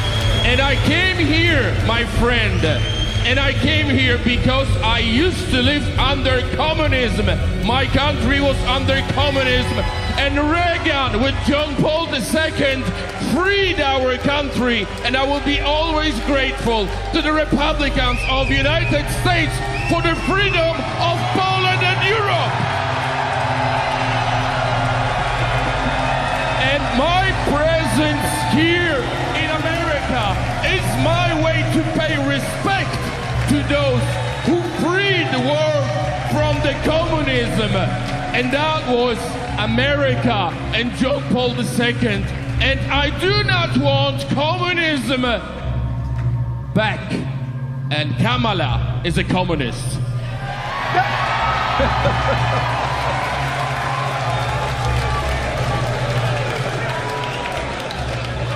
Kamala Harris is a corporatist. She's furthest thing from communist. Her problem is the exact opposite. She'll do anything for a corporate donor, which, by the way, she shares with Donald Trump. And by the way, I came here and my family came here because we love America. And I'm always going to fight for America. Cenk, what do you love about America the most? When you say I will always fight for America, what is America to you? So it's freedom, it's opportunity, it's justice. We lived across from a place called Fairchance Farm, and that is the essence of America. All we want is equality of opportunity for us to have a shot and our kids to have a shot at the American dream. That's why I'm a populist. I believe in the average American, not in the donors class, not the billionaires. And I got news for you. Elon Musk is the richest man in the world. He's a giant billionaire. He's not a populist. He's not for the average American. He's going to get more tax cuts. He's going to get deregulation. They're going to rob this place blind.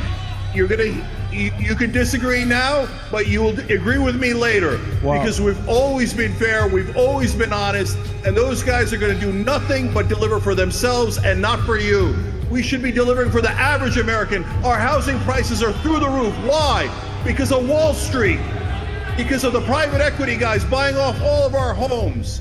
You should be fighting against that, not helping support billionaires rob the place blind. But you know, Cenk, there's a part of it that you're right. We talked about that earlier, where we said 4 years ago it took $75,000 your salary to buy a house. Right now it's $120,000. But that happened under Harris and Biden. So, I mean, these are some of the things where even right now, Powell is lowering the rate. Nothing's happening.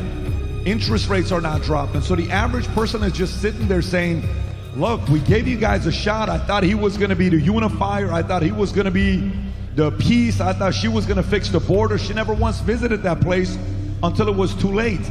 Don't you just look at this and realize they just didn't deliver on their promises and the ideas are outdated and doesn't work? Are you able to say that, or no, we just need a different leader? Again, same question. Yeah. So, Patrick, you know that I fought tooth and nail against Joe Biden. I even ran against him in the primary. And I called out everybody who was pretending that he was young and dynamic. And I said he's not on the right track. So the problem isn't Democrat versus Republican. And a lot of Republican voters understand this, and they call it the uniparty.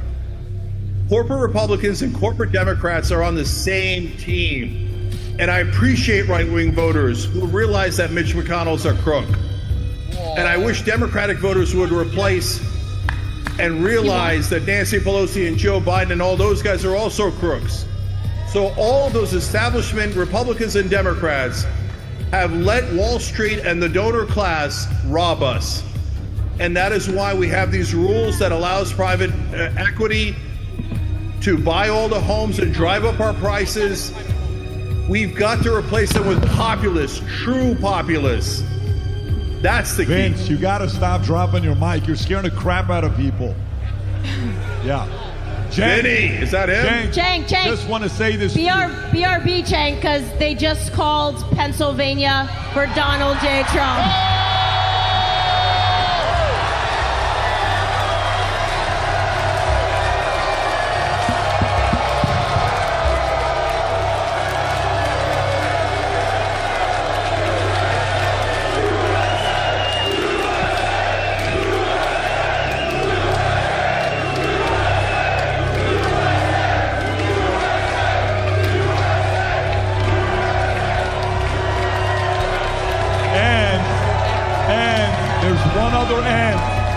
By the way, there's one other end. You know what the other end is?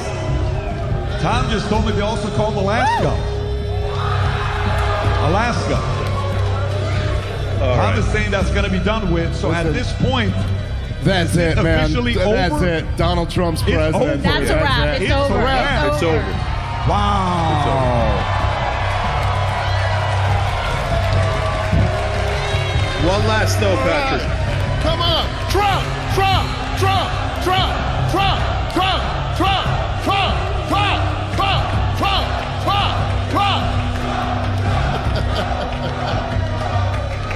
So, Cenk, go for it. I'll give you the last word before we come back over here. Go ahead, Cenk. Yeah.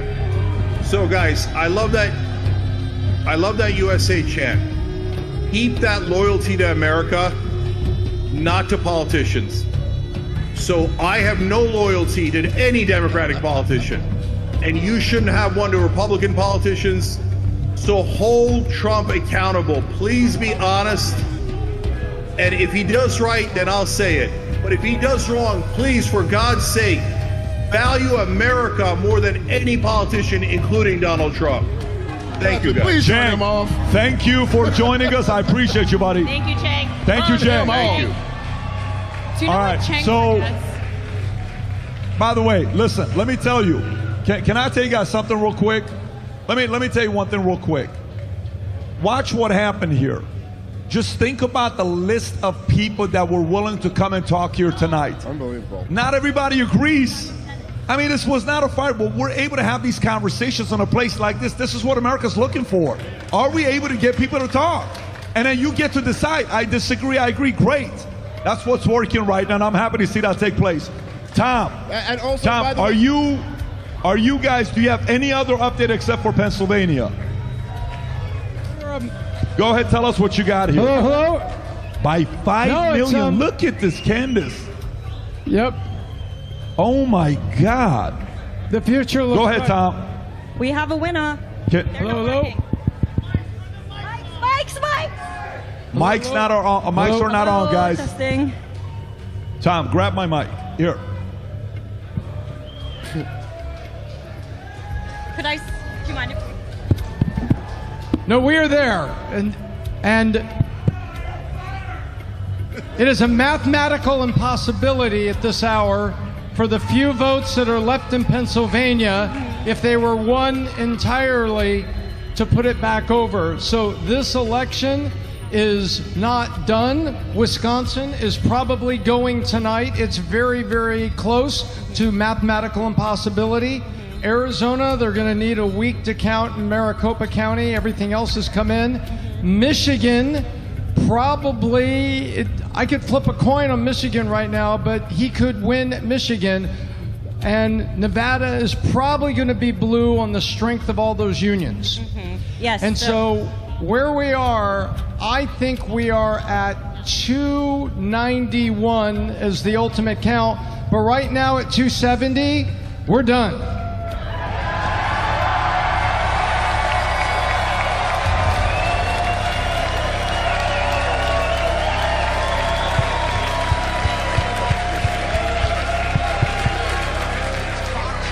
Okay, check. Can you guys hear me or no? Can you hear me or no? Can you guys hear me or no?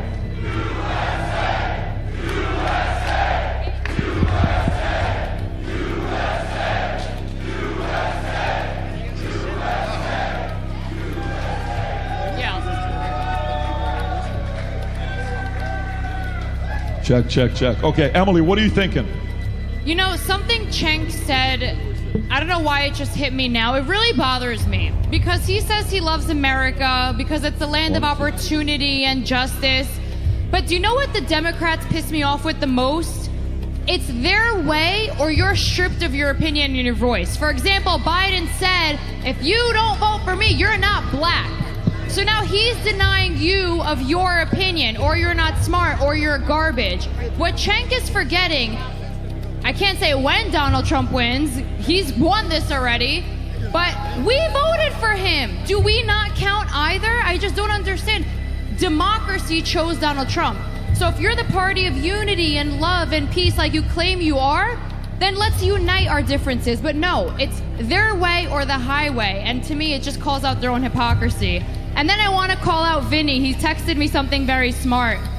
You know, we were thinking, what were the left thinking with Kamala? So what were they thinking? But then Vinny points out, their plan was to have Trump assassinated. So this was their plan B. Kamala was their plan B. Plan A was to kill Trump, and that didn't work. And now they're eating their own words, we could say, for lack of better terms. I'm going to go back to Palm Beach, but thank you guys. Thank you, Emily. Thank you, Pat. Bye, guys. Drive safe. Okay, so Trump is working his way up. I think he's about to hit the stage any minute now. When he does, we're going to play it. So if some of the people that want to watch it, this is like, well, you can't go anywhere. It's Generals and Platinum. You need the buses to take you to your cars. Hang tight. By the way, can we take a moment here and do one thing? You know who we have to thank? Can we thank God for not bringing rain when it's at 70% chance? Oh my God. Yesterday, we're all over here. Everyone's taking out their phones. They're like, Pat, 75% chance. I said, I don't know, man. I think he's going to make it work for us. He always does. And somehow, some way he did. To all the generals out there, respect to you guys for watching this and coming out here tonight as well. So, what are you thinking before Trump hits the stage? Let's thank Patrick Bet David!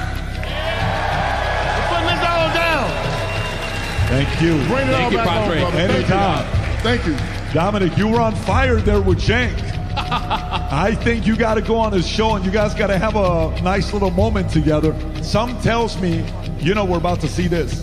There's a guy with a British accent is going to invite you and Cenk, and he's going to have a good show. His name I'm is very Piers happy Morgan. to have some conversation. I'm very happy. The first round. I love silence and just the one argument, and that's it. I'd love to have some. I don't mind. I mean, whenever I'm invited, I never said no. I'm like second or third time with you. I never said no. I always keep my passport on me. So. You're a fighter. Dave, what are you thinking now? Are you surprised, relieved? Where are you at? Well, I mean, I guess not. Look, it seemed like this is where it's going through the whole night. I'm really not surprised. It's a remarkable night in American history. I don't know what to say other than that. It's truly incredible. This guy, we've never seen anything like the opposition that Donald Trump has faced. Certainly not in my lifetime. I'm 41. There's never been anything like it in my lifetime, where you have a former president who has the entire deep state, both the establishment of both political parties, the entire media, all of Hollywood, all of the big donors, all against him. And the fact that he was somehow able to put this campaign together and pull it off, it speaks to his ability.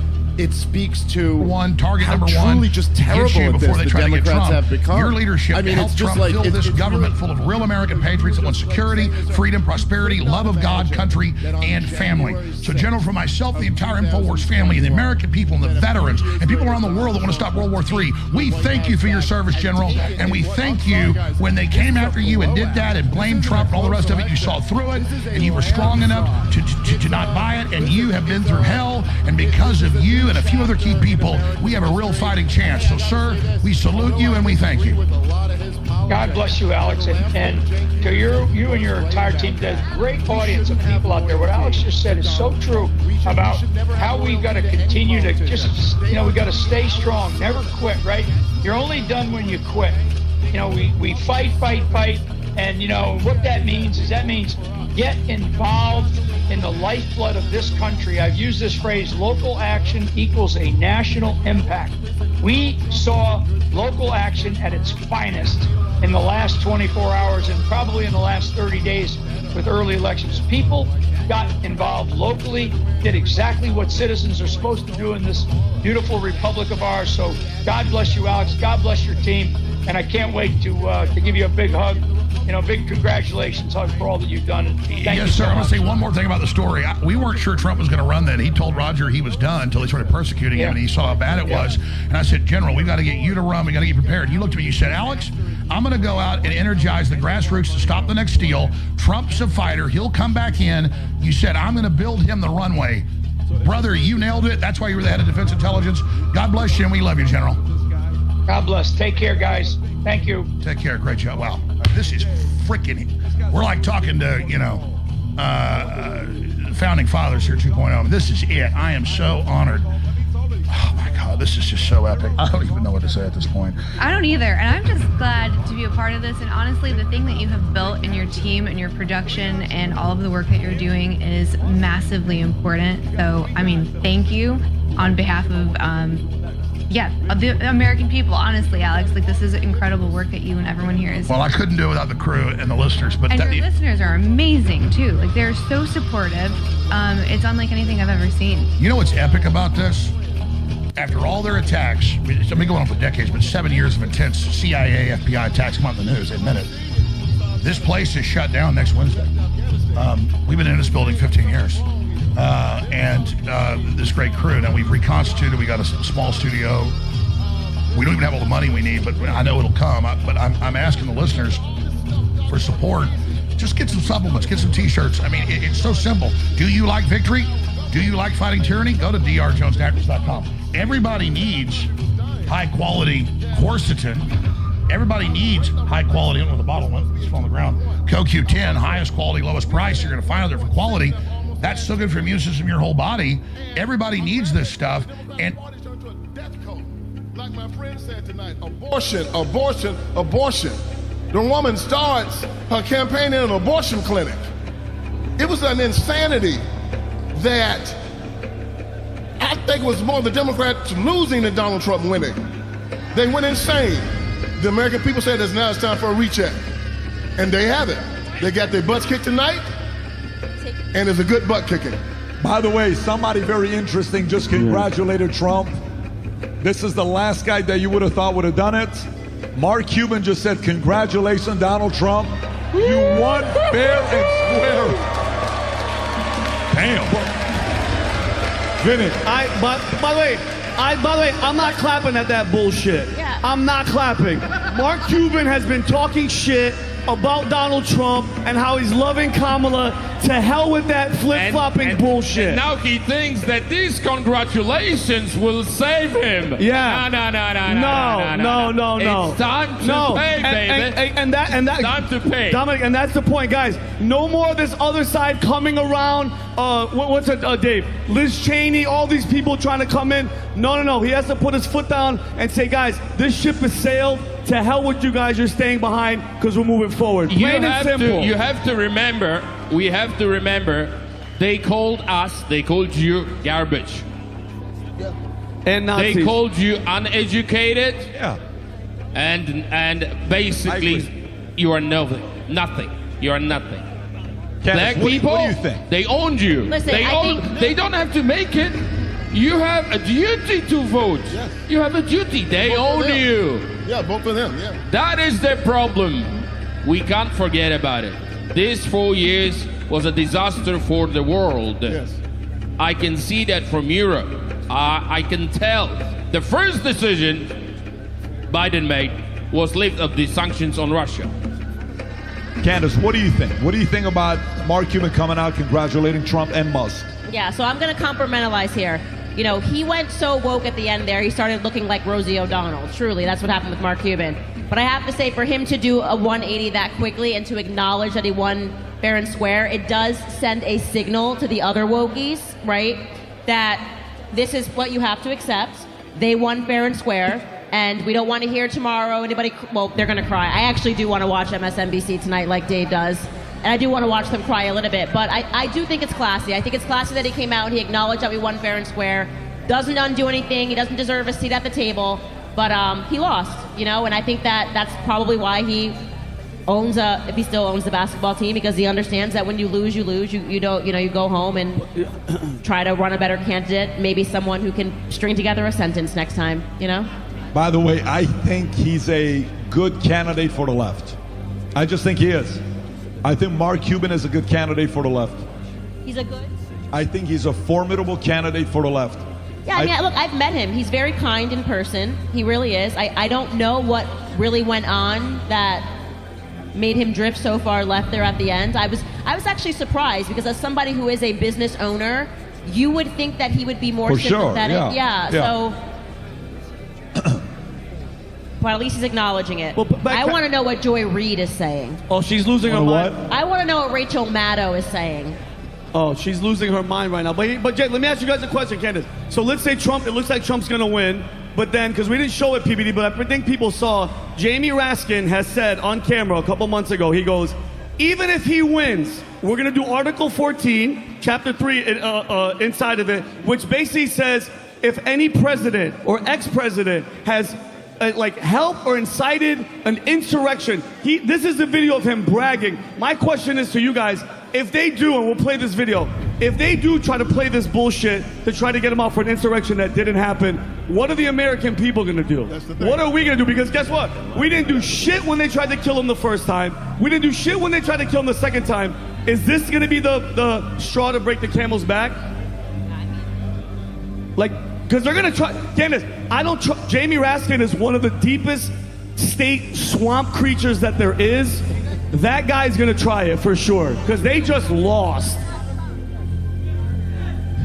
I don't think they're going to be able to get away with anything like that. I think they're going to have to try to undermine him in other ways, like they did in his first term. Listen, man, this is part of the gig, and this is part of what Donald Trump's learning experience from the first time should have been. You know, I think Donald Trump, you say you want to drain the swamp. All right.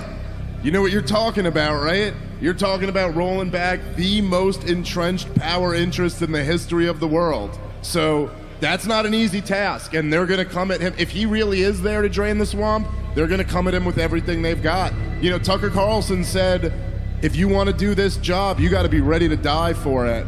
And I think that's no joke, so we'll see. It's a dangerous time. It's a what? It's a dangerous time. This time between now and his inauguration is a dangerous time. And he's going to need all of his supporters behind him to let them know that if they try some crazy stuff, that the Second Amendment exists for a reason. Look, man, this is already such a huge win. And, you know, presidential elections are largely symbolic. Do any of you guys, you might know this, but do you know the story of when the Pope visited the Soviet Union? Okay, so the Pope visited the Soviet Union, what was it, in the late 70s, I think, something like that? Is it 80s? So the Pope visits the Soviet Union. You probably know this better than I do, but the rough story of it is that the Pope finally is allowed in to come visit, and just hundreds of thousands of people show up for the Pope. And then it let all these people in the Soviet Union be kind of like, oh, I'm not the only one.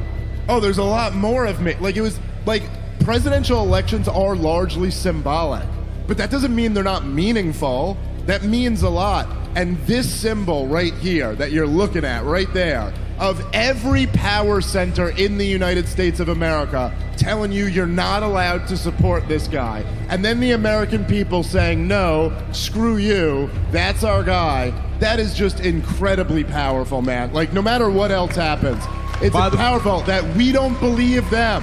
We don't trust them. We know that they're all a bunch of liars. And that's by the way, serious conversation with you. So, you came here tonight not sure what's going to happen. Yeah, some people may be like, oh, I knew for a fact he was going to win. No, you didn't. Not everybody. Everybody was a little bit worried. Now, News Nation just called it. A bunch of people are not calling. It's over. Trump won. He's about to hit the stage and give the speech. And we'll watch it here together. By the way, with the crazies that are still here at 1:40 in the freaking morning. Let's go, right? baby! You're crazy, just so you know, and I love it, right? But watch this. Watch this. Now that he's going to come in and extend the tax cuts, now that he's going to come in, and crypto community's already responded. Where is Bitcoin going to be by the end of 2028? I don't know.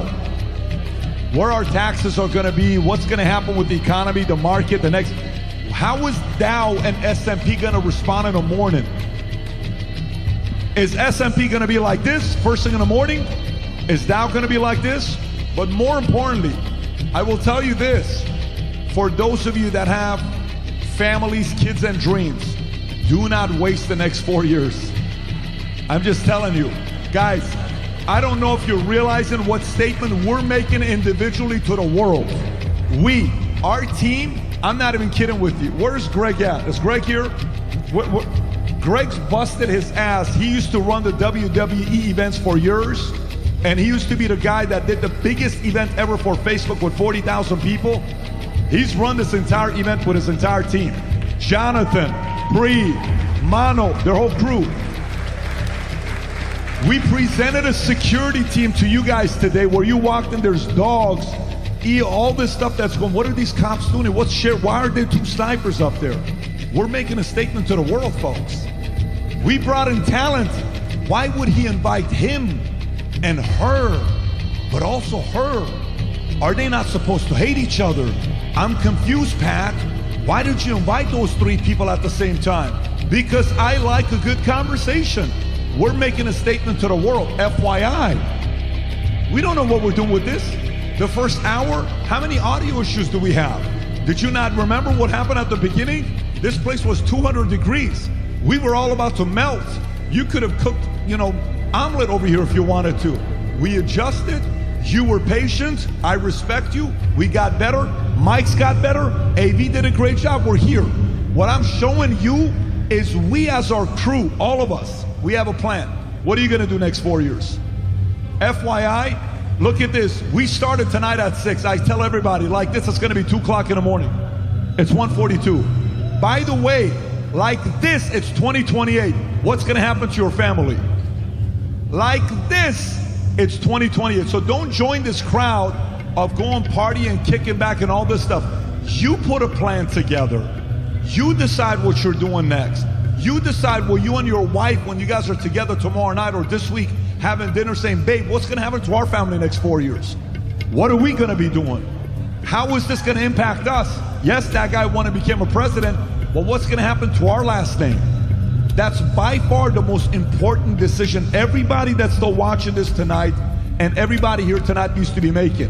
Whatever company you're a part of, what are you going to do to become a better executive, better leader? If you run a business, how are you going to do this? Because taxes, you have more money, you can reinvest and hire more people. What are you going to be doing? We had dinner earlier, lunch earlier today with the elite masterminds, the elites that were here with us, and I told them something. And Rob, you cut me off anytime if Trump hits the stage, but I want to tell you guys, and I want to challenge every CEO and founder to consider doing this.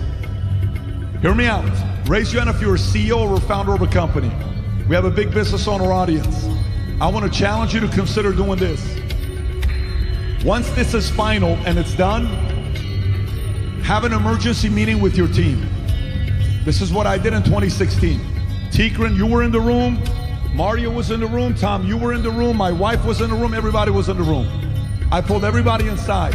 At that time, 60% of our employees at home office were African American. 50% were women at our home office. They came in. They did not want Trump. They were all wearing the shirt, I'm with her. And they knew where I leaned. I said, come into my office. I want to talk to you guys. Everybody came in. We were still a smaller company at the time, 2015, 2016. I said, hey, how do you feel about what happened last night? I know she lost. And they were openly talking. I'm upset, I'm hurt. A couple were crying.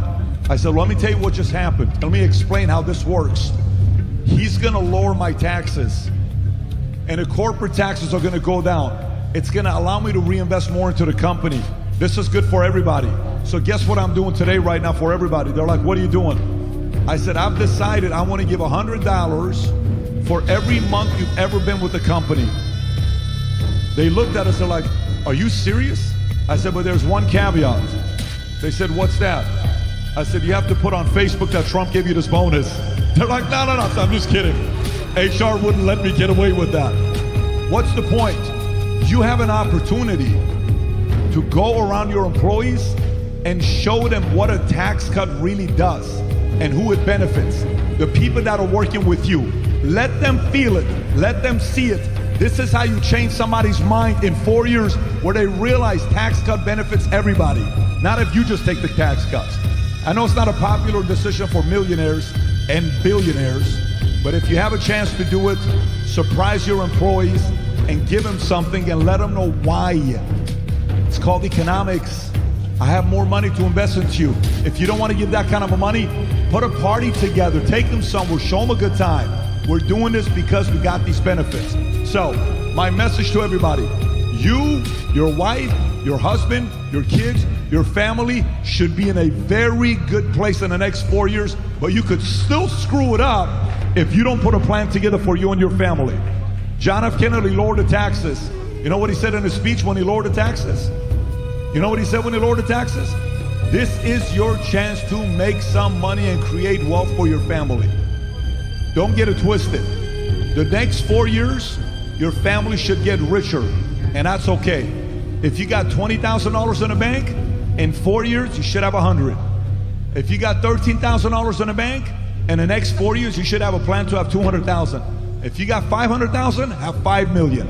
If you got $1 million, go to 10 million. Do not waste the next 4 years, because who knows what's gonna happen in 4 years. Okay, just I wanna make sure I give that message to everybody with family, business owners to make the right decisions. It's just a message for some of you guys. Rob, how are we looking? He's not up yet. Can you imagine you're 78 years old? You should be the first person to say it's 1:47. Let me get up and give the speech and leave. Fox News just called it. Fox News called it. Trump elect 47th president. Let's go, baby! What a weird night. Wow. What a night. To win non-consecutive terms. The first was Grover Cleveland in the late 1800s. He's still not coming up. Senator J.D. Vance. He still doesn't want to come up and hit the stage. He's going to make you wait another 20 minutes. Voters expressed deep frustration with the Biden administration and former President Trump and the future President Rob, Trump. are you seeing anything from our friends at MSNBC or CNN? Has anybody needed to call their therapist? Can somebody check on Rachel Maddow? CNN just experiencing some technical problems. They're off now. They're off now. Wisconsin just called. This is amazing. By the way, another thing, respect. These guys have been sitting, you haven't gone to the bathroom once in 4 hours. Strong bladder community. And the question is, do you guys have any news about De Niro? Is he at the airport? Any news? Oh yeah. He's still here. Oh, probably on the way to the airport. Look, man, I was doing podcasts 6 months ago saying Trump was going to win. I know others might not have doubt. I had no doubt. I'm out every day talking to people. I also know the power of God. And I knew these evil people could not stay in power here in the United States of America. This country was ordained by God. No devil, no goon, no satanic spirit is going to destroy the United States of America. These people were evil. And now, America has found its footing again. And we're going to become that shining city on the hill again. So I had no doubt. You can go to my podcast, The Vince Everett Ellison Show, and I told people 6 months ago Donald Trump was going to win and the black vote was going to give it to him. And that's what happened tonight. Okay, guys, we got a highlight reel from tonight. Some of you guys are featured in it. Rob, if you're ready, show it to us on how this started and how it's ending. For the rest of our lives, we will share this night together. For the rest of our lives. Here's the highlight from tonight. Go ahead, Rob. Play the clip. Roberto, please play the clip. Did you ever think you would make it? I feel I'm so close I could take sweet victory. I know this life meant for me.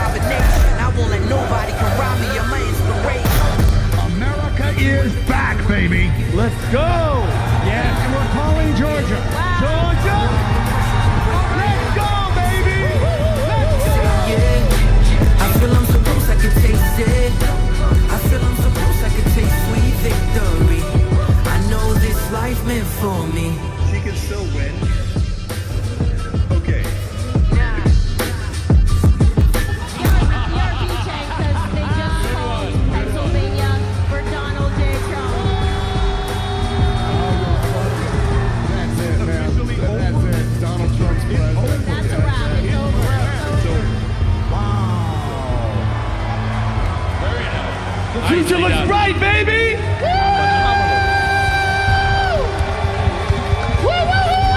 Wow. Now, by the way, Rob, who edited that? Who? Daniel. Where's Daniel? Daniel, where is Daniel, he? you the man. Daniel. Daniel. Good for you. There's a unbelievable competition right turnaround now time. to see who's our best editor. Daniel's in the discussion right now. Good for you, Daniel. You came through, ended it tonight. Normally they need a couple days. Can you post that on Twitter, Rob? And I'm going to retweet. Let's put it on PBD Podcast tweet. What a freaking video. Good.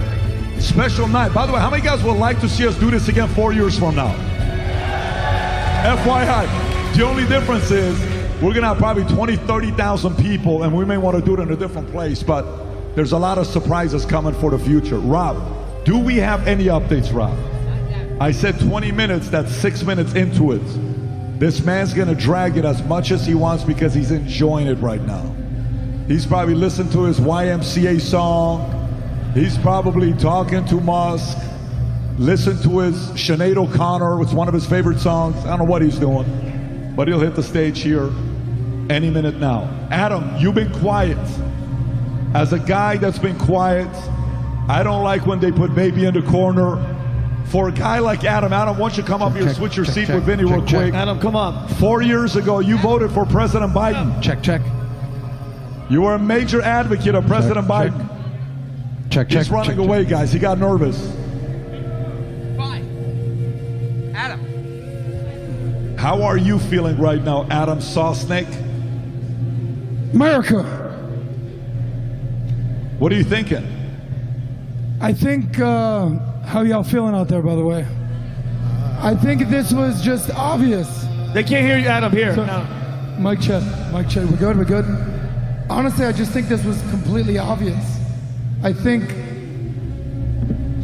the Democrats have gone so out of control that any rational, common sense person would just see the obvious thing. You have no idea how many texts I'm getting from my Democrat friends and being like, you were right. How'd you know? Man, you called it. I'm like, how'd you not call it? How'd you not see this? This was so blatantly obvious. So what's my message? to the Democrats out there, you have to get out of your bubble. This is a absolute mandate. For Trump's Hitler didn't work. They're all garbage. It didn't work. Democracy's gonna never work again. Didn't work. At what point do you say, wow, I maybe need to look in the mirror and realize I was lied to for 8 years about this guy, and you're gonna keep doubling down on he's the worst thing ever?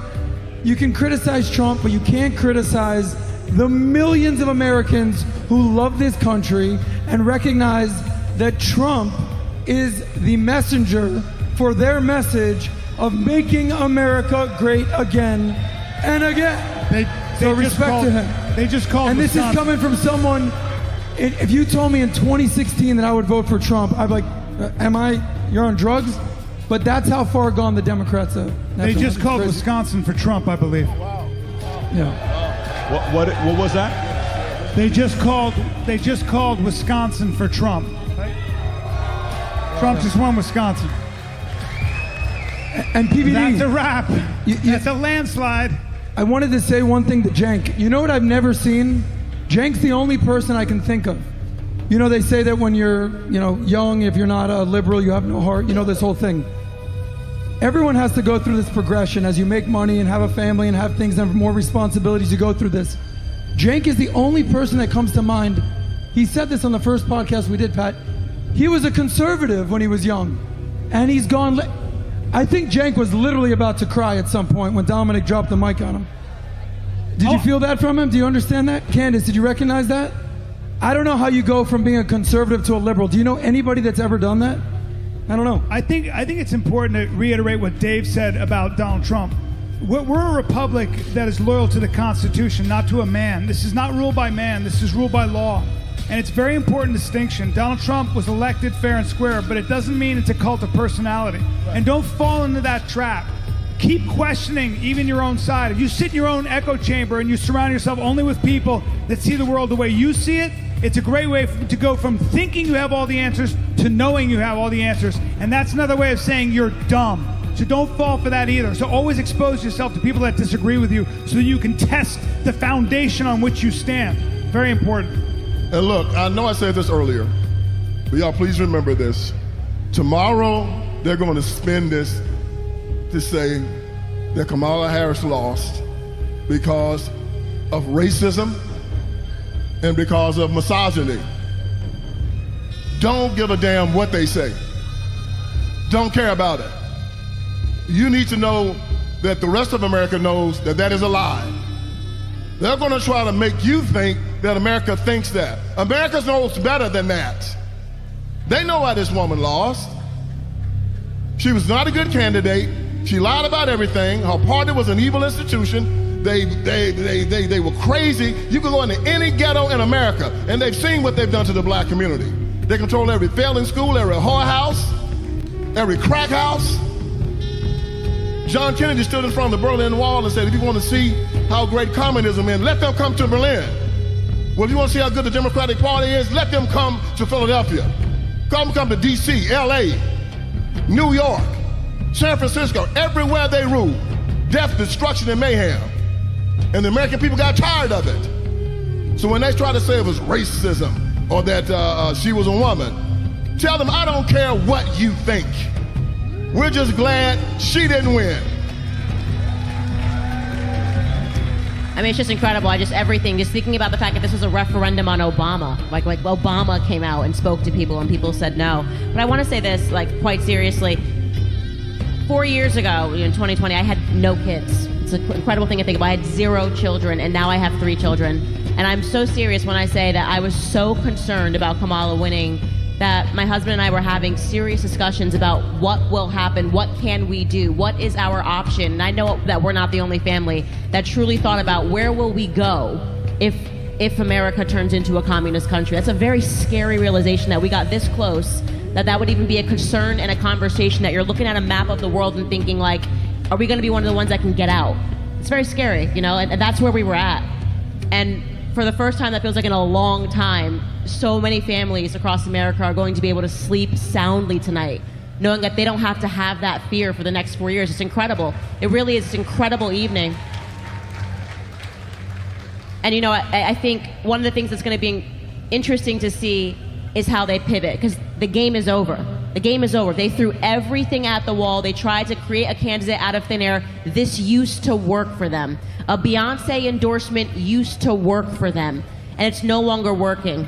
And I think one of the most incredible stories is going to be Black America, and I have to tell you how good I feel about that, because when I said it years ago that we were going to Blexit, that people could do this, and I'm not kidding, people at that time that were in the Trump campaign that are in it now nearly laughed me out of the room with Charlie Kirk. They said it's not even a thought that black men and women wouldn't vote for, you know, that we'll turn away from the Democratic Party.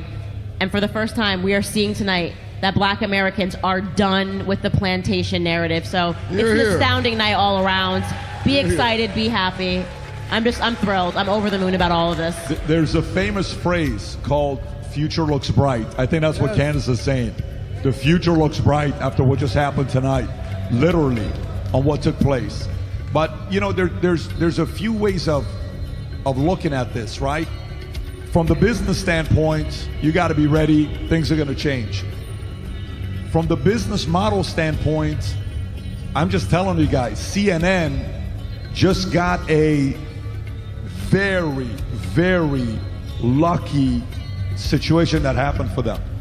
Trump winning means CNN and MSNBC are going to do okay the next 4 years.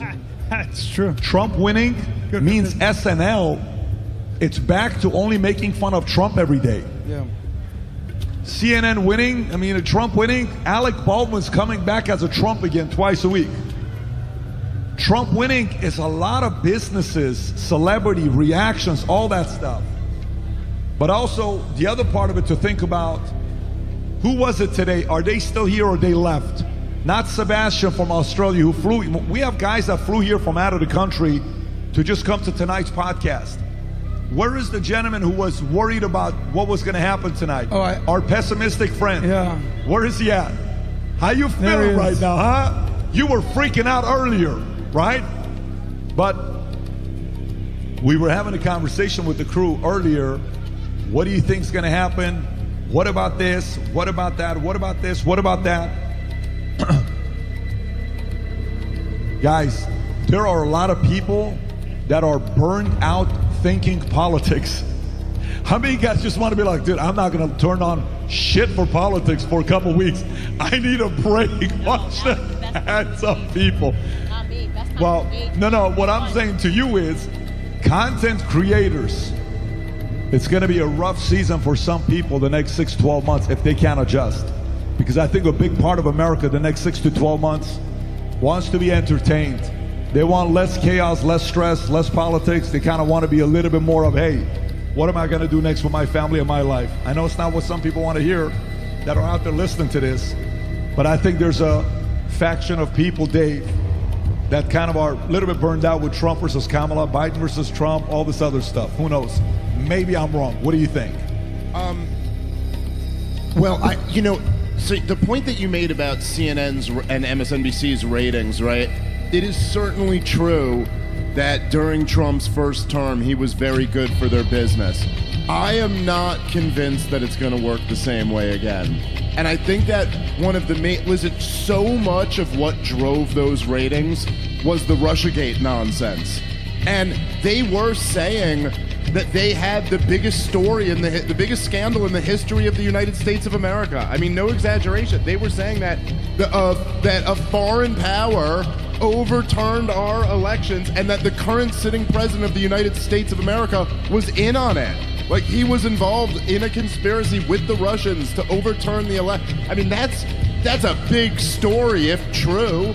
And everybody who hated Donald Trump, it was just handed to them. Like, here's a new thing. You don't even have to feel like you lost the election. Guess what? You didn't. They cheated. And then when that turned out to be all lies, and then, on top of that, like the Hunter Biden story, but really the biggest one is COVID. Getting COVID wrong the whole way through, it's why the media had no power this election cycle to say, hey, this guy's a Nazi or whatever. Everyone's like, yeah, dude, we figured you out.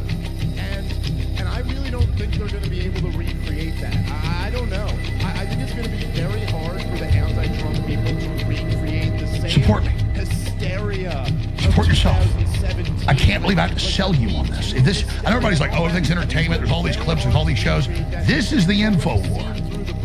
This is the genesis point, recognized by Mordor as their enemy. I don't want the Ring of Power. I will throw it into a pit the second it hits my hand. What is it up right now? By the way, Rob, can you pull up What percent is it up right now today? I mean, you know. Who remembers this picture when he walked into Twitter? So, I need your support. I need it now. 5%, been up and down. 5% is huge. Whatever. Just understand you've got to. The left, the one thing about it, they give 3-4 times more than conservatives and populists. And if you look at their campaigns, they spend it all in the war because they want power over people. I want you to have the power to get them off your back. You have the Gladiator clip. Maybe a year ago, we talked about how the world was going crazy, and he used a word, and he said... I'll pull it up for you. I'll send it to you. Just type in Gladiator or, oh, we have it? And I'm not comparing myself to Russell Crowe or any of that stuff. The point is, this is the archetype of what we've done politically, spiritually, culturally to the enemy. Here it is. But then there's overcorrection.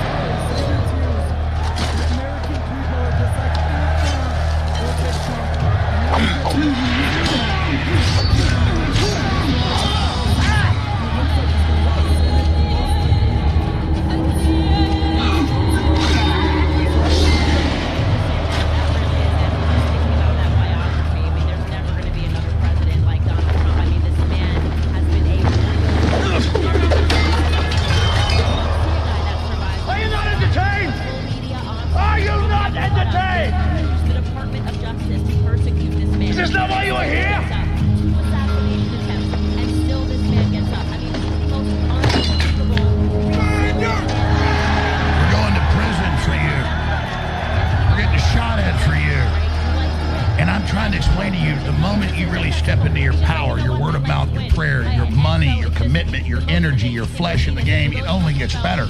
I'm not asking you to even do something hard. It's harder to be a slave and live on your knees.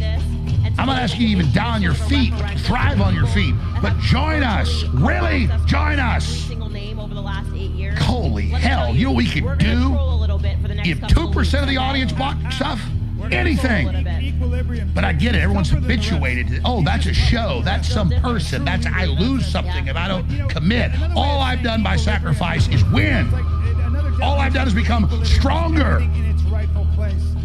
And that's another way of defining justice. You know, that's ridiculous. So for me, but it is what it is. But at least you're supporting President Trump. But we need to be there for him. Because while other people celebrate, we fight. He has all the answers, or one side's all right. It just feels because every victory we secure makes the next victory even more precious.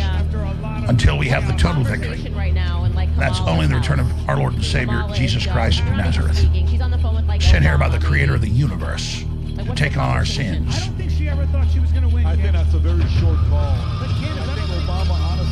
All right, I want to go to your phone calls, but I know Owen is staying up with me late. We have Jay Geyser, and they're running X Spaces. We called it first.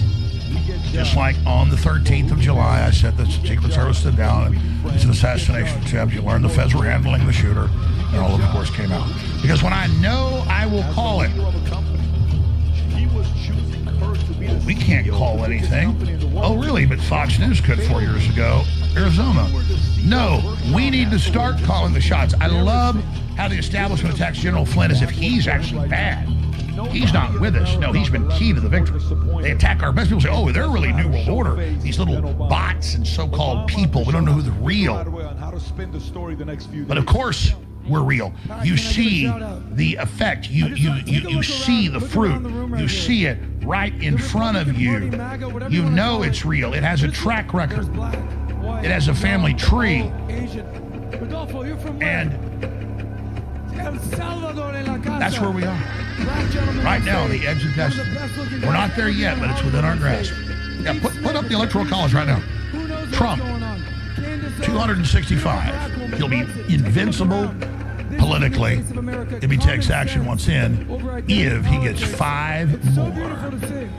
He is needing 5 more. Will they really steal every single one of those states?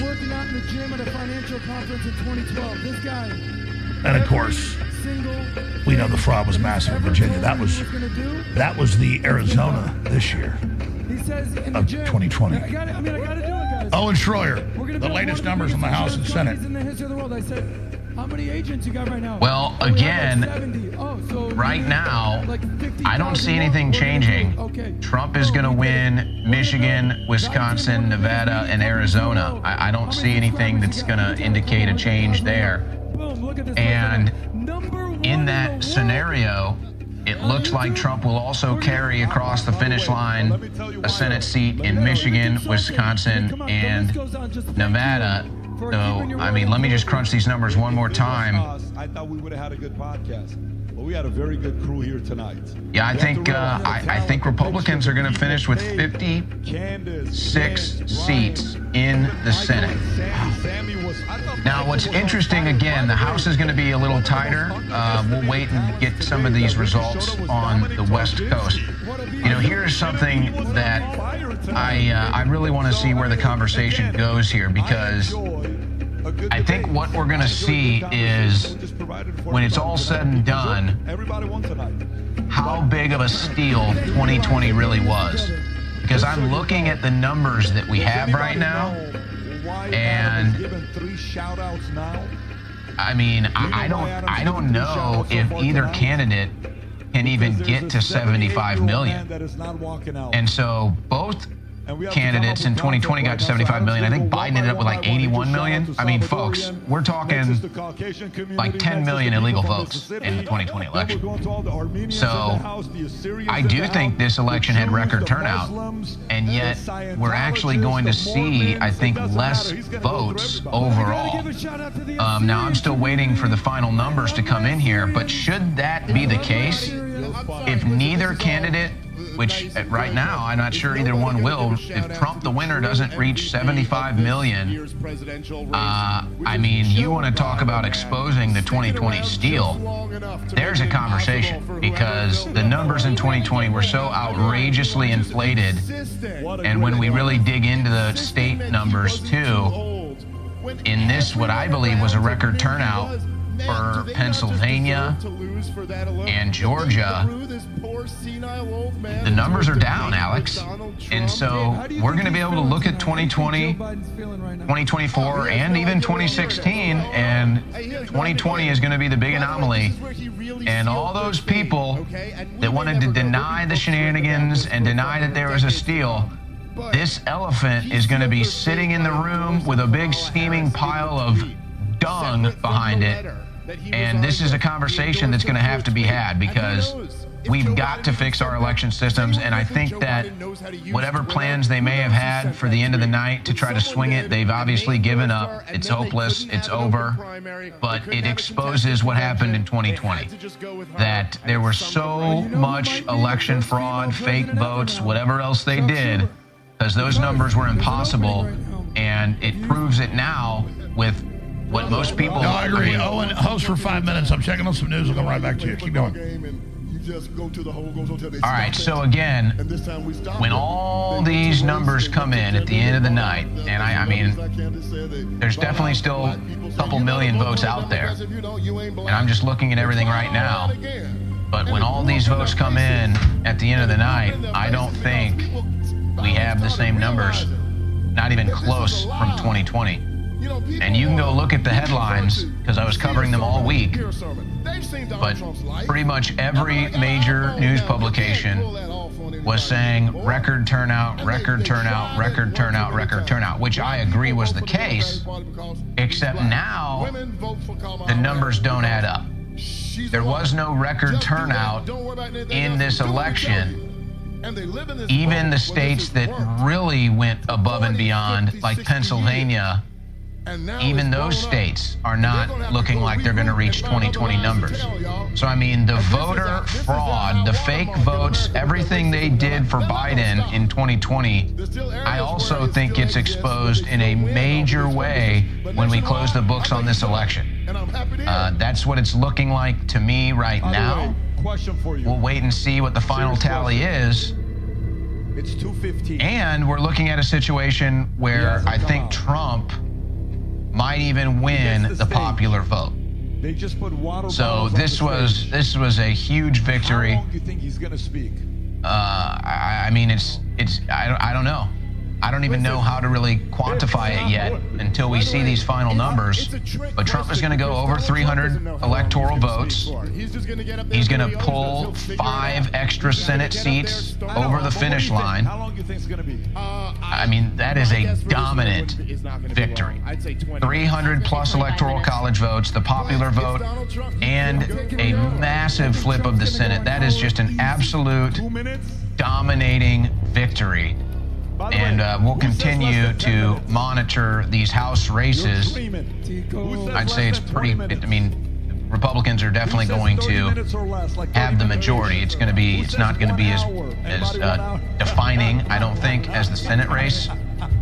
But it's this is truly a massive, massive victory. So it's a big, loud, and clear middle finger to the establishment. The weaponized Department of Justice, the weaponized media, the propaganda, everything. This is the American people giving them all a big middle finger. We know you lie to us. We know you deceive us. And we beat you. It's really that simple. We beat you. No, we dominated you. We crushed you. And imagine what this victory would be if you didn't have all the propaganda. Imagine what this victory would be if you didn't have all the lying media, the lying Democrats, just all the scandal, all the corruption. Imagine. I don't know if we can ever get there, but considering we dealt with all of that and still had this resounding victory, I think it speaks volumes. I think it speaks volumes. By the way, you know what is interesting? And so, you know the guy Alan Lichtman? I mean, honestly, it's so big. I don't, at this point, will the Democrats even dare contest on January 6th like Jamie Raskin wants to do? This is a major death blow to the radical left. It really is. They don't have the mandate. They didn't even win the popular vote. They couldn't even stop Trump from getting to 300. They couldn't intimidate Republicans out of voting for him and supporting him on a political level. We've taken over the RNC. I mean, at this point, any radical left Democrat that still wants to engage in these tactics and these shenanigans is truly going to be looked at like a total psychopath. A politically radical psychopath. How are you feeling? And whatever support they have left in the social world and the cultural world, it will definitely reflect in a similar level. It won't be as hyper-politicized, but it will be a similar view. We will look at these freaks for what they are. They are radicalized, brainwashed psychotics. So this was a big victory for what we knew was true.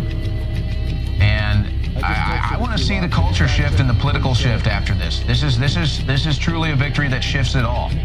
This is a victory that shifts the culture. It's a victory that shifts the politics. And the Democrats are going to really have to look themselves in the mirror and say, where do we go from here? I agree, Where do we go from here? I agree, and I want to go to calls now. I know you're exhausted. Stay up all night with us if you want. As much as the crew needs to be here, I'm down to 2 people. I understand. I can't ask this of the crew anymore. With the skeleton crew, they've been working 16 hours a day on average the last few weeks, even longer today. But I want to just say something here. Let the trolling begin. That's very important. I want to ask you this question, Noah, because you're part of this. He did it to himself. It is the struggles in life that make us who we are. And the public's been through a lot.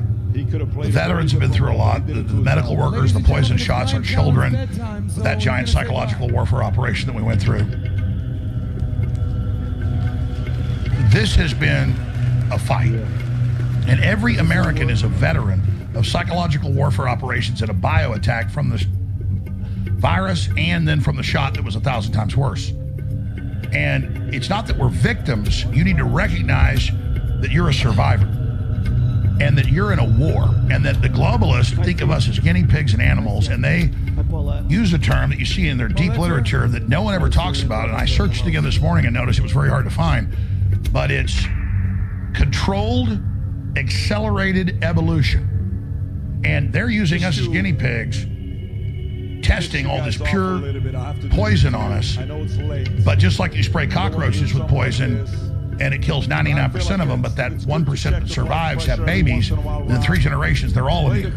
So there's a lot of science goes into this, and these people are cold-blooded. And if you don't even address them up front that you know they're criminals, you know they're mad scientists, they don't even respect you. But I don't want their respect. They tried to hire me many times just to show you how real this is. It's already out in the open, so they don't even tell you it's real anymore. Because I understood their battle plan. And I thought when they told me 20 years ago, 25 years ago, 15 years ago, 10 years ago, they haven't really tried since then other than the Democrat lawyers, and they thought, well, we got you. Now work for us. We'll let you have your money. And I was like, yeah, right. Put a gun to my head. Never. Regardless of the outcome of the presidential election. I thought they were just flattering me 20 years ago when they were like, listen, you understand how it all works better than some of our top analysts. You can like literally be at the top of this thing. And I didn't understand my potential then. I knew I was doing important work. I believed in the people that I was going to try to empower. But these people have demonic understanding. They don't have over-the-horizon discernment and the things that God gives us, but they've got their devilish understanding. And I point that out to let people know that they saw the potential. And they saw 8 years ago in InfoWars, and our staff and our crew and our guests and our family of listeners of activists, they saw high noon to vampires. They saw silver bullets to werewolves. You know, they saw their water. Look at that. Yeah. And now, if you see those glasses, there's an issue. Another giant victory, even bigger. We were on with Lukowski earlier, and one of the guys is like, I forget his name is. He's a bunch of co-hosts, great people. He's like, well, I think this is bigger. Like he was making an argument in the 2016. That was Trump starting to wake up and not getting it going in, and then all the things that happened, but then him being a fighter, not giving up the process, all of this, us waking up, not just, obviously we're already awake, we've gotten way more awake too, it's a process. And the enemy tripling, quadrupling, quintupling down, and then us coming through it, they know no matter what they pull, what they do. Because weather weapons are real, and they do manipulate storms, and they could kill the storms. But, I mean, do we know that both hurricanes that hit Florida and then hit the South were them? I didn't even need to go on air and say the government did it. Everyone said it. It was 98% of people everywhere, and the system went, whoa, exactly. You guys crashed the stock market, you get blamed. You let terrorists attack, whether you're behind or not, you get blamed. So understand, their entire, and when I say this stuff, this is not like, I don't think it's pearl before swine. So I'm giving you the keys here. They cannot get away with any of this if they get the blame. All right, and they're behind most of it, but a lot of it's, our own issues. They also grease the skids for our own weakness. So when I tell them surrender, I say that for my own good, because if they don't surrender, they're going to blow the planet up. So for their own good, I tell them surrender. All right, because here's the thing. And it's like he pushes all the. I've already surrendered to Christ. I know when God likes what I'm doing and when God doesn't like it. And I know that I am walking in God's will. And I know how God works. I'm like, God, why am I like this? Why did you make me like this? And then you make me be so honest about how I am a little devil when it comes to things that you think is classically bad. Like mean and liking to fight and, women and silver tongue and, all of it. But God's like, well, because I don't want a Pharisee. I don't want some fake person that's up there who secretly is 10 times worse than you, 100 times worse, who acts like they're pure. You're the guy I need to get the average person who they can see themselves in you to join me. And only at like 50 did I, you know, because God was always telling me all this. I just didn't even know how to understand it. And God's like, look, I made you. I know how you are, son. But you love me and you repent for what you've done. Just like we had a guest on today. It was, I forget who it was, but they used the analogy of King David. And you know, we're all, you know, sons of God. In one respect, you know, that's in Genesis, made in the image of God, and I mean, and that's really it. You know, David. The crew remembers who it was today. Said, you know, it's like the King David story, and King David did lots of bad things. King David sent his best friend off to be killed because he was so in love with this guy's wife. But then he rejected it. He was never with her again. Repented, and God knew it was real. God saw his heart, and so. That's the thing. None of us are perfect. And the thing about good people is the devil accuses us, and we know we're not perfect. The devil says, you don't have a right to stand up against evil. You don't have a right to do this stuff. Look what you did there. The difference is we know it's wrong, and we're not going to do it again. And so that's where this is, though. And so what is it like for you? And obviously other people have gone through more, but you know, when you got arrested in D.C., which they say is the worst prison in the world, thousands of cockroaches all over you like some nightmare movie like Creep Show from the 1980s, and then all this stuff, and them lying in the filings. I know that was worse than prison for you, because I know how it is. You see them lie in filings and know they're that criminal and that secure, and to go through all the stuff and all the things you've done, and super successful in the media as a patriot, and then being banned everywhere. What is it like to go through that? And then, like Job, have it all given. Another headset just went out. Give me another chart. Yeah, this one's out. Guys, bring another one. Trump's out on stage. We'll come back to Owen in a moment. Let's go to this live feed right now. Here it is. History happening right now. Support us so we can defend Trump during all this coming, all this going on. You need us in the fight for Trump. I want to stay in the fight. I'm asking for your support. TheAlexJonesStore.com, DeAndreWsAdams.com. Go to President Trump Live right now. I love how my headset went out right when he went up. Here it is.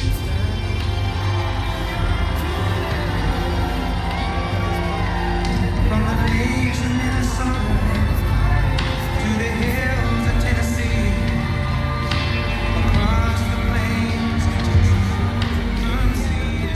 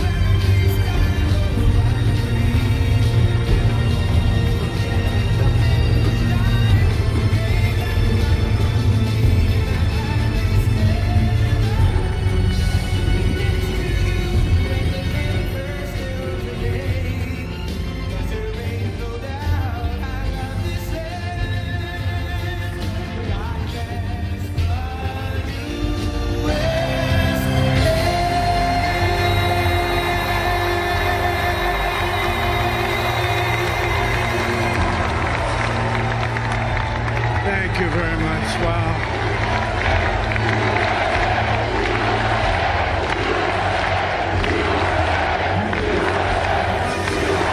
Well, I want to thank you all very much. This is great. These are our friends. We have thousands of friends in this incredible movement.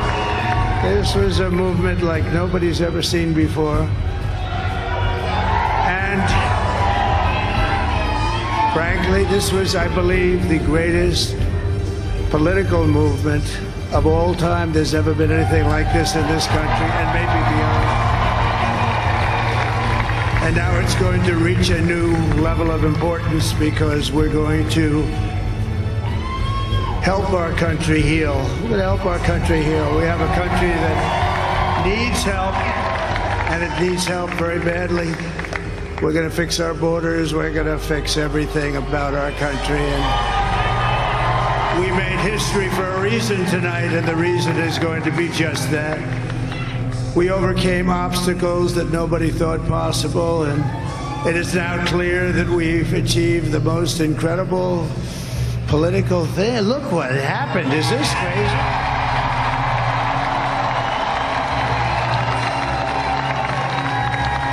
But it's a political victory that our country has never seen before, nothing like this. I want to thank the American people for the extraordinary honor of being elected your 47th president and your 45th president. And every citizen, I will fight for you, for your family, and your future. Every single day I will be fighting for you, and with every breath in my body, I will not rest until we have delivered the strong, safe, and prosperous America that our children deserve and that you deserve. This will truly be the golden age of America. That's what we have to have. This is a magnificent victory for the American people that will allow us to make America great again. And in addition to having won the battleground states of North Carolina, I love these places, Georgia, Pennsylvania, and Wisconsin, we are now winning in Michigan, Arizona, Nevada, and Alaska, which would result in us carrying at least 315 electoral votes.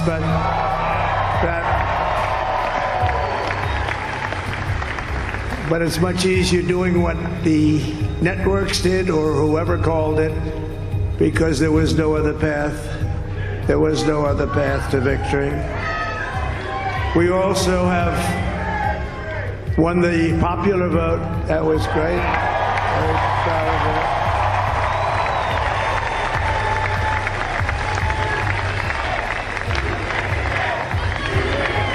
Thank you.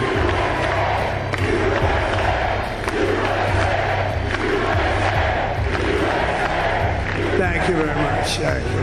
And, winning the popular vote was very nice, I will tell you. It's a great feeling of love. We have a great feeling of love in this very large room with unbelievable people standing by my side. These people have been incredible. They've made the journey with me, and we're going to make you very happy. We're going to make you very proud of your vote. I hope that you're going to be looking back someday and say that was one of the truly important moments of my life when I voted for this group of people beyond the president, this group of great people.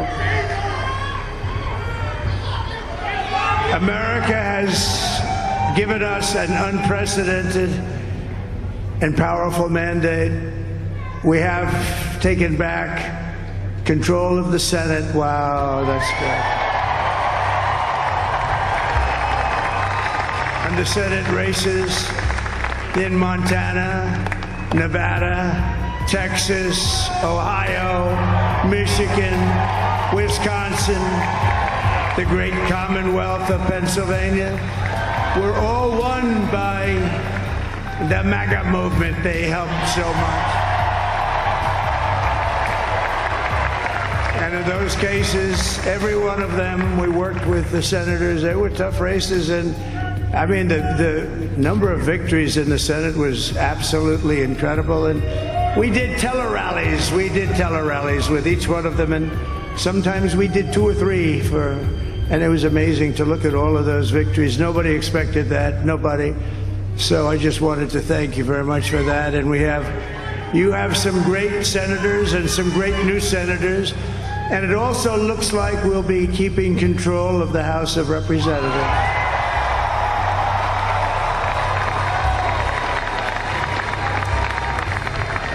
And I want to thank Mike Johnson. I think he's doing a terrific job. Terrific job. I want to also thank my beautiful wife, Melania, First Lady.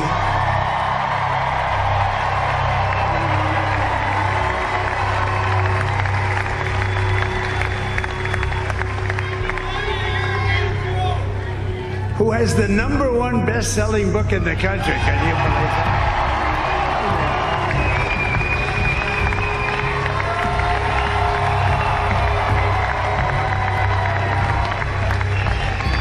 Oh, no, she's done a great job. Works very hard to help people.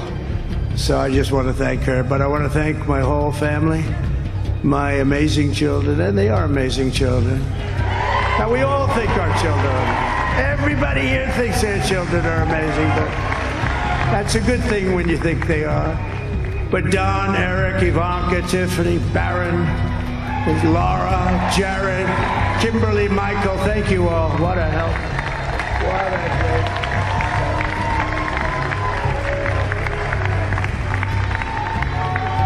My father-in-law, Victor, is tremendous, and we miss very much Melania's mother, Amalia. We miss Amalia, don't we, huh? She would be very happy right now, standing on this stage. She'd be so proud. She was a great woman, that one. Beautiful inside and out. She was a great woman. I want to be the first to congratulate our great, now I can say, Vice President-elect of the United States, J.D. Vance.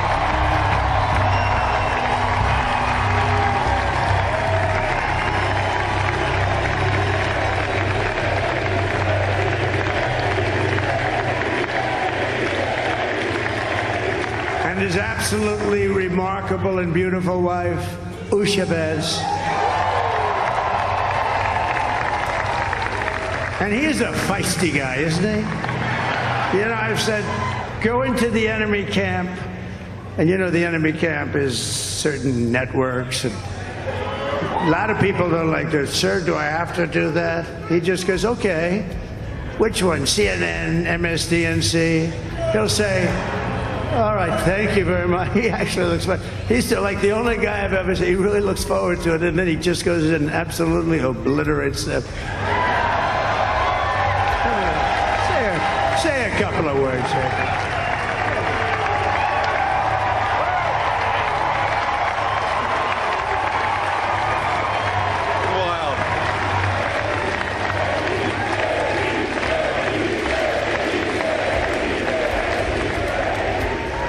Well, Mr. President, I appreciate you allowing me to join you on this incredible journey. I thank you for the trust that you placed in me. And I think that we just witnessed the greatest political comeback in the history of the United States of America.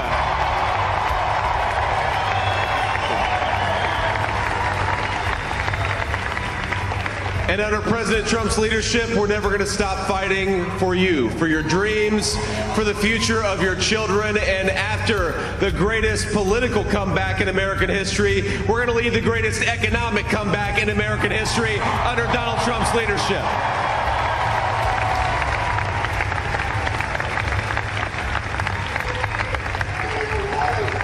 Thank you very much. He's turned out to be a good choice. I took a little heat at the beginning, but he was, I knew the brain was a good one, about as good as it gets. And we love the family, and we're going to have a great 4 years, and we're going to turn our country around, make it something very special. It lost that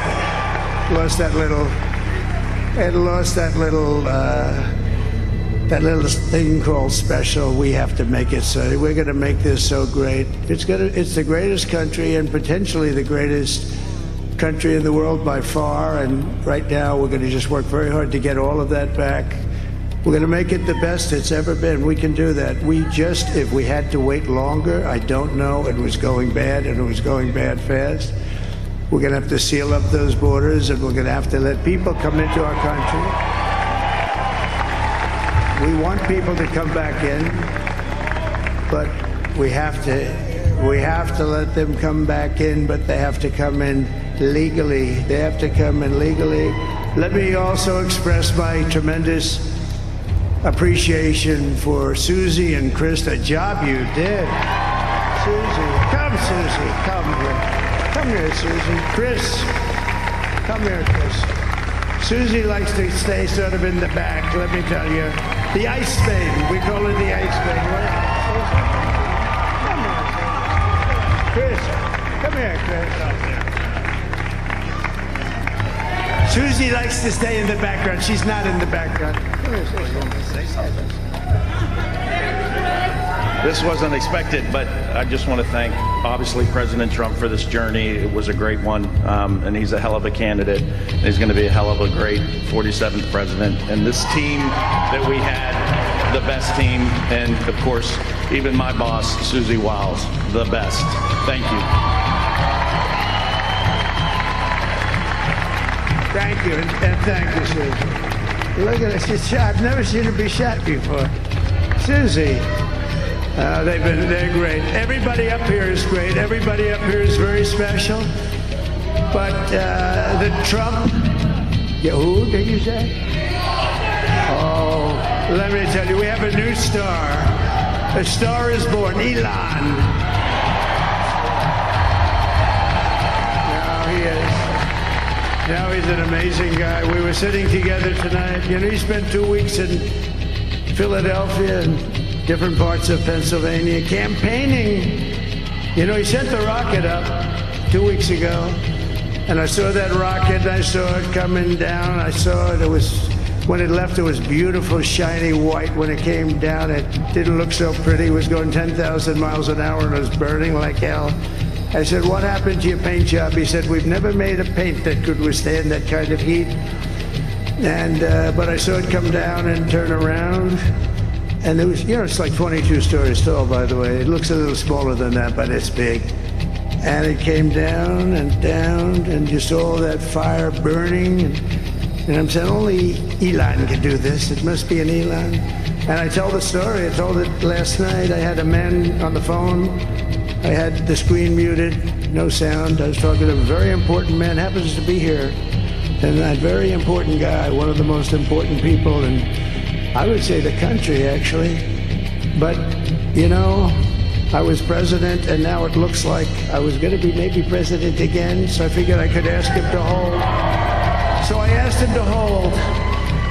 And especially because you're going to be president again, they hold. So I took the phone down, and I'm looking at the screen. I'm seeing this crazy thing that's going around and coming down. It looks like it's going to crash into the gantry. And I said, oh, no. And I said, do me a favor, do you mind holding for a couple of minutes? I want to see this. I thought it was a space-age movie or something. I put the phone down. Bad part, I didn't pick it up for 45 minutes, and he was holding. But this spaceship came down, and I saw those engines firing, and it looked like it was over. It was going to smash, and then I saw the fire pour out from the left side, and it put it straight. And it came down so gently, and then it wrapped those arms around it, and it held it. And just like you hold your baby at night, your little baby. And it was a beautiful thing to see. And I called Elon. I said, Elon, was that you? He said, yes, it was. I said, who else can do that? Can Russia do it? No. Can China do it? No. Can the United States do it other than you? No, nobody can do that. I said, that's why I love you, Elon. That's great. And you know, when we had the tragic Hurricane Helene, and it hit North Carolina, they were really devastated. The water, this was a big water, as big as we've ever seen, water hurricane. It built lakes out of nothing. Fields became lakes, and the danger was unbelievable. And the people from North Carolina came to me and they said, would it be possible, at all possible, for you to speak to Elon Musk? We need Starlink. I said, what's Starlink? It's a form of communication. So I called Elon, and I'll tell you what, he had, and it was very dangerous. People would die. They had no communication. All the wires were down. I called Elon Musk. I said, Elon, you have something called Starlink. Is that right? Yes, I do. What the hell is it? He said, it's a communication system that's very good. I said, Elon, they need it really, really badly in North Carolina. Can you get it? He had that there so fast. It was incredible. So, and it was great. It saved a lot of lives. He saved a lot of lives. But he's a character. He's a special guy. He's a super genius. We have to protect our geniuses. We don't have that many of them. We have to protect our super geniuses. I want to thank some of the guys. You know, we have up here today the U.S. Open champion. He's a fantastic golfer, slightly longer than me. It's a ball a little bit longer than me, just a little bit. Bryson DeChambeau is up here someplace. What happened to Bryson? Where is he? Bryson. Oh, he was shot. He's hitting balls. Oh, he's on the way. He's hitting balls. Bryson. Oh, look at him.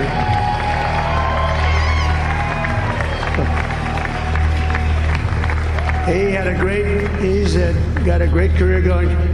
Great U.S. Open, Bryson. That's a fantastic job. And we also have a man, Dana White, who has done some job. He's a tough guy.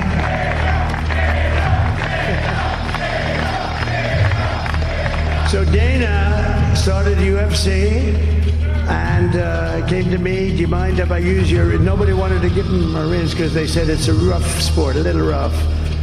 And I helped him out a little bit, and I went, and they said, this is the roughest sport I've ever seen, but I began to like it, and he loved it, and nobody's done a better job in sports. And you know, he's a very motivational kind of a guy, what he does. He gets these fighters, and they really go at it, and it's become one of the most successful sports enterprises anywhere at any time. It's doing so well. I'd like to ask Dana just to say a couple of words because people love to hear from him. Dana,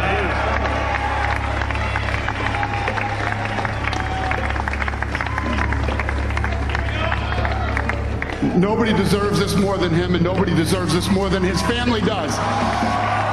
This is what happens when the machine comes after you. What you've seen over the last several years, this is what it looks like. Couldn't stop him. He keeps going forward. He doesn't quit. He's the most resilient, hard-working man I've ever met in my life. His family are incredible people. This is karma, ladies and gentlemen. He deserves this. They deserve it as a family. I want to thank some people real quick. I want to thank the Nelt boys, Aiden Ross, Theo Vaughn, Bustle with the boys, and last but not least, the mighty and powerful Joe Rogan. And thank you, America. Thank you. Have a good night.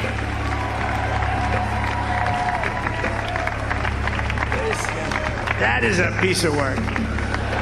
Now he's really an amazing guy. But most of all, I want to thank the millions of hardworking Americans across the nation who have always been the heart and soul of this really great movement.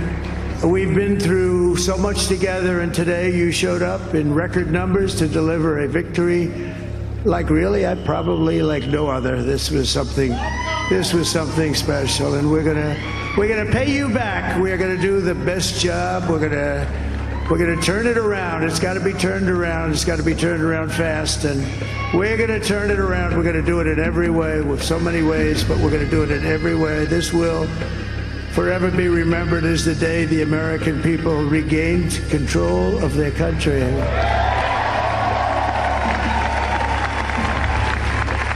So I just want to say that on behalf of this great group of people, these are hard-working people, these are fantastic people, and we can add a few names like Robert F. Kennedy Jr. He came in. And he's going to help make America healthy again.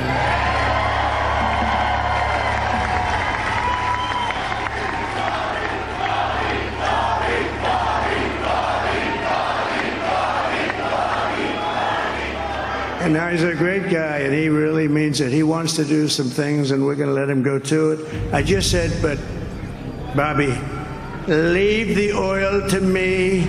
We have more liquid gold, oil and gas. We have more liquid gold than any country in the world, more than Saudi Arabia. We have more than Russia. Bobby, stay away from the liquid gold. Other than that, go have a good time, Bobby.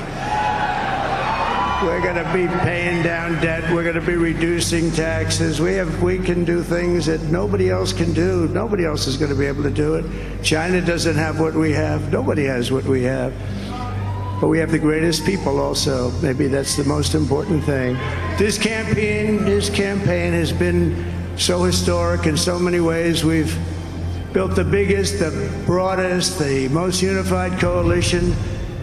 They've never seen anything like it in all of American history. They've never seen it. Young and old, men and women, rural and urban, And we had them all helping us tonight, when you think. I mean, I was looking at it, I was watching it. They had some great analysis of the people that voted for us. Nobody's ever seen anything like that. They came from all corners, union, non-union, African American, Hispanic American, Asian American, Arab American, Muslim American. We had everybody, and it was beautiful. It was a historic realignment, uniting citizens of all backgrounds around a common core of common sense. You know, we're the party of common sense. We want to have borders.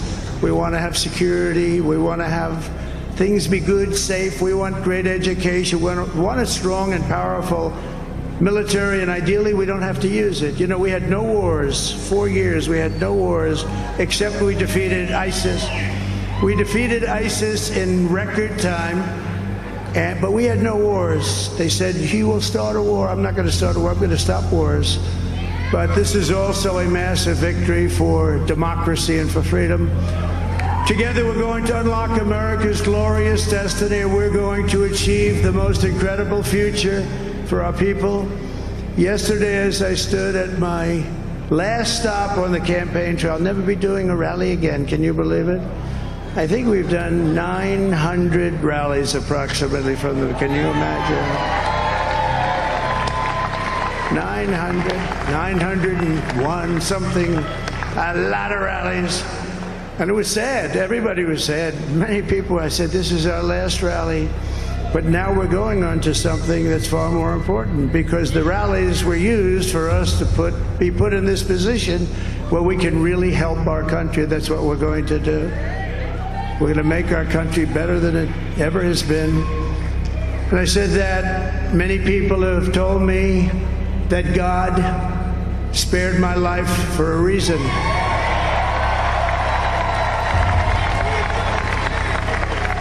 And that reason was to save our country and to restore America to greatness. And now we are going to fulfill that mission together. We're going to fulfill that mission.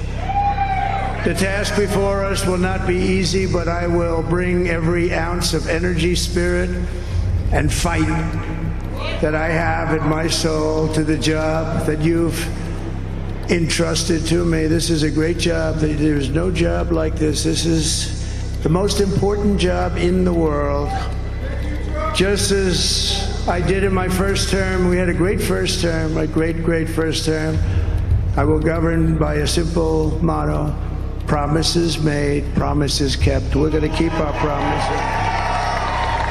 Nothing will stop me from keeping my word to you, the people. We will make America safe, strong, prosperous, powerful, and free again. And I'm asking every citizen all across our land to join me in this noble and righteous endeavor. That's what it is. It's time to put the divisions of the past 4 years behind us. It's time to unite. And we're going to try, we have to try, and it's going to happen. Success will bring us together. I've seen that. I saw that in the first term. When we became more and more successful, people started coming together. Success is going to bring us together, and we are going to start by all putting America first. We have to put our country first for at least a period of time. We have to fix it. Because together we can truly make America great again for all Americans. So I want to just tell you what a great honor this is. I want to thank you. I will not let you down. America's future will be bigger, better, bolder, richer, safer, and stronger than it has ever been before. God bless you, and God bless America. Thank you very much.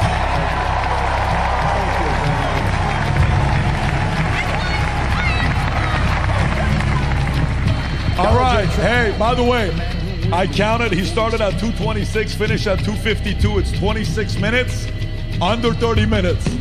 That's pretty impressive. Make some noise for Candace. Hey. Can we take a selfie for the crazy crew that stuck around till now? I'm so proud of you guys. Can you come around here? Everybody here, come on the stage. You guys, now you guys, hang on. I want these guys. Get in. Get in. You guys got to get in because you guys work your asses off. Come on in. Get to my left. And maybe, you know, David, if you take it, let's take a picture. This is insane. Come on. YouTube tonight. Literally, we broke YouTube tonight. Can you get up and get this? Maybe I gotta say this on one of the videos. You got me here? Yes? All right, let me get the phone. I gotta show time. Who's getting this? All right, so check this out. You ready? What time did we start tonight? Be ready. It's 2:54 a.m. in the morning, and these crazy people are still here tonight.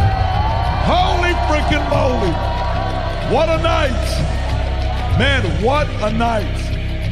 Special. We will forever remember this. I want to thank everybody that came out. I want to thank everybody that worked their asses off. The crew, you guys were freaking amazing. I watched all of you guys. You were ridiculous. Store, fans, support, camera, Everlast. You guys made adjustments. Respect to you. Camera guys, security, Candace, Guitar Zach, Armin, Vinny, Adam, Tom, Amy, Rob. Where's Rob at? Humberto. Everybody crushed it. Dominic, special night. Future looks bright. Have a good night, everybody. Take care. Bye-bye. What a night.